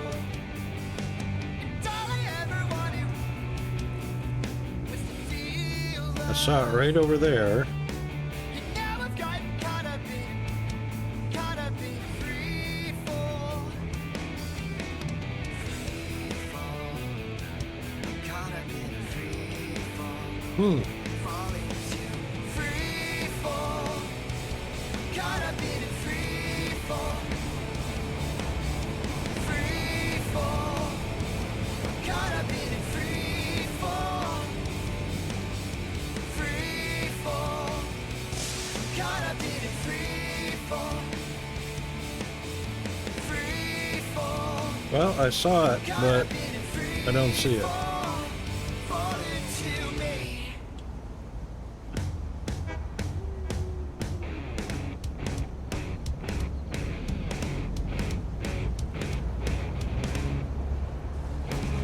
Come on, jump, jump, jump, baby. Come on, jump, jump, jump, baby. Come on, jump, jump, jump. Did it get baby. lost? Mr. Unlurk! Oh my god! Fire, are you at work, Unlurked? Oops.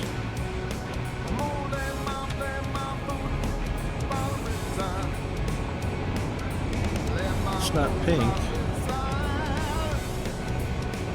It's nitrogen again.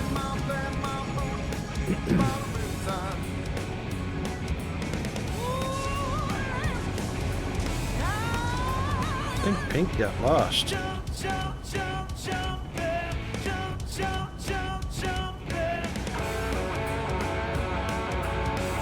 Oh my god, how bad is it?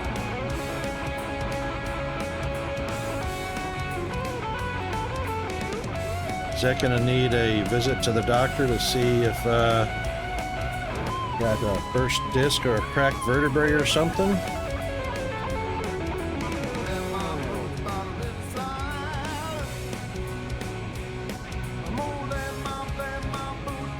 Or maybe my all-time favorite, muscle relaxers. There's pink.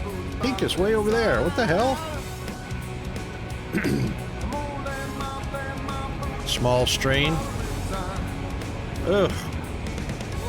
Well, you already had a back issue, didn't you? Did you have a spine back issue thing? Yummy, yummy. Spinal treats. That sucks. It's been hard. My brother's got three vertebrae in his neck that are fused together, surgically fused together now To the world, all I because of ever disc get is issues. hard times.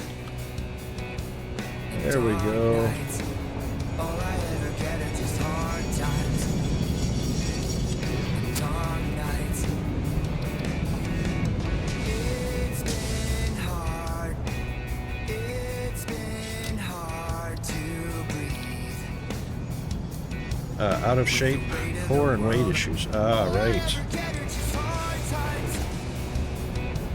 Yeah, indeed, that can suck. All I ever get are just hard times and dark nights.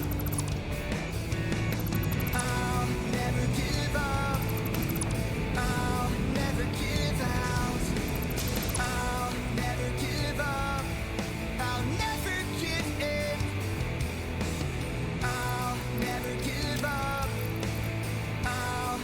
Well, at least you get to come home, grab the yummy meds, throw a heat pack on it.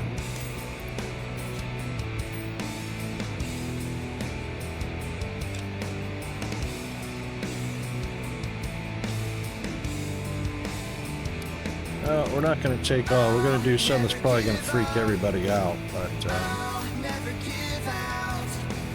I'll never give up. I'll never give in. I'll never give up. I'll never give out. I'll never give up. I'll never give in.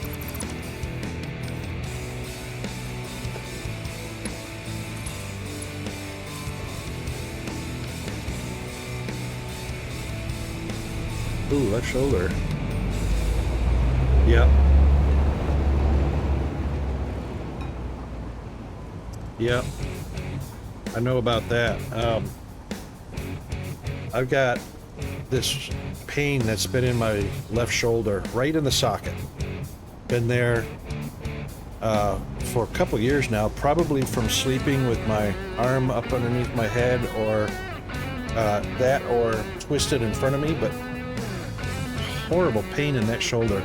I've still got the movement, which I'm glad for, but it's never without pain. And the right shoulder's just now starting to get to that point.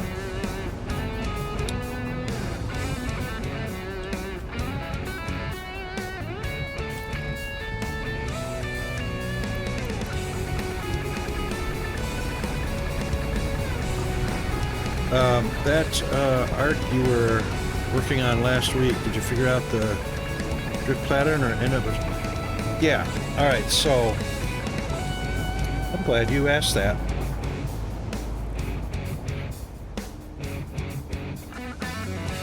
The only solution I came up with was the fact that, you know, we're talking about a right angle. No, I'm not sidetracked. I actually finished what I was doing there, and that was deleting pink. So the right angle is the issue, because remember I measured out 7 foundation on one side and 6 on the other. That wasn't the only issue. So the east-west track that brought us to it was locked to the grid, but the north-south, the second leg of that right angle, was not locked to the grid. It was locked in the north-south direction. It wasn't locked in the east-west direction. Go figure how I did that. Yeah. So it was never gonna connect up. No matter how much I struggled to force it, it just wasn't gonna happen. So obviously the solution to that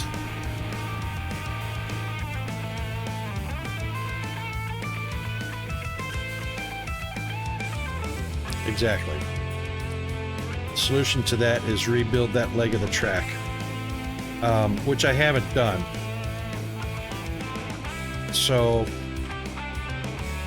what we have is a jank in the road.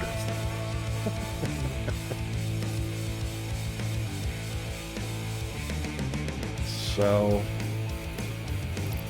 which eventually is just going to take me going out there and rebuilding that one leg, you know, down that side. I know, right?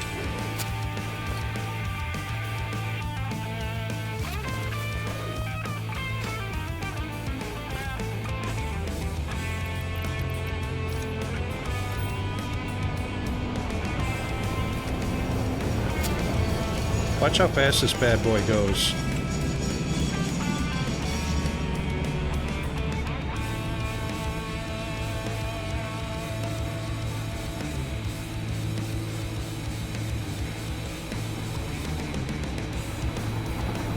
190. Oh, man. Oh, look at how I'm hanging out the bottom of the car.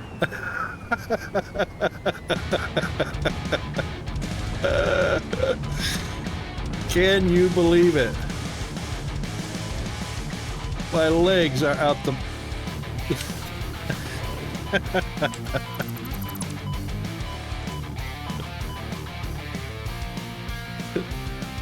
Dead derp. Yep.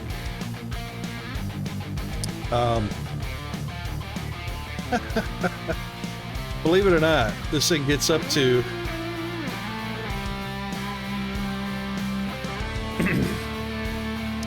I'm going to.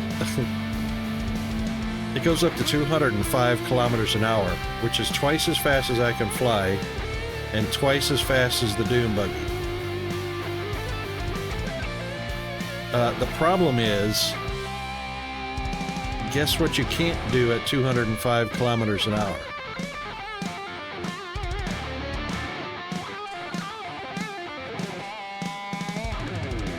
Well, no, you can stop, but you just can't control. Can't control it.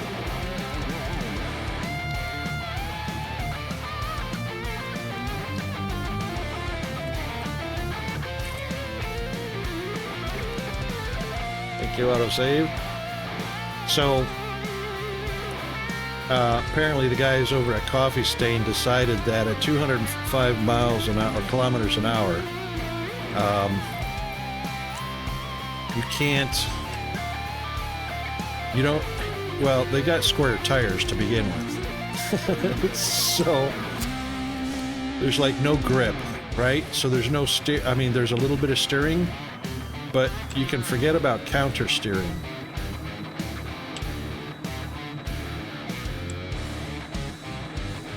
And there's oversteer, there's understeer, there's reaction time.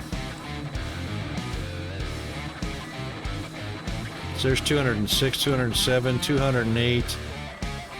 Oop, hang on. Bye.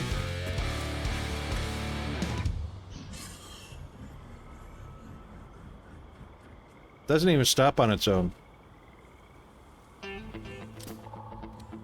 Well, the thing is plenty of drift. Look at that, I dropped it right into a, oops, I didn't mean to do that. There's plenty of drift. There's no way to correct from it or come out of it.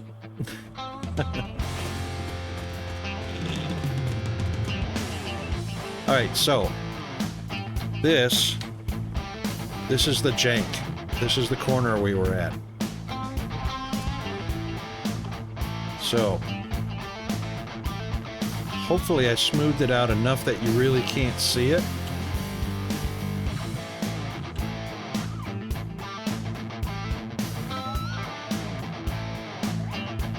If you looked really hard, you could probably spot it, but hopefully you don't see it.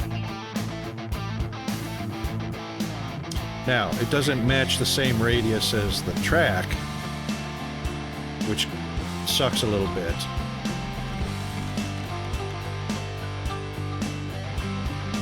Oh, the uranium. I strongly advise you to harvest this specimen. I'm not gonna harvest it, it's right in the middle of uranium. Yeah, so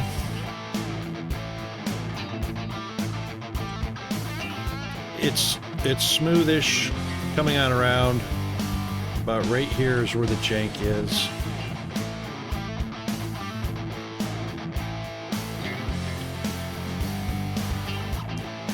But it's not horrible. Yeah, like you say, it's not horrible. It's just not ideal, is basically it.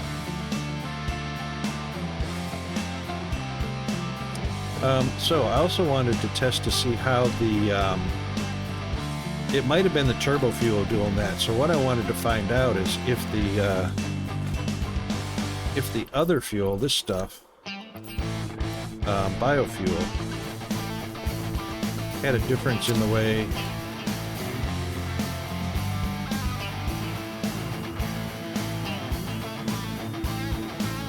oh yeah, it still gets some speed.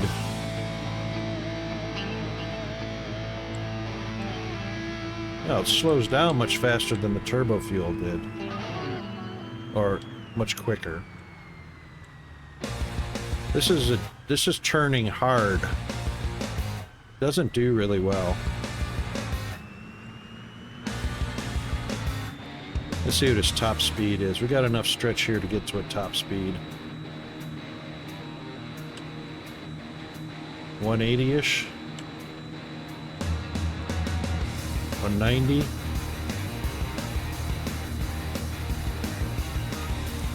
Oh, it lost traction all on its own. We can't recover from it.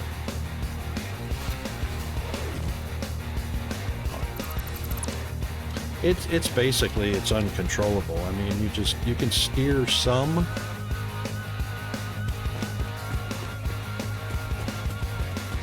But this was kind of unfortunate. I had this little outcrop, which kind of sucked. I had to do a little bit of a.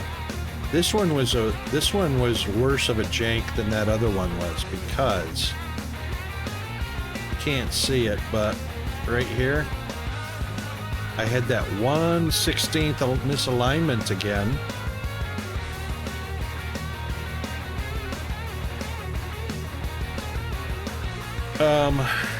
I think because everything started back at the main base, I think because back near there I got off grid somehow, the entire train track is off grid. I can get sections of it back on grid. I'd have to do it sections at a time, but as you can see right here, this is 1/16. That's how far off that was. So I did one there, and I did a little curve there as well. We got ads coming in. Hey, this is a good time for you to figure out the ad. I mean, your turbo. There he is.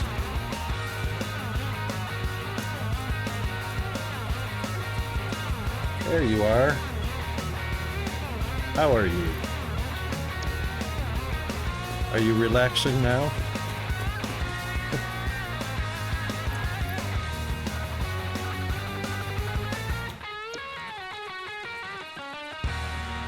Really? Was it just because of the particular way you reached or something? I mean... Yep. Yep. That's all it takes.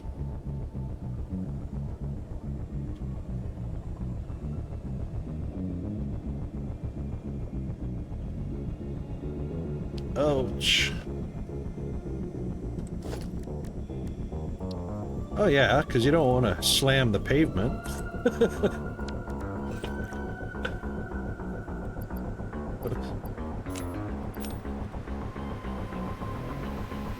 Right. But it's natural reaction though to brace yourself. That's the part of our survival responses.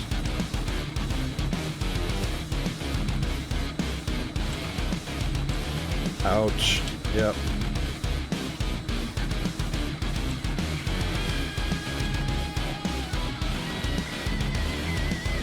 Yep.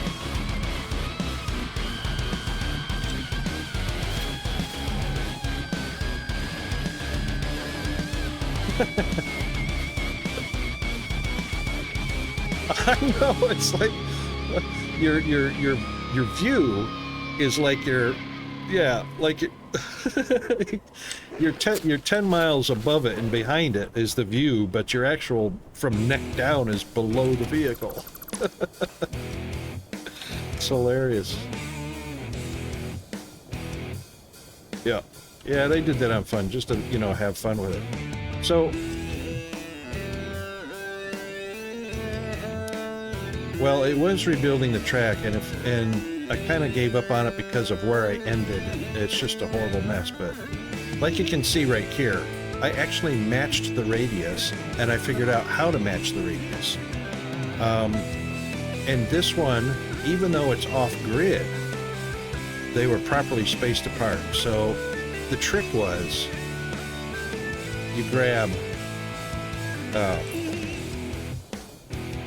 so I came to the end where the radius of the track meets the straight tracks, and I just came out, you know, however many it comes out to from each of the ends of the straight pieces, right? And these actually came out right, so I ended up with 1, 2, 3, 4, 5, 6, and then the center, and then 1, 2, 3, 4, 5, 6, and then the center. So I said to myself, okay, that's the center. This is the only one I really need to know. With that in mind, I could come down and get my architectural stuff, and from that, I keep forgetting that scroll wheel does not bring me down. We know that we're facing the end of that track on this face, and we're facing the end of that track on that face. So it doesn't really matter which one of these we start with. So we can do, where's my control key? Oh, bring it back. So all I did from, oh my God, seriously. There it goes. It's not. So all I did was I went 5 degrees from here, right?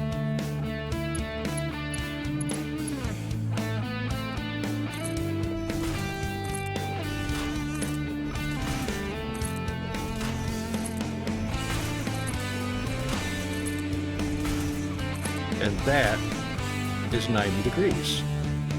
Okay? So each one of those faces, I can now put a foundation on. So 90 degrees faces that way, 90 degrees faces that way. Now, this is in the wrong spot, because where I would normally put this is right in the middle, because this face, the middle of this foundation is the middle of that foundation. So what you would do is, actually I would put the edge of this right on the, so I've got the edge right on the center of the foundation there, right?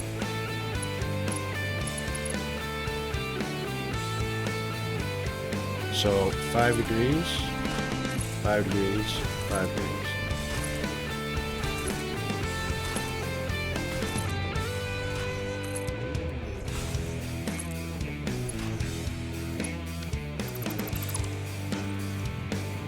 Right?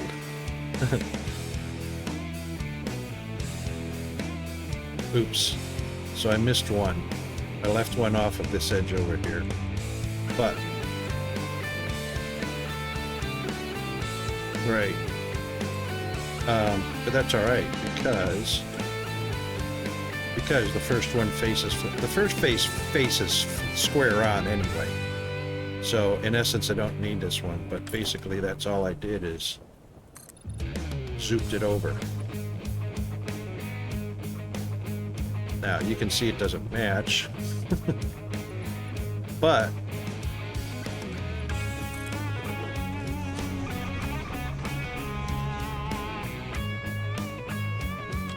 you can zoop it over, and this is just as an example. Anyway, remove that one. And I'm also this is also shooting from, you know, see how this is going the other direction? So this one would normally go out, and I would end up with a radius going to the right because of my arc of my pallet. So in order to compensate for that, you go on the other edge. As soon as I grab it, I had it just for a split second. It's a little touchy.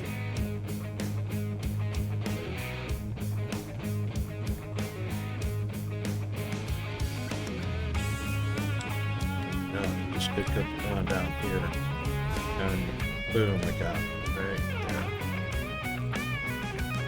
Scooch it on over till it's in the middle.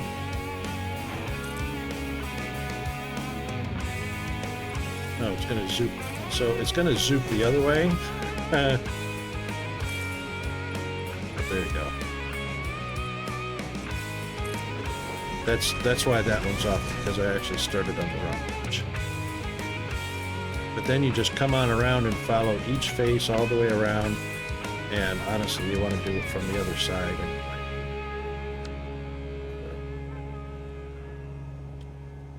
Otherwise, the spacing will be off. This spacing is right on. That's why that one's off right there.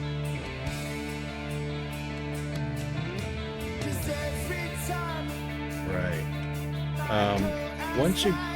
Once you get the top one done, because you're wanting to align with the top anyway, and from that point you just bring a wall down. Right. And then you just disconnect. Oops. You just you pull the wall down, and then you connect the foundation to it, and then it just runs straight on out. So let's see. We are on that one, so we're going to get rid of that one.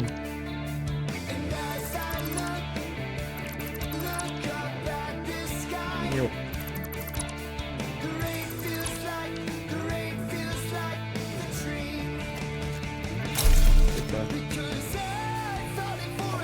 So the proper way to do this is put the catwalk on the middle.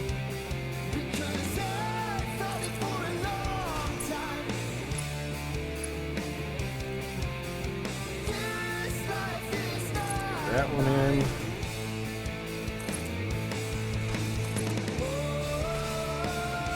So you'll see that the arc is actually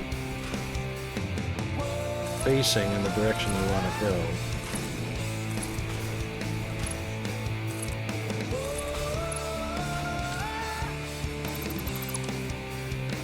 So now you just build off the front edges of this.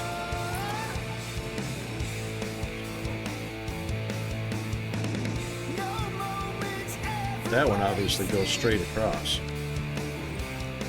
So you actually don't need that particular one, because you can just take that one and go straight across and it matches up.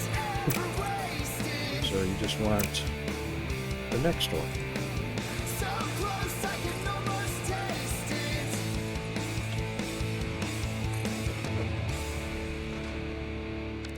So after you've zooped all of those across,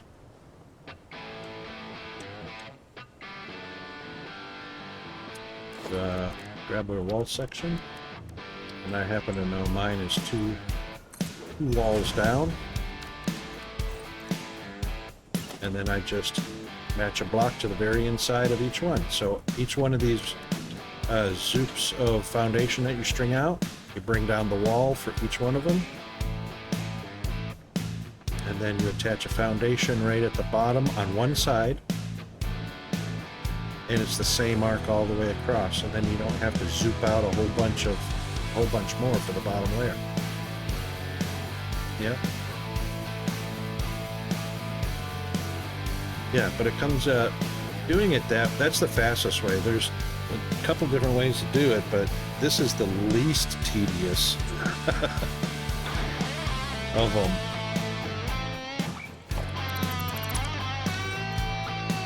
Yeah, because the other way is while you're doing foundation.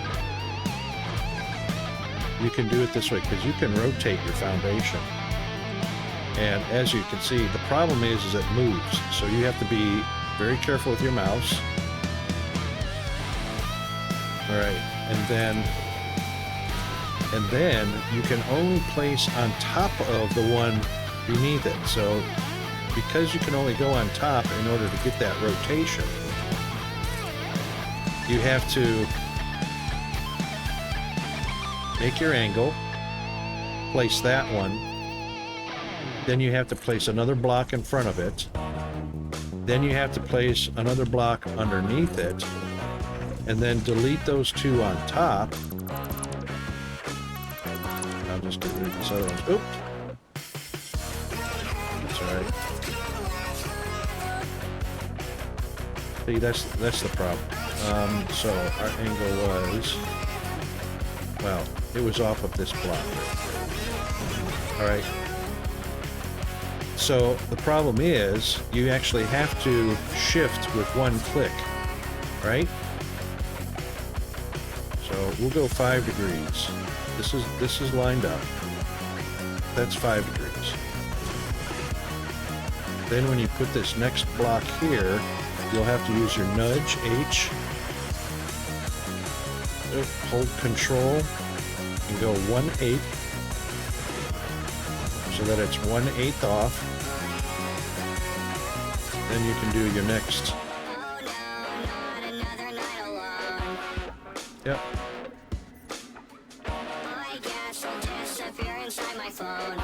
It is. This is very tedious.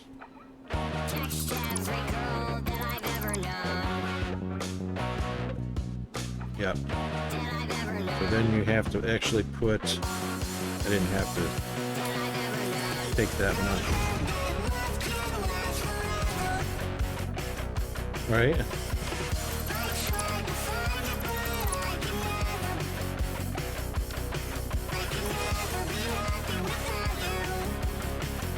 So there's our 5 degrees right there.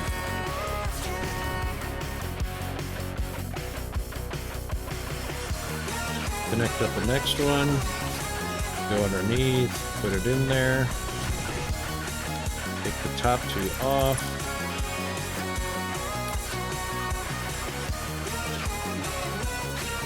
hey magic, thanks for that fire,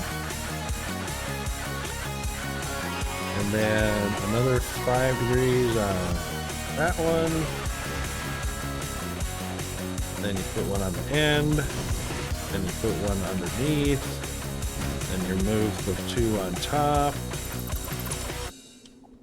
and then you do it again. So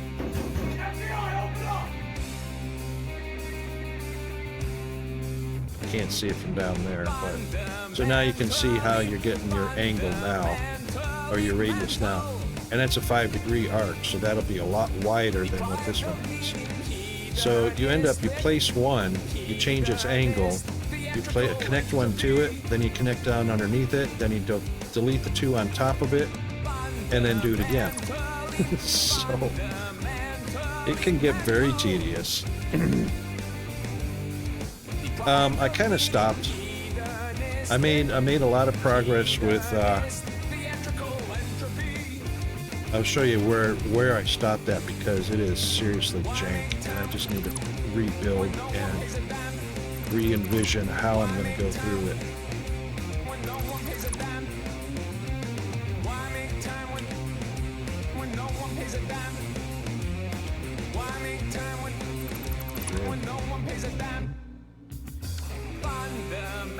Yep. Indeed.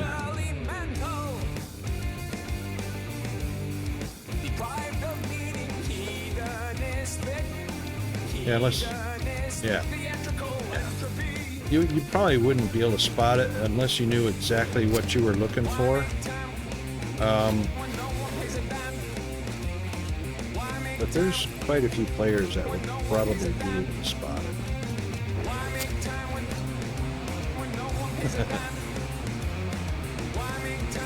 Actually, the grid, locking to the grid makes all of your building so much easier. because locking to the grid, you can start a build from anywhere. Right, and connect them up. So you could start building something here, locked to the grid, then go out on the map, you know, way over here, start building something. And then when you want to connect your foundations, if you're snapped to the grid, you can bring it all the way over and it will connect.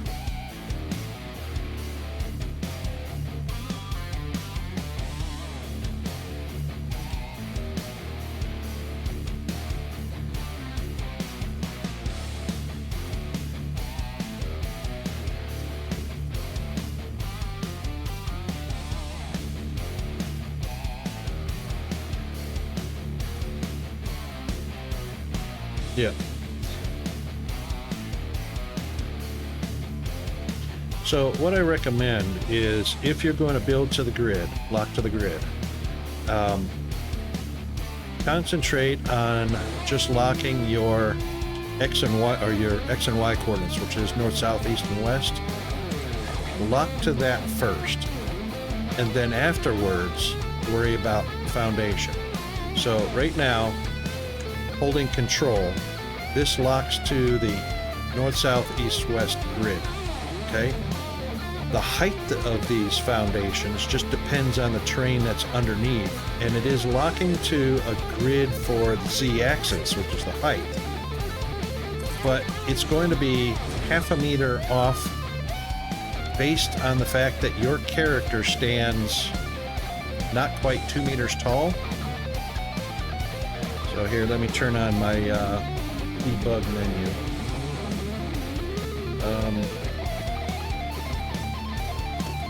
Wrong one.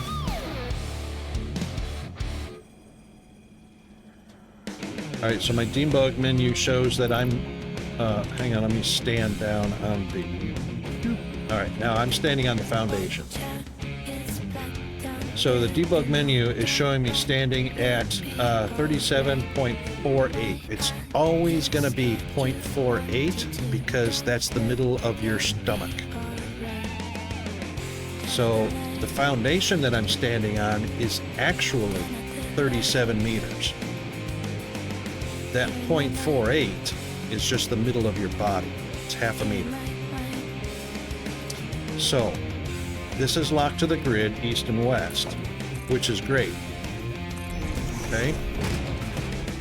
And I can go over here anywhere and die. Where's my light at? Oh, there it is.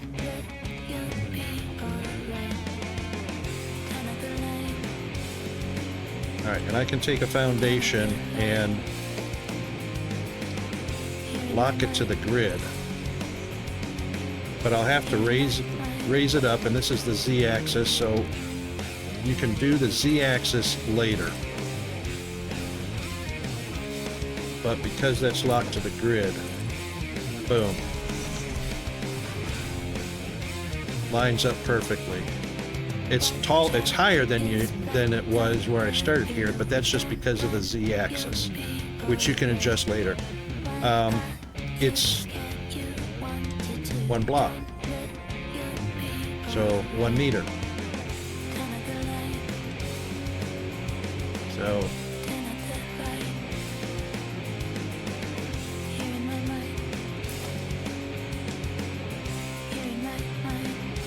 I know, right? So I can lock this, I'm not looking to see if it's lined up. I'm just holding control to lock it to the world grid and using a wall to bring it up to, you know, tall enough. That's wrong.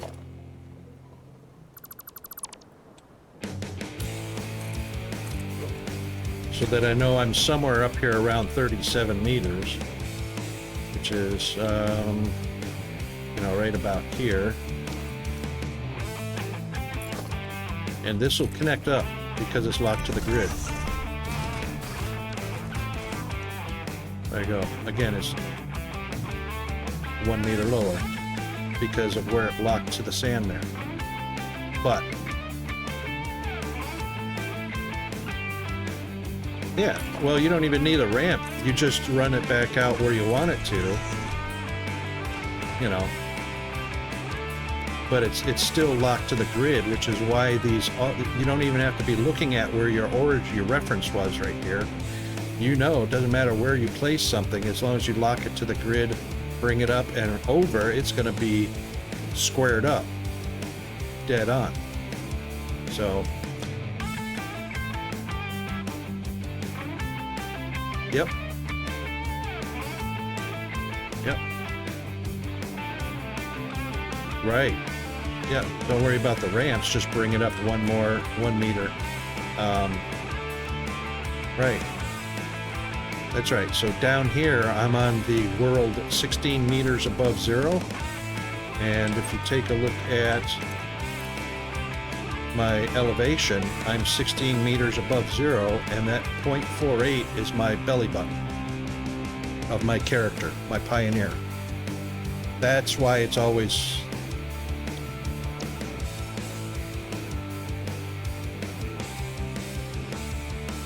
Yep.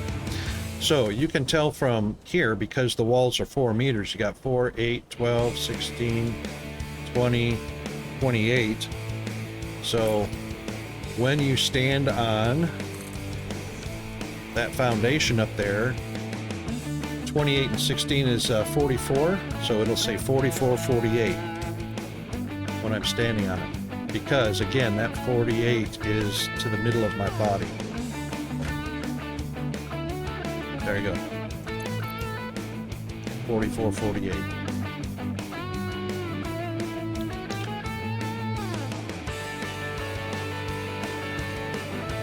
There you go. Fun stuff to know. And you know what? The thing is, I didn't double check myself when I built my rail, and that's where I screwed up.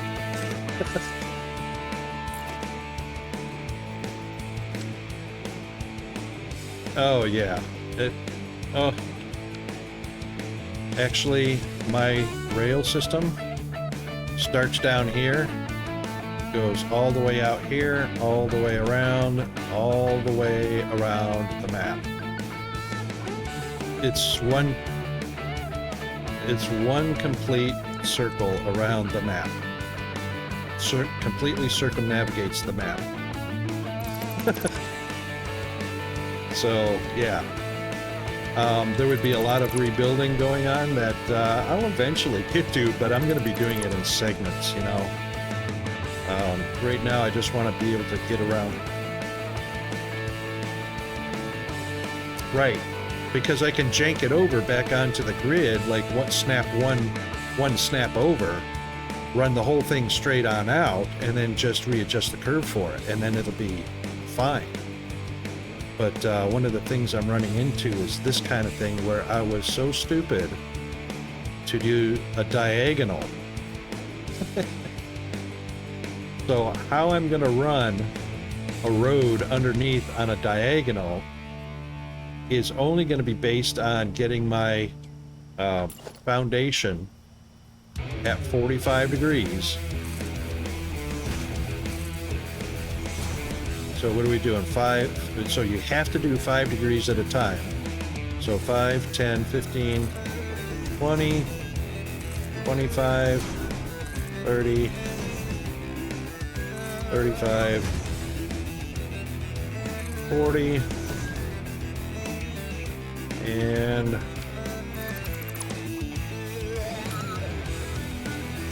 45. So I have to go, and look, I didn't even go, even if I stretch that out, I didn't even get, wait a minute, maybe that's only 40. Hang on, maybe that's only 40. That was only 40. Okay, so there you go. There's my straight line, 45 degrees. So I'll probably build the road underneath at first, pull a wall up the side, zoop the foundation straight on down, take out those others in there, and the track of course will stay there, but that's what I have to do the whole way.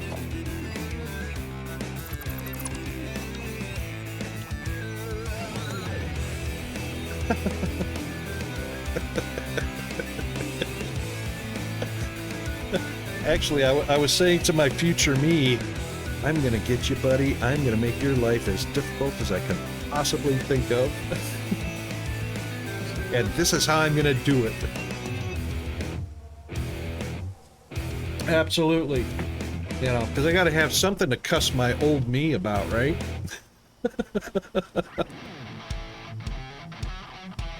Exactly.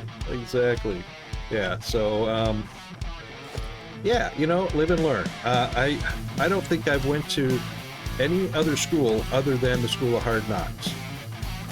You know, but once, exactly.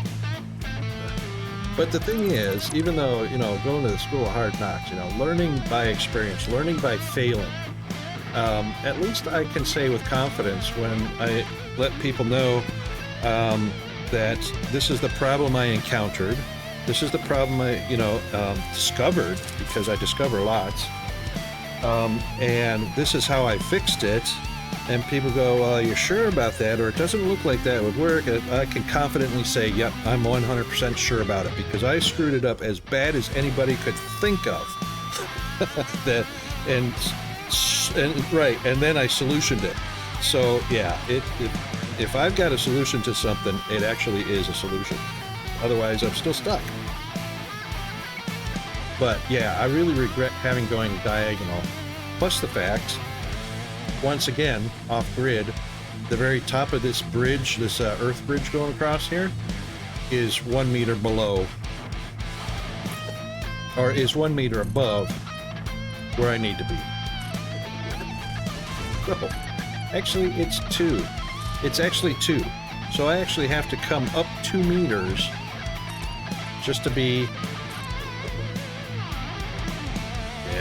Yeah. So, once again, not enough foresight, not enough forward planning, because I would have had to go, when you think about it, I would have had to go all the way around the map, take a look at all of the terrain, and do, right, with my with my paper and pencil, and then sit my butt down and go, okay, this elevation is 64.99, so 65 meters, okay? In this area. Make the note of it on the map of where I am, and then once I've gone around the map all the way to figure out what my elevations are in all of the areas that I want to do a road through here, and then find out the optimum elevation for that and line it all up. It's like, oh man, that would have been days worth of pre-planning.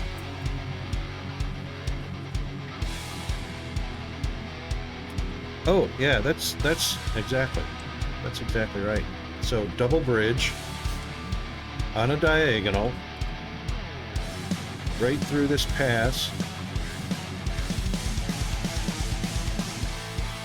Well, elevate all the way above. I would have had to elevate all the way above, or I would have gone straight out this way and straight around it that way. So from here, I think it's prior to, yep, so prior to these rocky, instead of doing the turn. But the reason I did the turn is I thought, wouldn't it be cool if I could go between these rocky outcrops and underneath that bridge? Wouldn't that be cool? But I didn't start at the right elevation. Yeah, right, exactly. Because this one actually very well could have gone at the elevation we're at here. Yeah, I might not have missed it. I might have would have had to go to the right just a little bit more past that rocky outcrop to go around it. So I'd be hitting just the... Yep. So right here on the north end of the map. So I would have had to go a little bit right to the water well. I would have had a little jink to the right just to go left. Which probably wouldn't have been so bad, because there's nitrogen, and here's where I'm running the train track, right through this little valley here, the railway.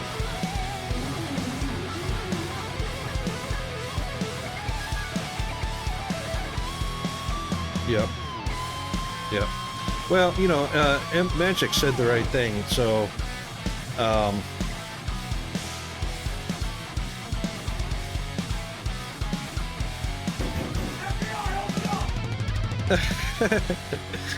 well, Magic hit the right thing. So if I was smart, if I hadn't built the railway before I discovered the water well and the nitrogen, then the perfect scenario is absolutely, and there's pure coal as well, I would have built it out here to the north of all this rocky outcrop, turned west and gone straight across, picked up the nitrogen along the way. Yep, because you can build out into the abyss here a certain distance before you start taking damage. Plenty of room to run a rail out that. And I can still add it. I can still do that. So I may save myself all this trouble through here, which has like no real resource other than it's a scenic view. Tear it down. Yeah. Do it over again. That's right.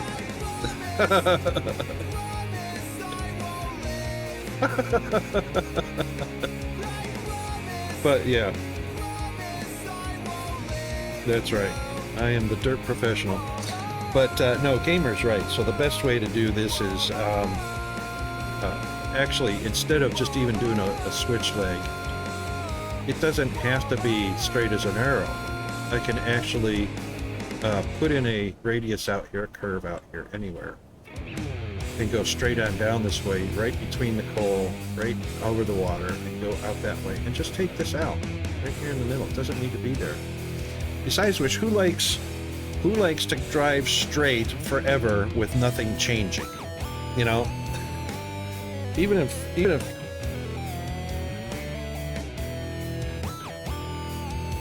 yeah, absolutely. You know, but so having just a mild, you know, it would be a mild one. It wouldn't be like 90 degrees. I would just have a very mild, I can do a nice mild swoop, and that's the thing. I can come out just past this iron vein here. So I could probably start right about here, swoop right toward the coal, and line it up so that it comes out right between the coal and the water, and then do my 90 right toward the nitrogen and head on out that way. Remove all of that jankiness in the middle. Don't worry about elevation or going 45 degrees, none of that. So I just take all that out and just do it this way. Much easier. And yeah, less work. I mean, I could leave it and say, this is how you make a major mistake, and this is the right way to go. You know, put a little dead, you know, break the road there, put a little construction dead in there, and that can be the visual for this is how not to do it. Absolutely, that's exactly what the plan is, Magic, and I've already got nitric acid going back to the main base from another such development there.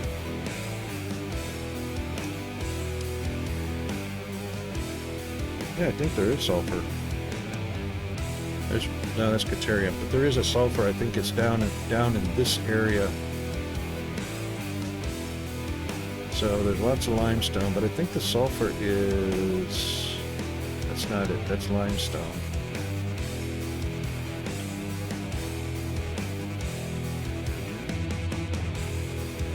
Everything's here. Everything's here. There it is over there. That's the sulfur. That's limestone. I mean, there is so much resources in the desert. Everything is here.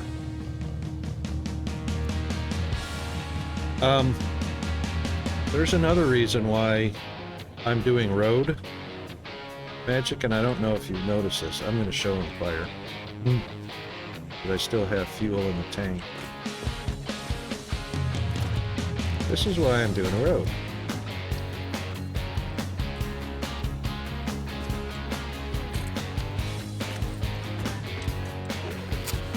Oh, hang on.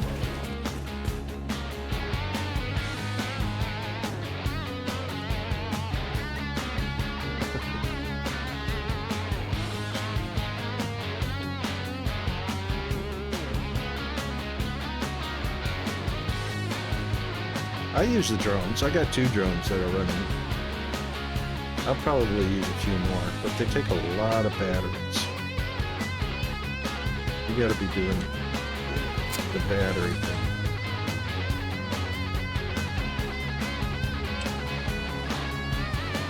Alright, watch the top speed of my Doom Buggy here. 105, which is pretty quick. This is how fast you can fly, you know, if you're not using a vehicle.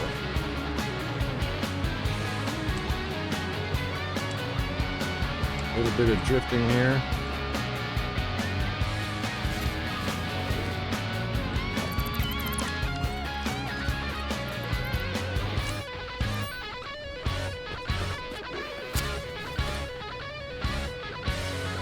Watch my speedometer down there at the bottom.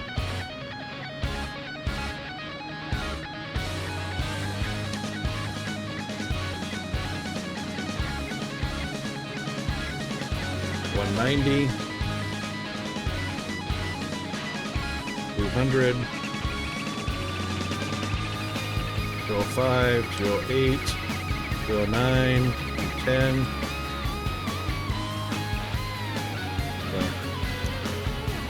Can't control it, but you can't fly that fast.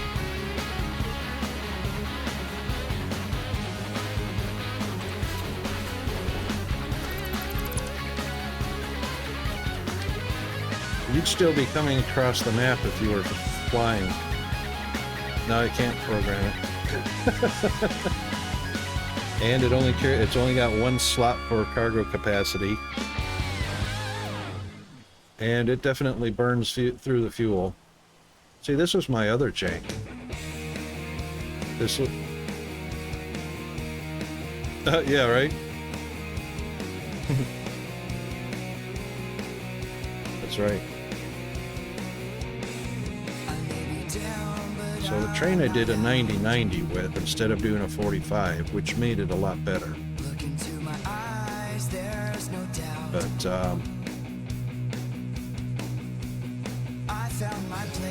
I really should have taken a look at the elevation of the terrain right from here and decided, maybe if I had only made my rail at about 92, or maybe just picked 100 meters, which is right here.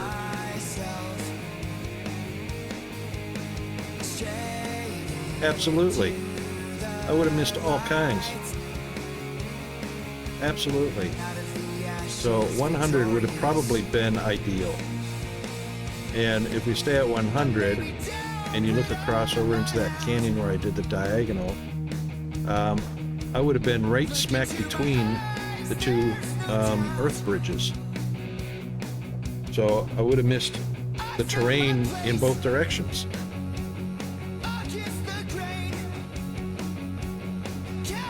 Yeah, tall track, like I did, way over there.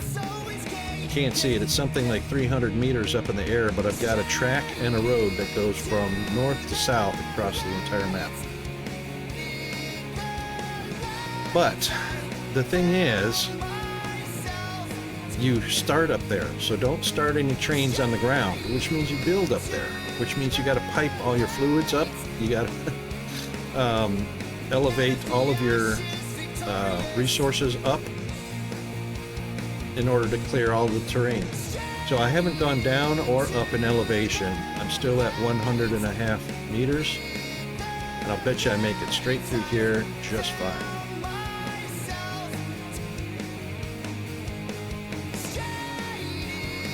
Clearance. How about that? So I reckon 100 meters would have been ideal.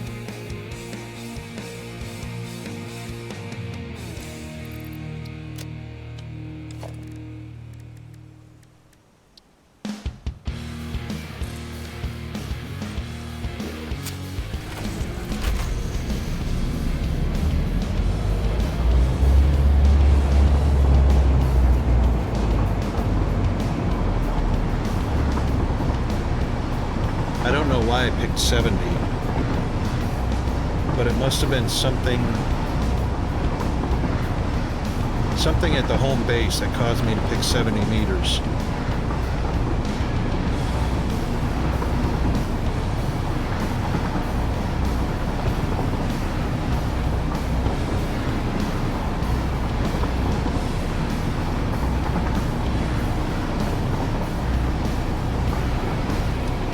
This rail will go all the way around the map, but we're going to cut it in half.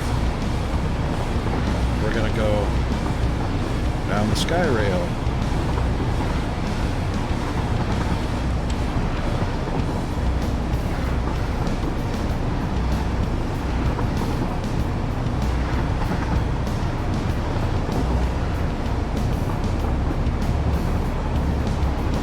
Look at how squiggly this rail is right here.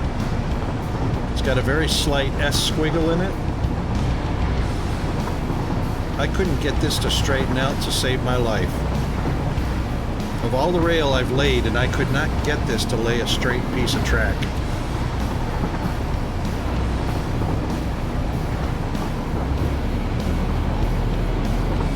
Long ones, short ones, yep, disconnected ones so that you connect every other one. I tried every trick that I knew, and I could not force it. See, all this track is fine, all the way around the map. That one section I could not straighten to save my life. I know, it's killing me. I mean, to this day, I don't know what the answer is to that.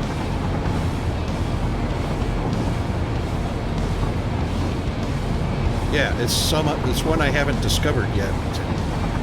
Because, I mean, I can do ramps, I can do circles, I can do ramped circles, I can do straight. I mean, I can do diagonal like down there.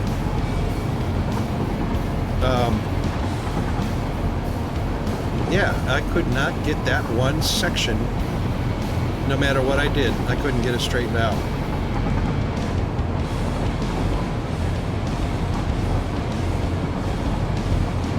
Trains go up to 120, 125, I think, unless you're going downhill.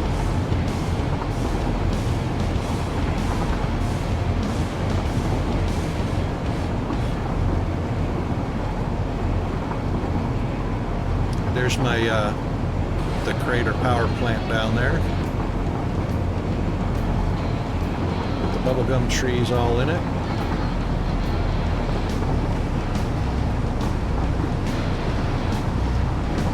Yeah, so we get up to, I think, 127 on the flat out.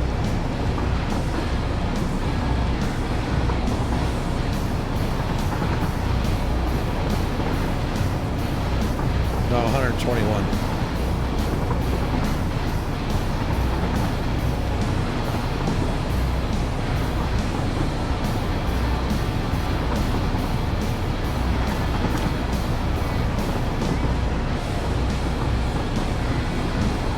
And I've only fixed, yes, 180, 185, something like that. It's a bullet.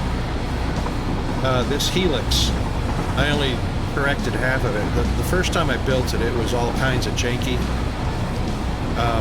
Half of the track at the outside or the inside, I think I've got it straightened out, but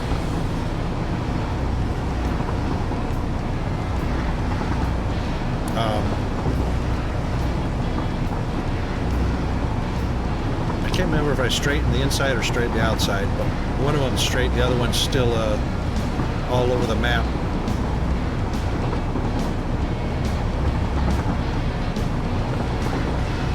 Yeah, I straightened the inside rail. You can see the inside rail is super smooth, but the outside is bumpy and squiggly.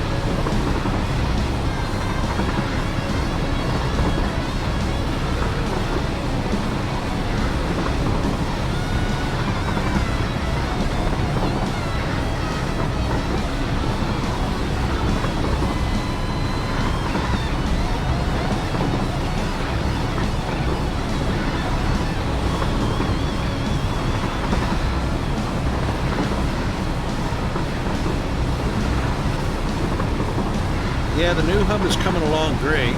That's it over there.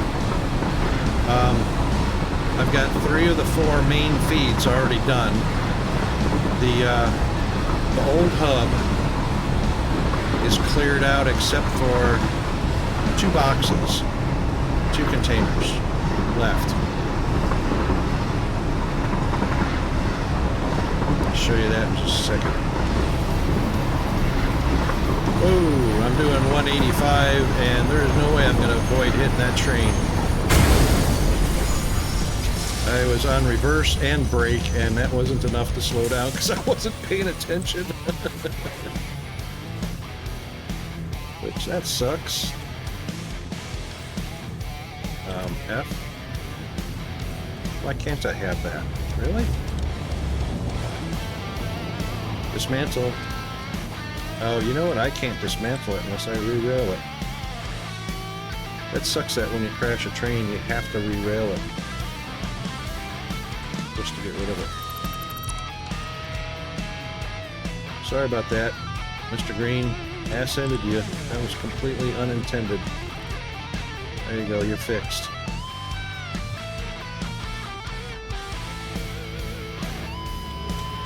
And turn you back on. Go do your thing. Yeah, so the hub had all of the containers with all of the resources in it, and we're down to 2. Copper sheets and rotors. Everything else is cleared out. All over in the main hub now, the new one. So I just got rid of the pink line, which was the crushed quartz. That will now be over here at the main line, main hub.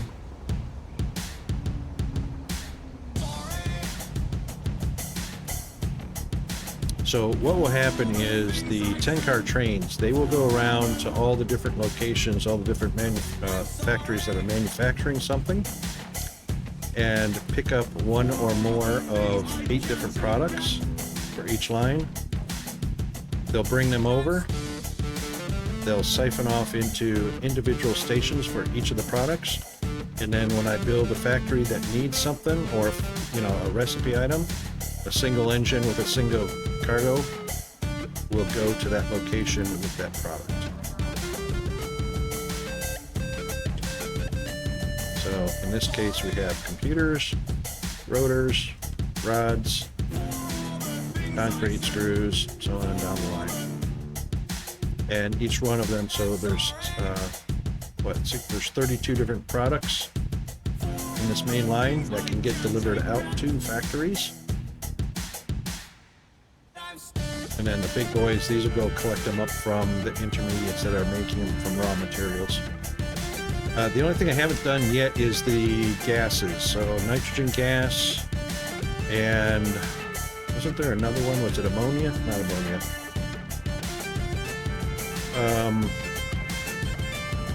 Maybe there's only one gas. Nitrogen gas?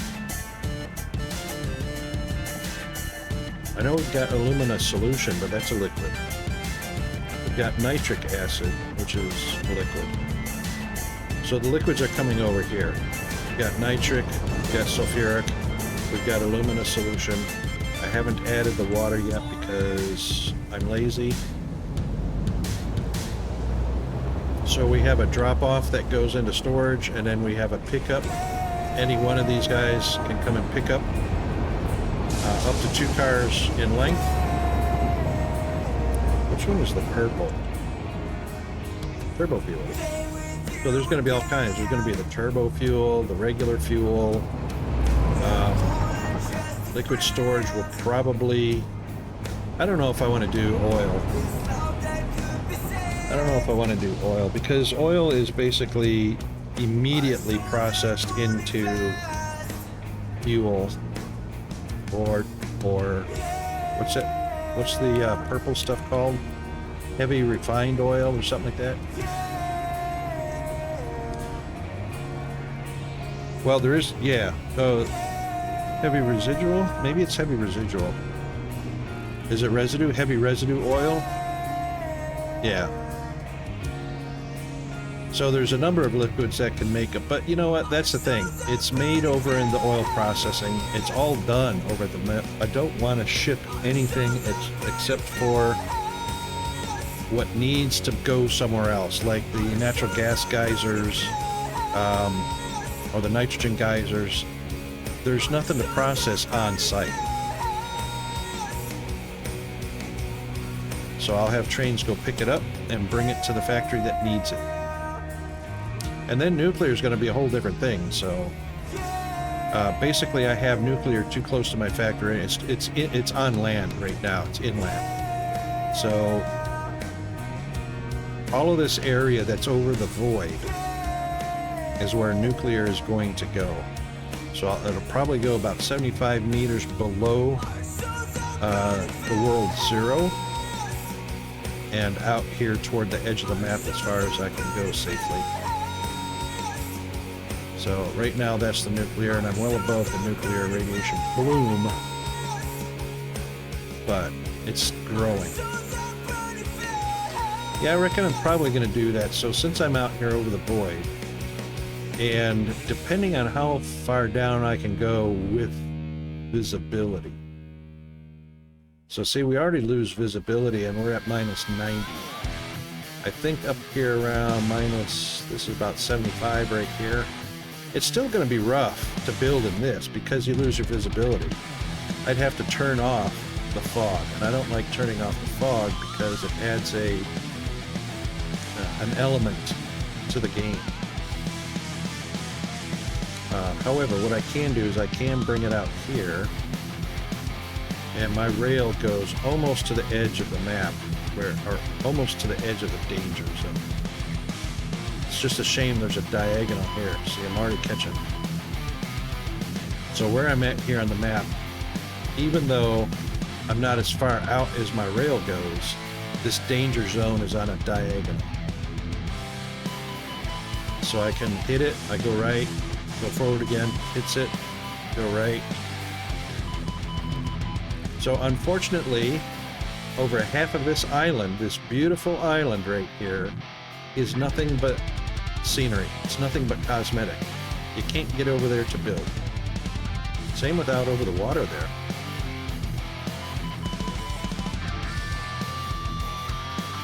So I'll just keep going diagonal here.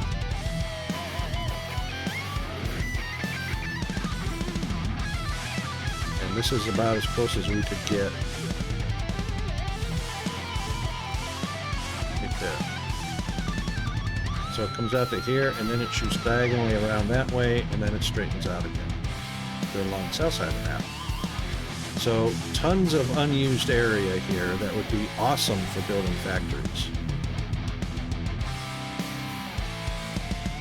So I'll put nuclear out here over the waterfall, toward the edge of the map here, and then out over the void, trying to stay away from the factories as much as possible because there's going to be a huge radiation flow. It's already big. I'm surprised at how big it is with a single nuclear reactor.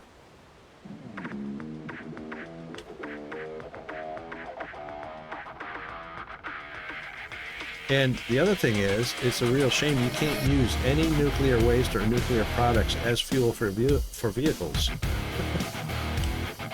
See, I'm getting radiation right here.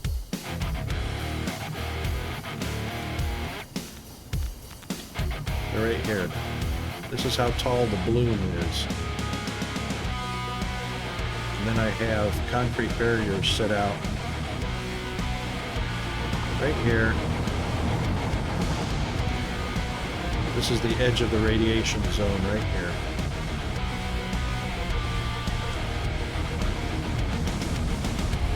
So that's a pretty big dome of radiation.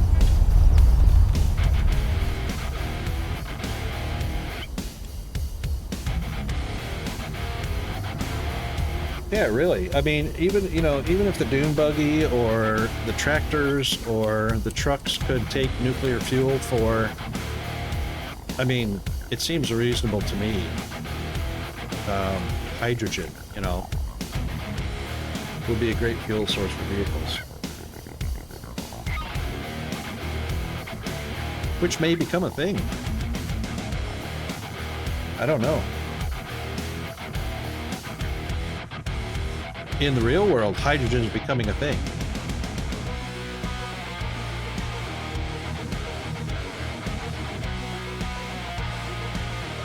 How much is our radiation dome on here? That's pretty tall.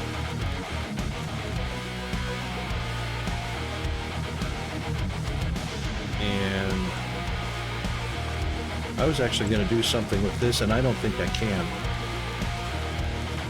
Oh, yeah. You know what, Gamer? Yes. You were mentioning using this waste and converting it into plutonium pellets. Guess what you cannot sink in the awesome sink?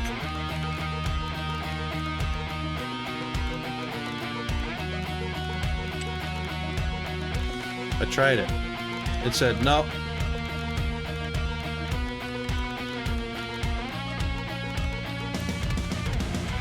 He's saying... Alright, he's saying we could do rods. So let's see what plutonium rods take.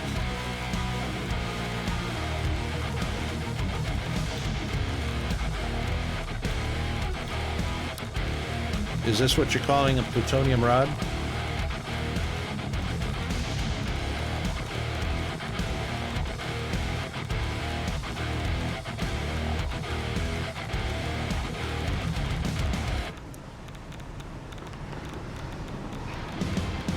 This right here?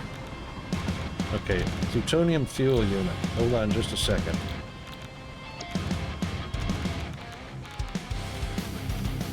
Get up out of this radiation plume. Let me just pull up my fully referenced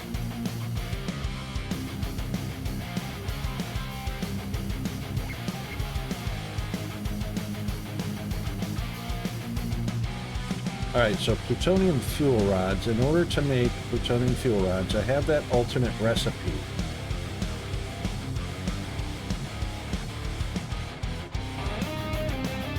Requires encased plutonium cells, which is what we're making, electromagnetic control rods, steel beam, and a heat sink.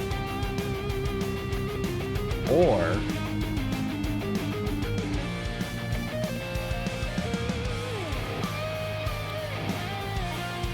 oops.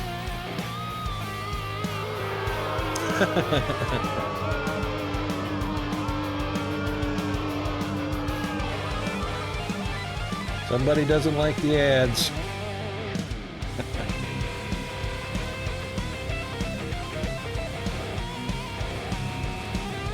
Okay, encased plutonium fuel cells plus pressure conversion cubes makes plutonium fuel rods. So there's only these two recipes available right now until I get an alternate recipe. Which that also sucks.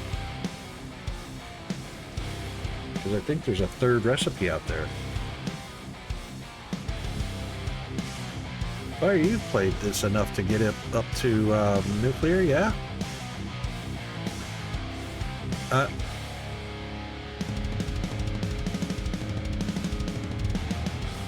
Oh, okay. All right then.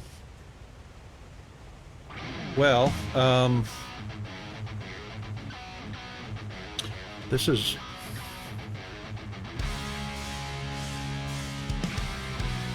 Yeah, understandable.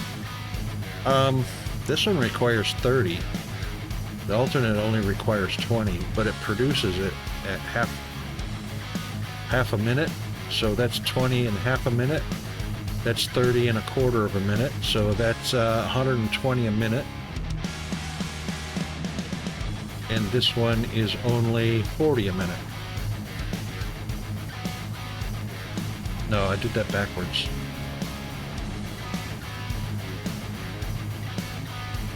That produces 0.25 a minute, so it takes 4 minutes for one of these, which is 4 minutes for 30, or it takes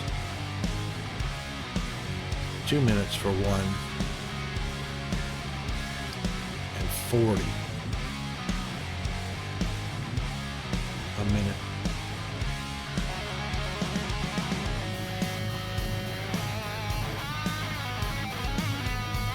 Oh, 40, yeah, 40 in 1 minute.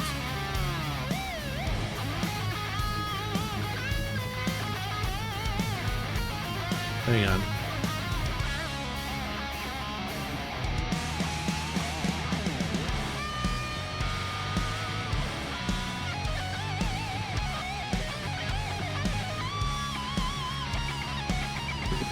Right, okay. So because it's one every half a minute, it's 1 minute makes 2, which is 40 of those a minute. This one is 1 in 4 minutes.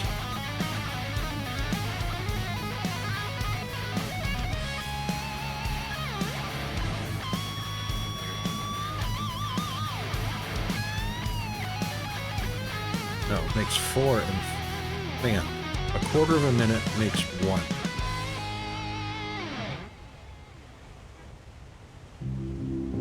So 4 in a minute. 4 of these in a minute.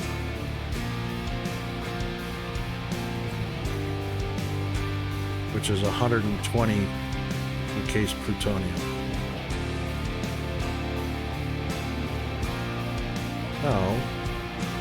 I'm completely backwards. 1/4 of these in a minute. So it takes 4 minutes to make 1.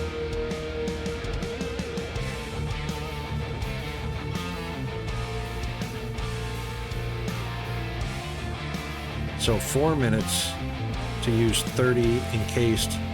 Because it takes 30 of these to make 1, it takes 30 in 4 minutes, which is 7.5. That's right, which is what you're talking about. 7.5 a minute. Yeah, so there it is right there.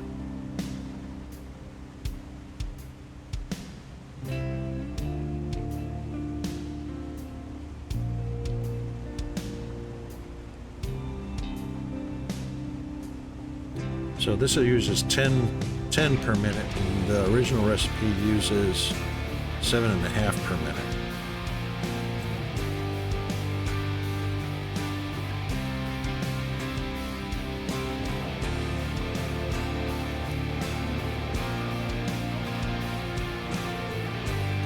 So you're saying the alternate recipe, the waste will stack up?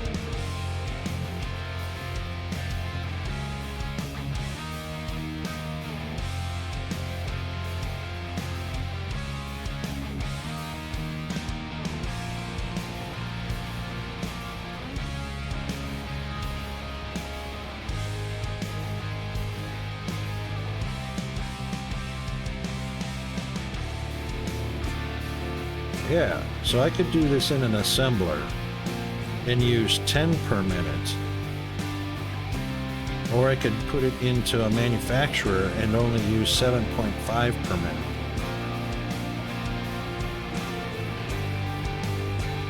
Right? So I want to use up the encased plutonium as fast as I can. Right, and then I can just sink the fuel rods. So my best bet is to use the alternate recipe in an assembler, which means I have to make pressure conversion cubes.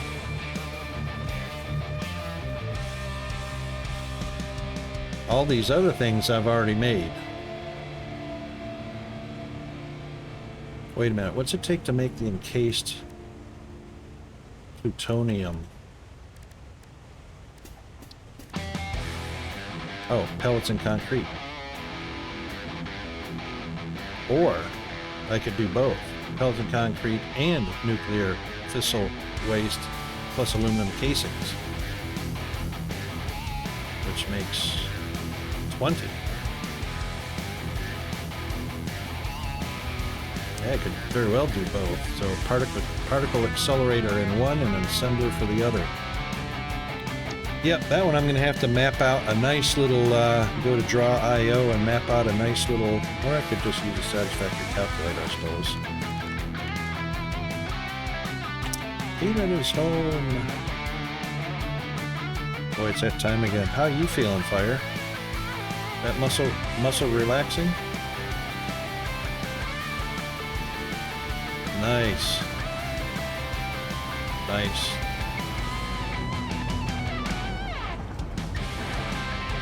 Yeah.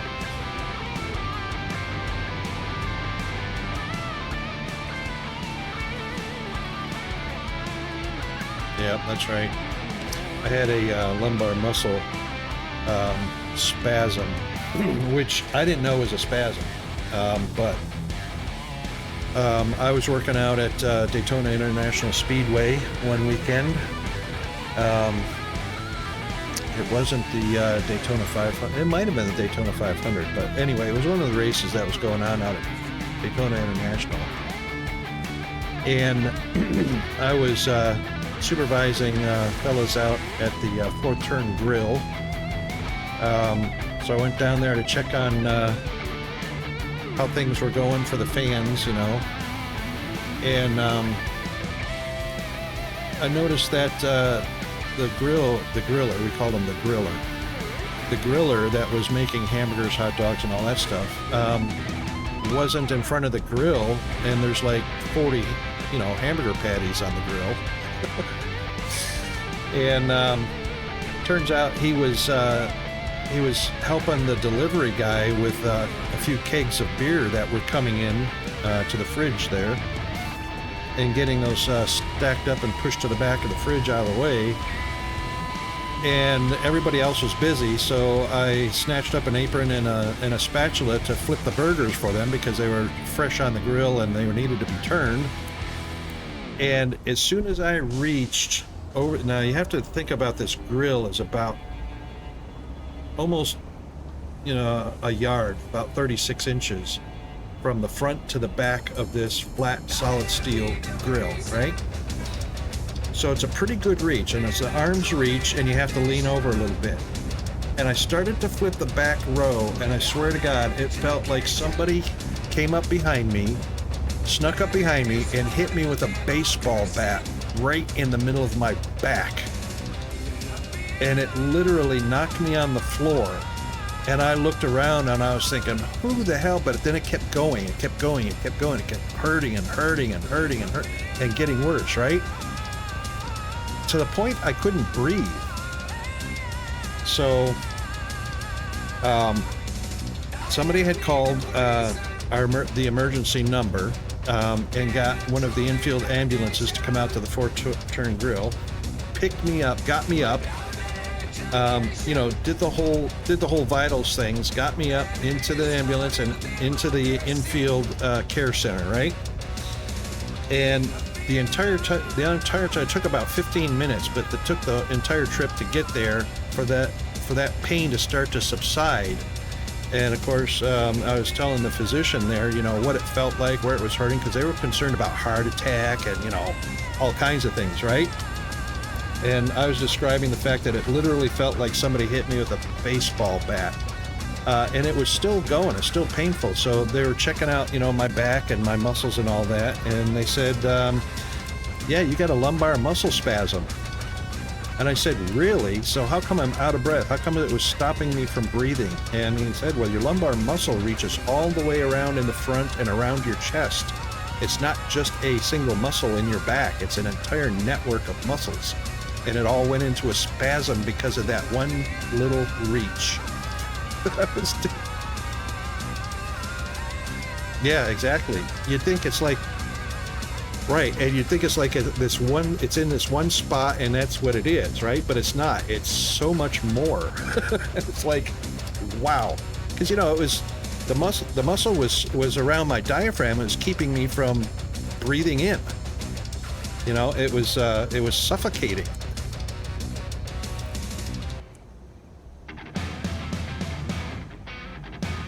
Yeah.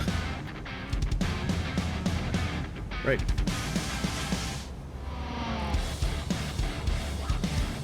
Yeah, exactly. Exactly, because the network of the muscle. And it sent the signal all the way through, and that entire muscle network just went into a spasm. Wow. Yeah, for days I couldn't believe it, because you think of a muscle spasm like a Charlie horse. You get a Charlie horse in your leg, right? And it hurts like that. But that comes on. You can feel it coming on because the muscle is tensing up. You can feel that spasm coming on. The one in my back was like a snap of a stick. It was just like, pow! It was right there. Yeah, but instant.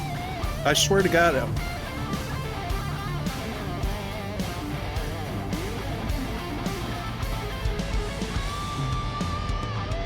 Yeah, that's right. I could not imagine if I was driving a car, because it literally threw me on the floor, you know? And if you're driving a car and you have that, you know, your foot probably slams on the accelerator, your arms jerk the steering wheel, and there's no controlling that. There's no way to control it. Yeah, could have been really bad.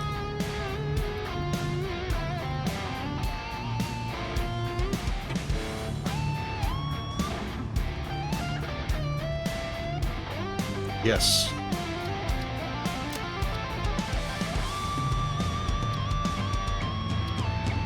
Absolutely. Absolutely. Get less limber. Yeah. And you know, being limber is everything. So the doctor was saying, you know, and it laid me up for 3 days. It laid me up for 3 days. And that's how bad it was. And that's on muscle relaxers. Yeah, so I went to Halifax Hospital and I was there for a day, and then they finally let me go home and with the muscle relaxers. But you know, I had to be in bed and keeping, you know, fairly motionless, but you know, just a little bit of movement for 2 more days. You know what? Well, if you know anything about Daytona Beach, oh hell yeah, there were pretty nurses. Could I do anything about it? Not a single damn thing. Which really sucked, because I seriously could have flirted with like 2 or 3 of the nurses, you know, and the nurses' aides, and oh my god. But it was so debilitating, you know. Literally the bed rest, that's about all you could do. I couldn't even get up and eat, you know. Somebody had to cook me meals, bring me meals in bed.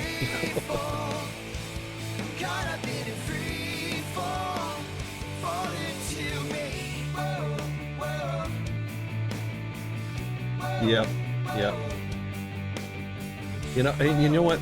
That happened to me when I was in it was my late 30s, so that was about 37 or 38 years old when that happened.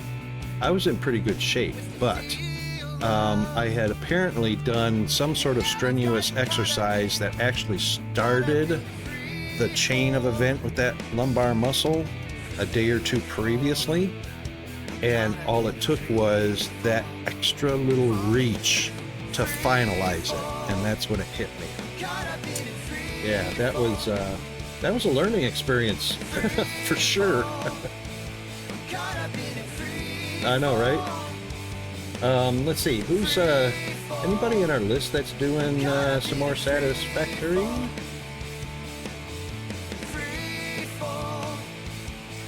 Oh, Dragonheart. Oh my gosh, she's got some great builds.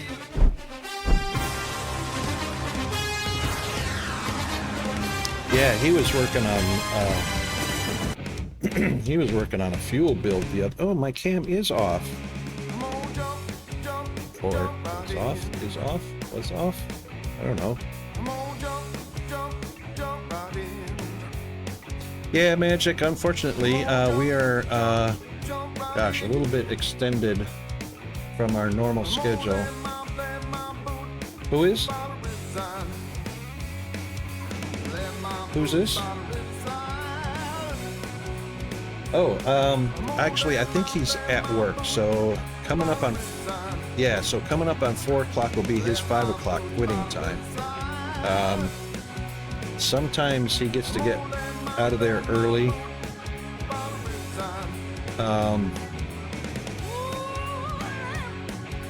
I think he's been pulled down real heavy, busy with work lately. Who's Midwest? Can we check out Midwest Glob? Let me see.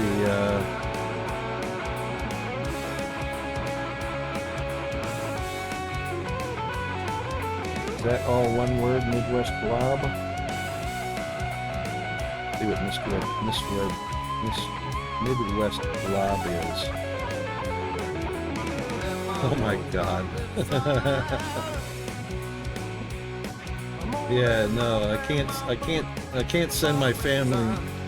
Yeah. I can't send my family friendly over to a pot producing stream. I know, right? But Dragon has some awesome builds that are just thoroughly impressive, so I reckon we'll go raid him. But thanks for the suggestion, Magic. Appreciate it.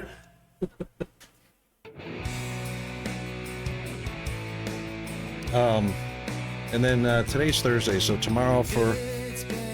Yes. Yeah, it's actually snack time for him right now. There's 3 minutes to lunch, 3 minutes to snack, 3 minutes to dinner. He's just standing there, menacingly. I know, right? Oh my goodness. Yeah, so if nobody has seen Dragonheart's builds, he is well worth it. So let's do the tools here, which we will have 2 sets with. The first one is for our non-subscribers. The second set is for our subscribers.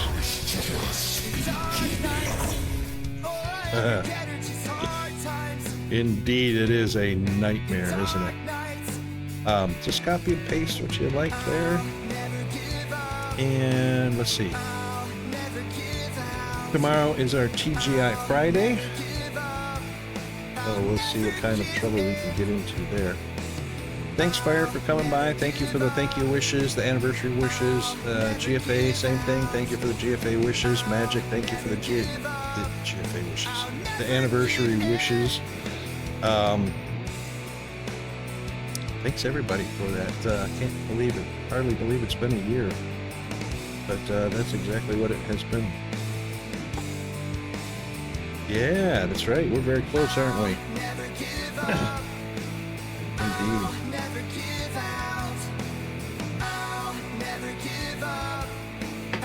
That's I remember that. Yeah. I didn't have anything planned for an affiliate party or anything like that, but you know.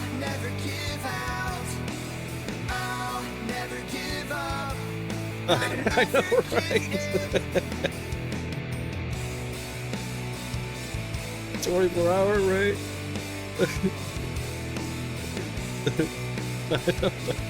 Yeah, no, I would never be able to do that. But anyway, all right, we're coming up on the end of the stream, and thanks, Fire, for popping in. I always enjoy having you, and I'll check your stream out tonight if everything is going well, or tomorrow. All right, let's go to our thank you stream, everybody. See you on the morrow.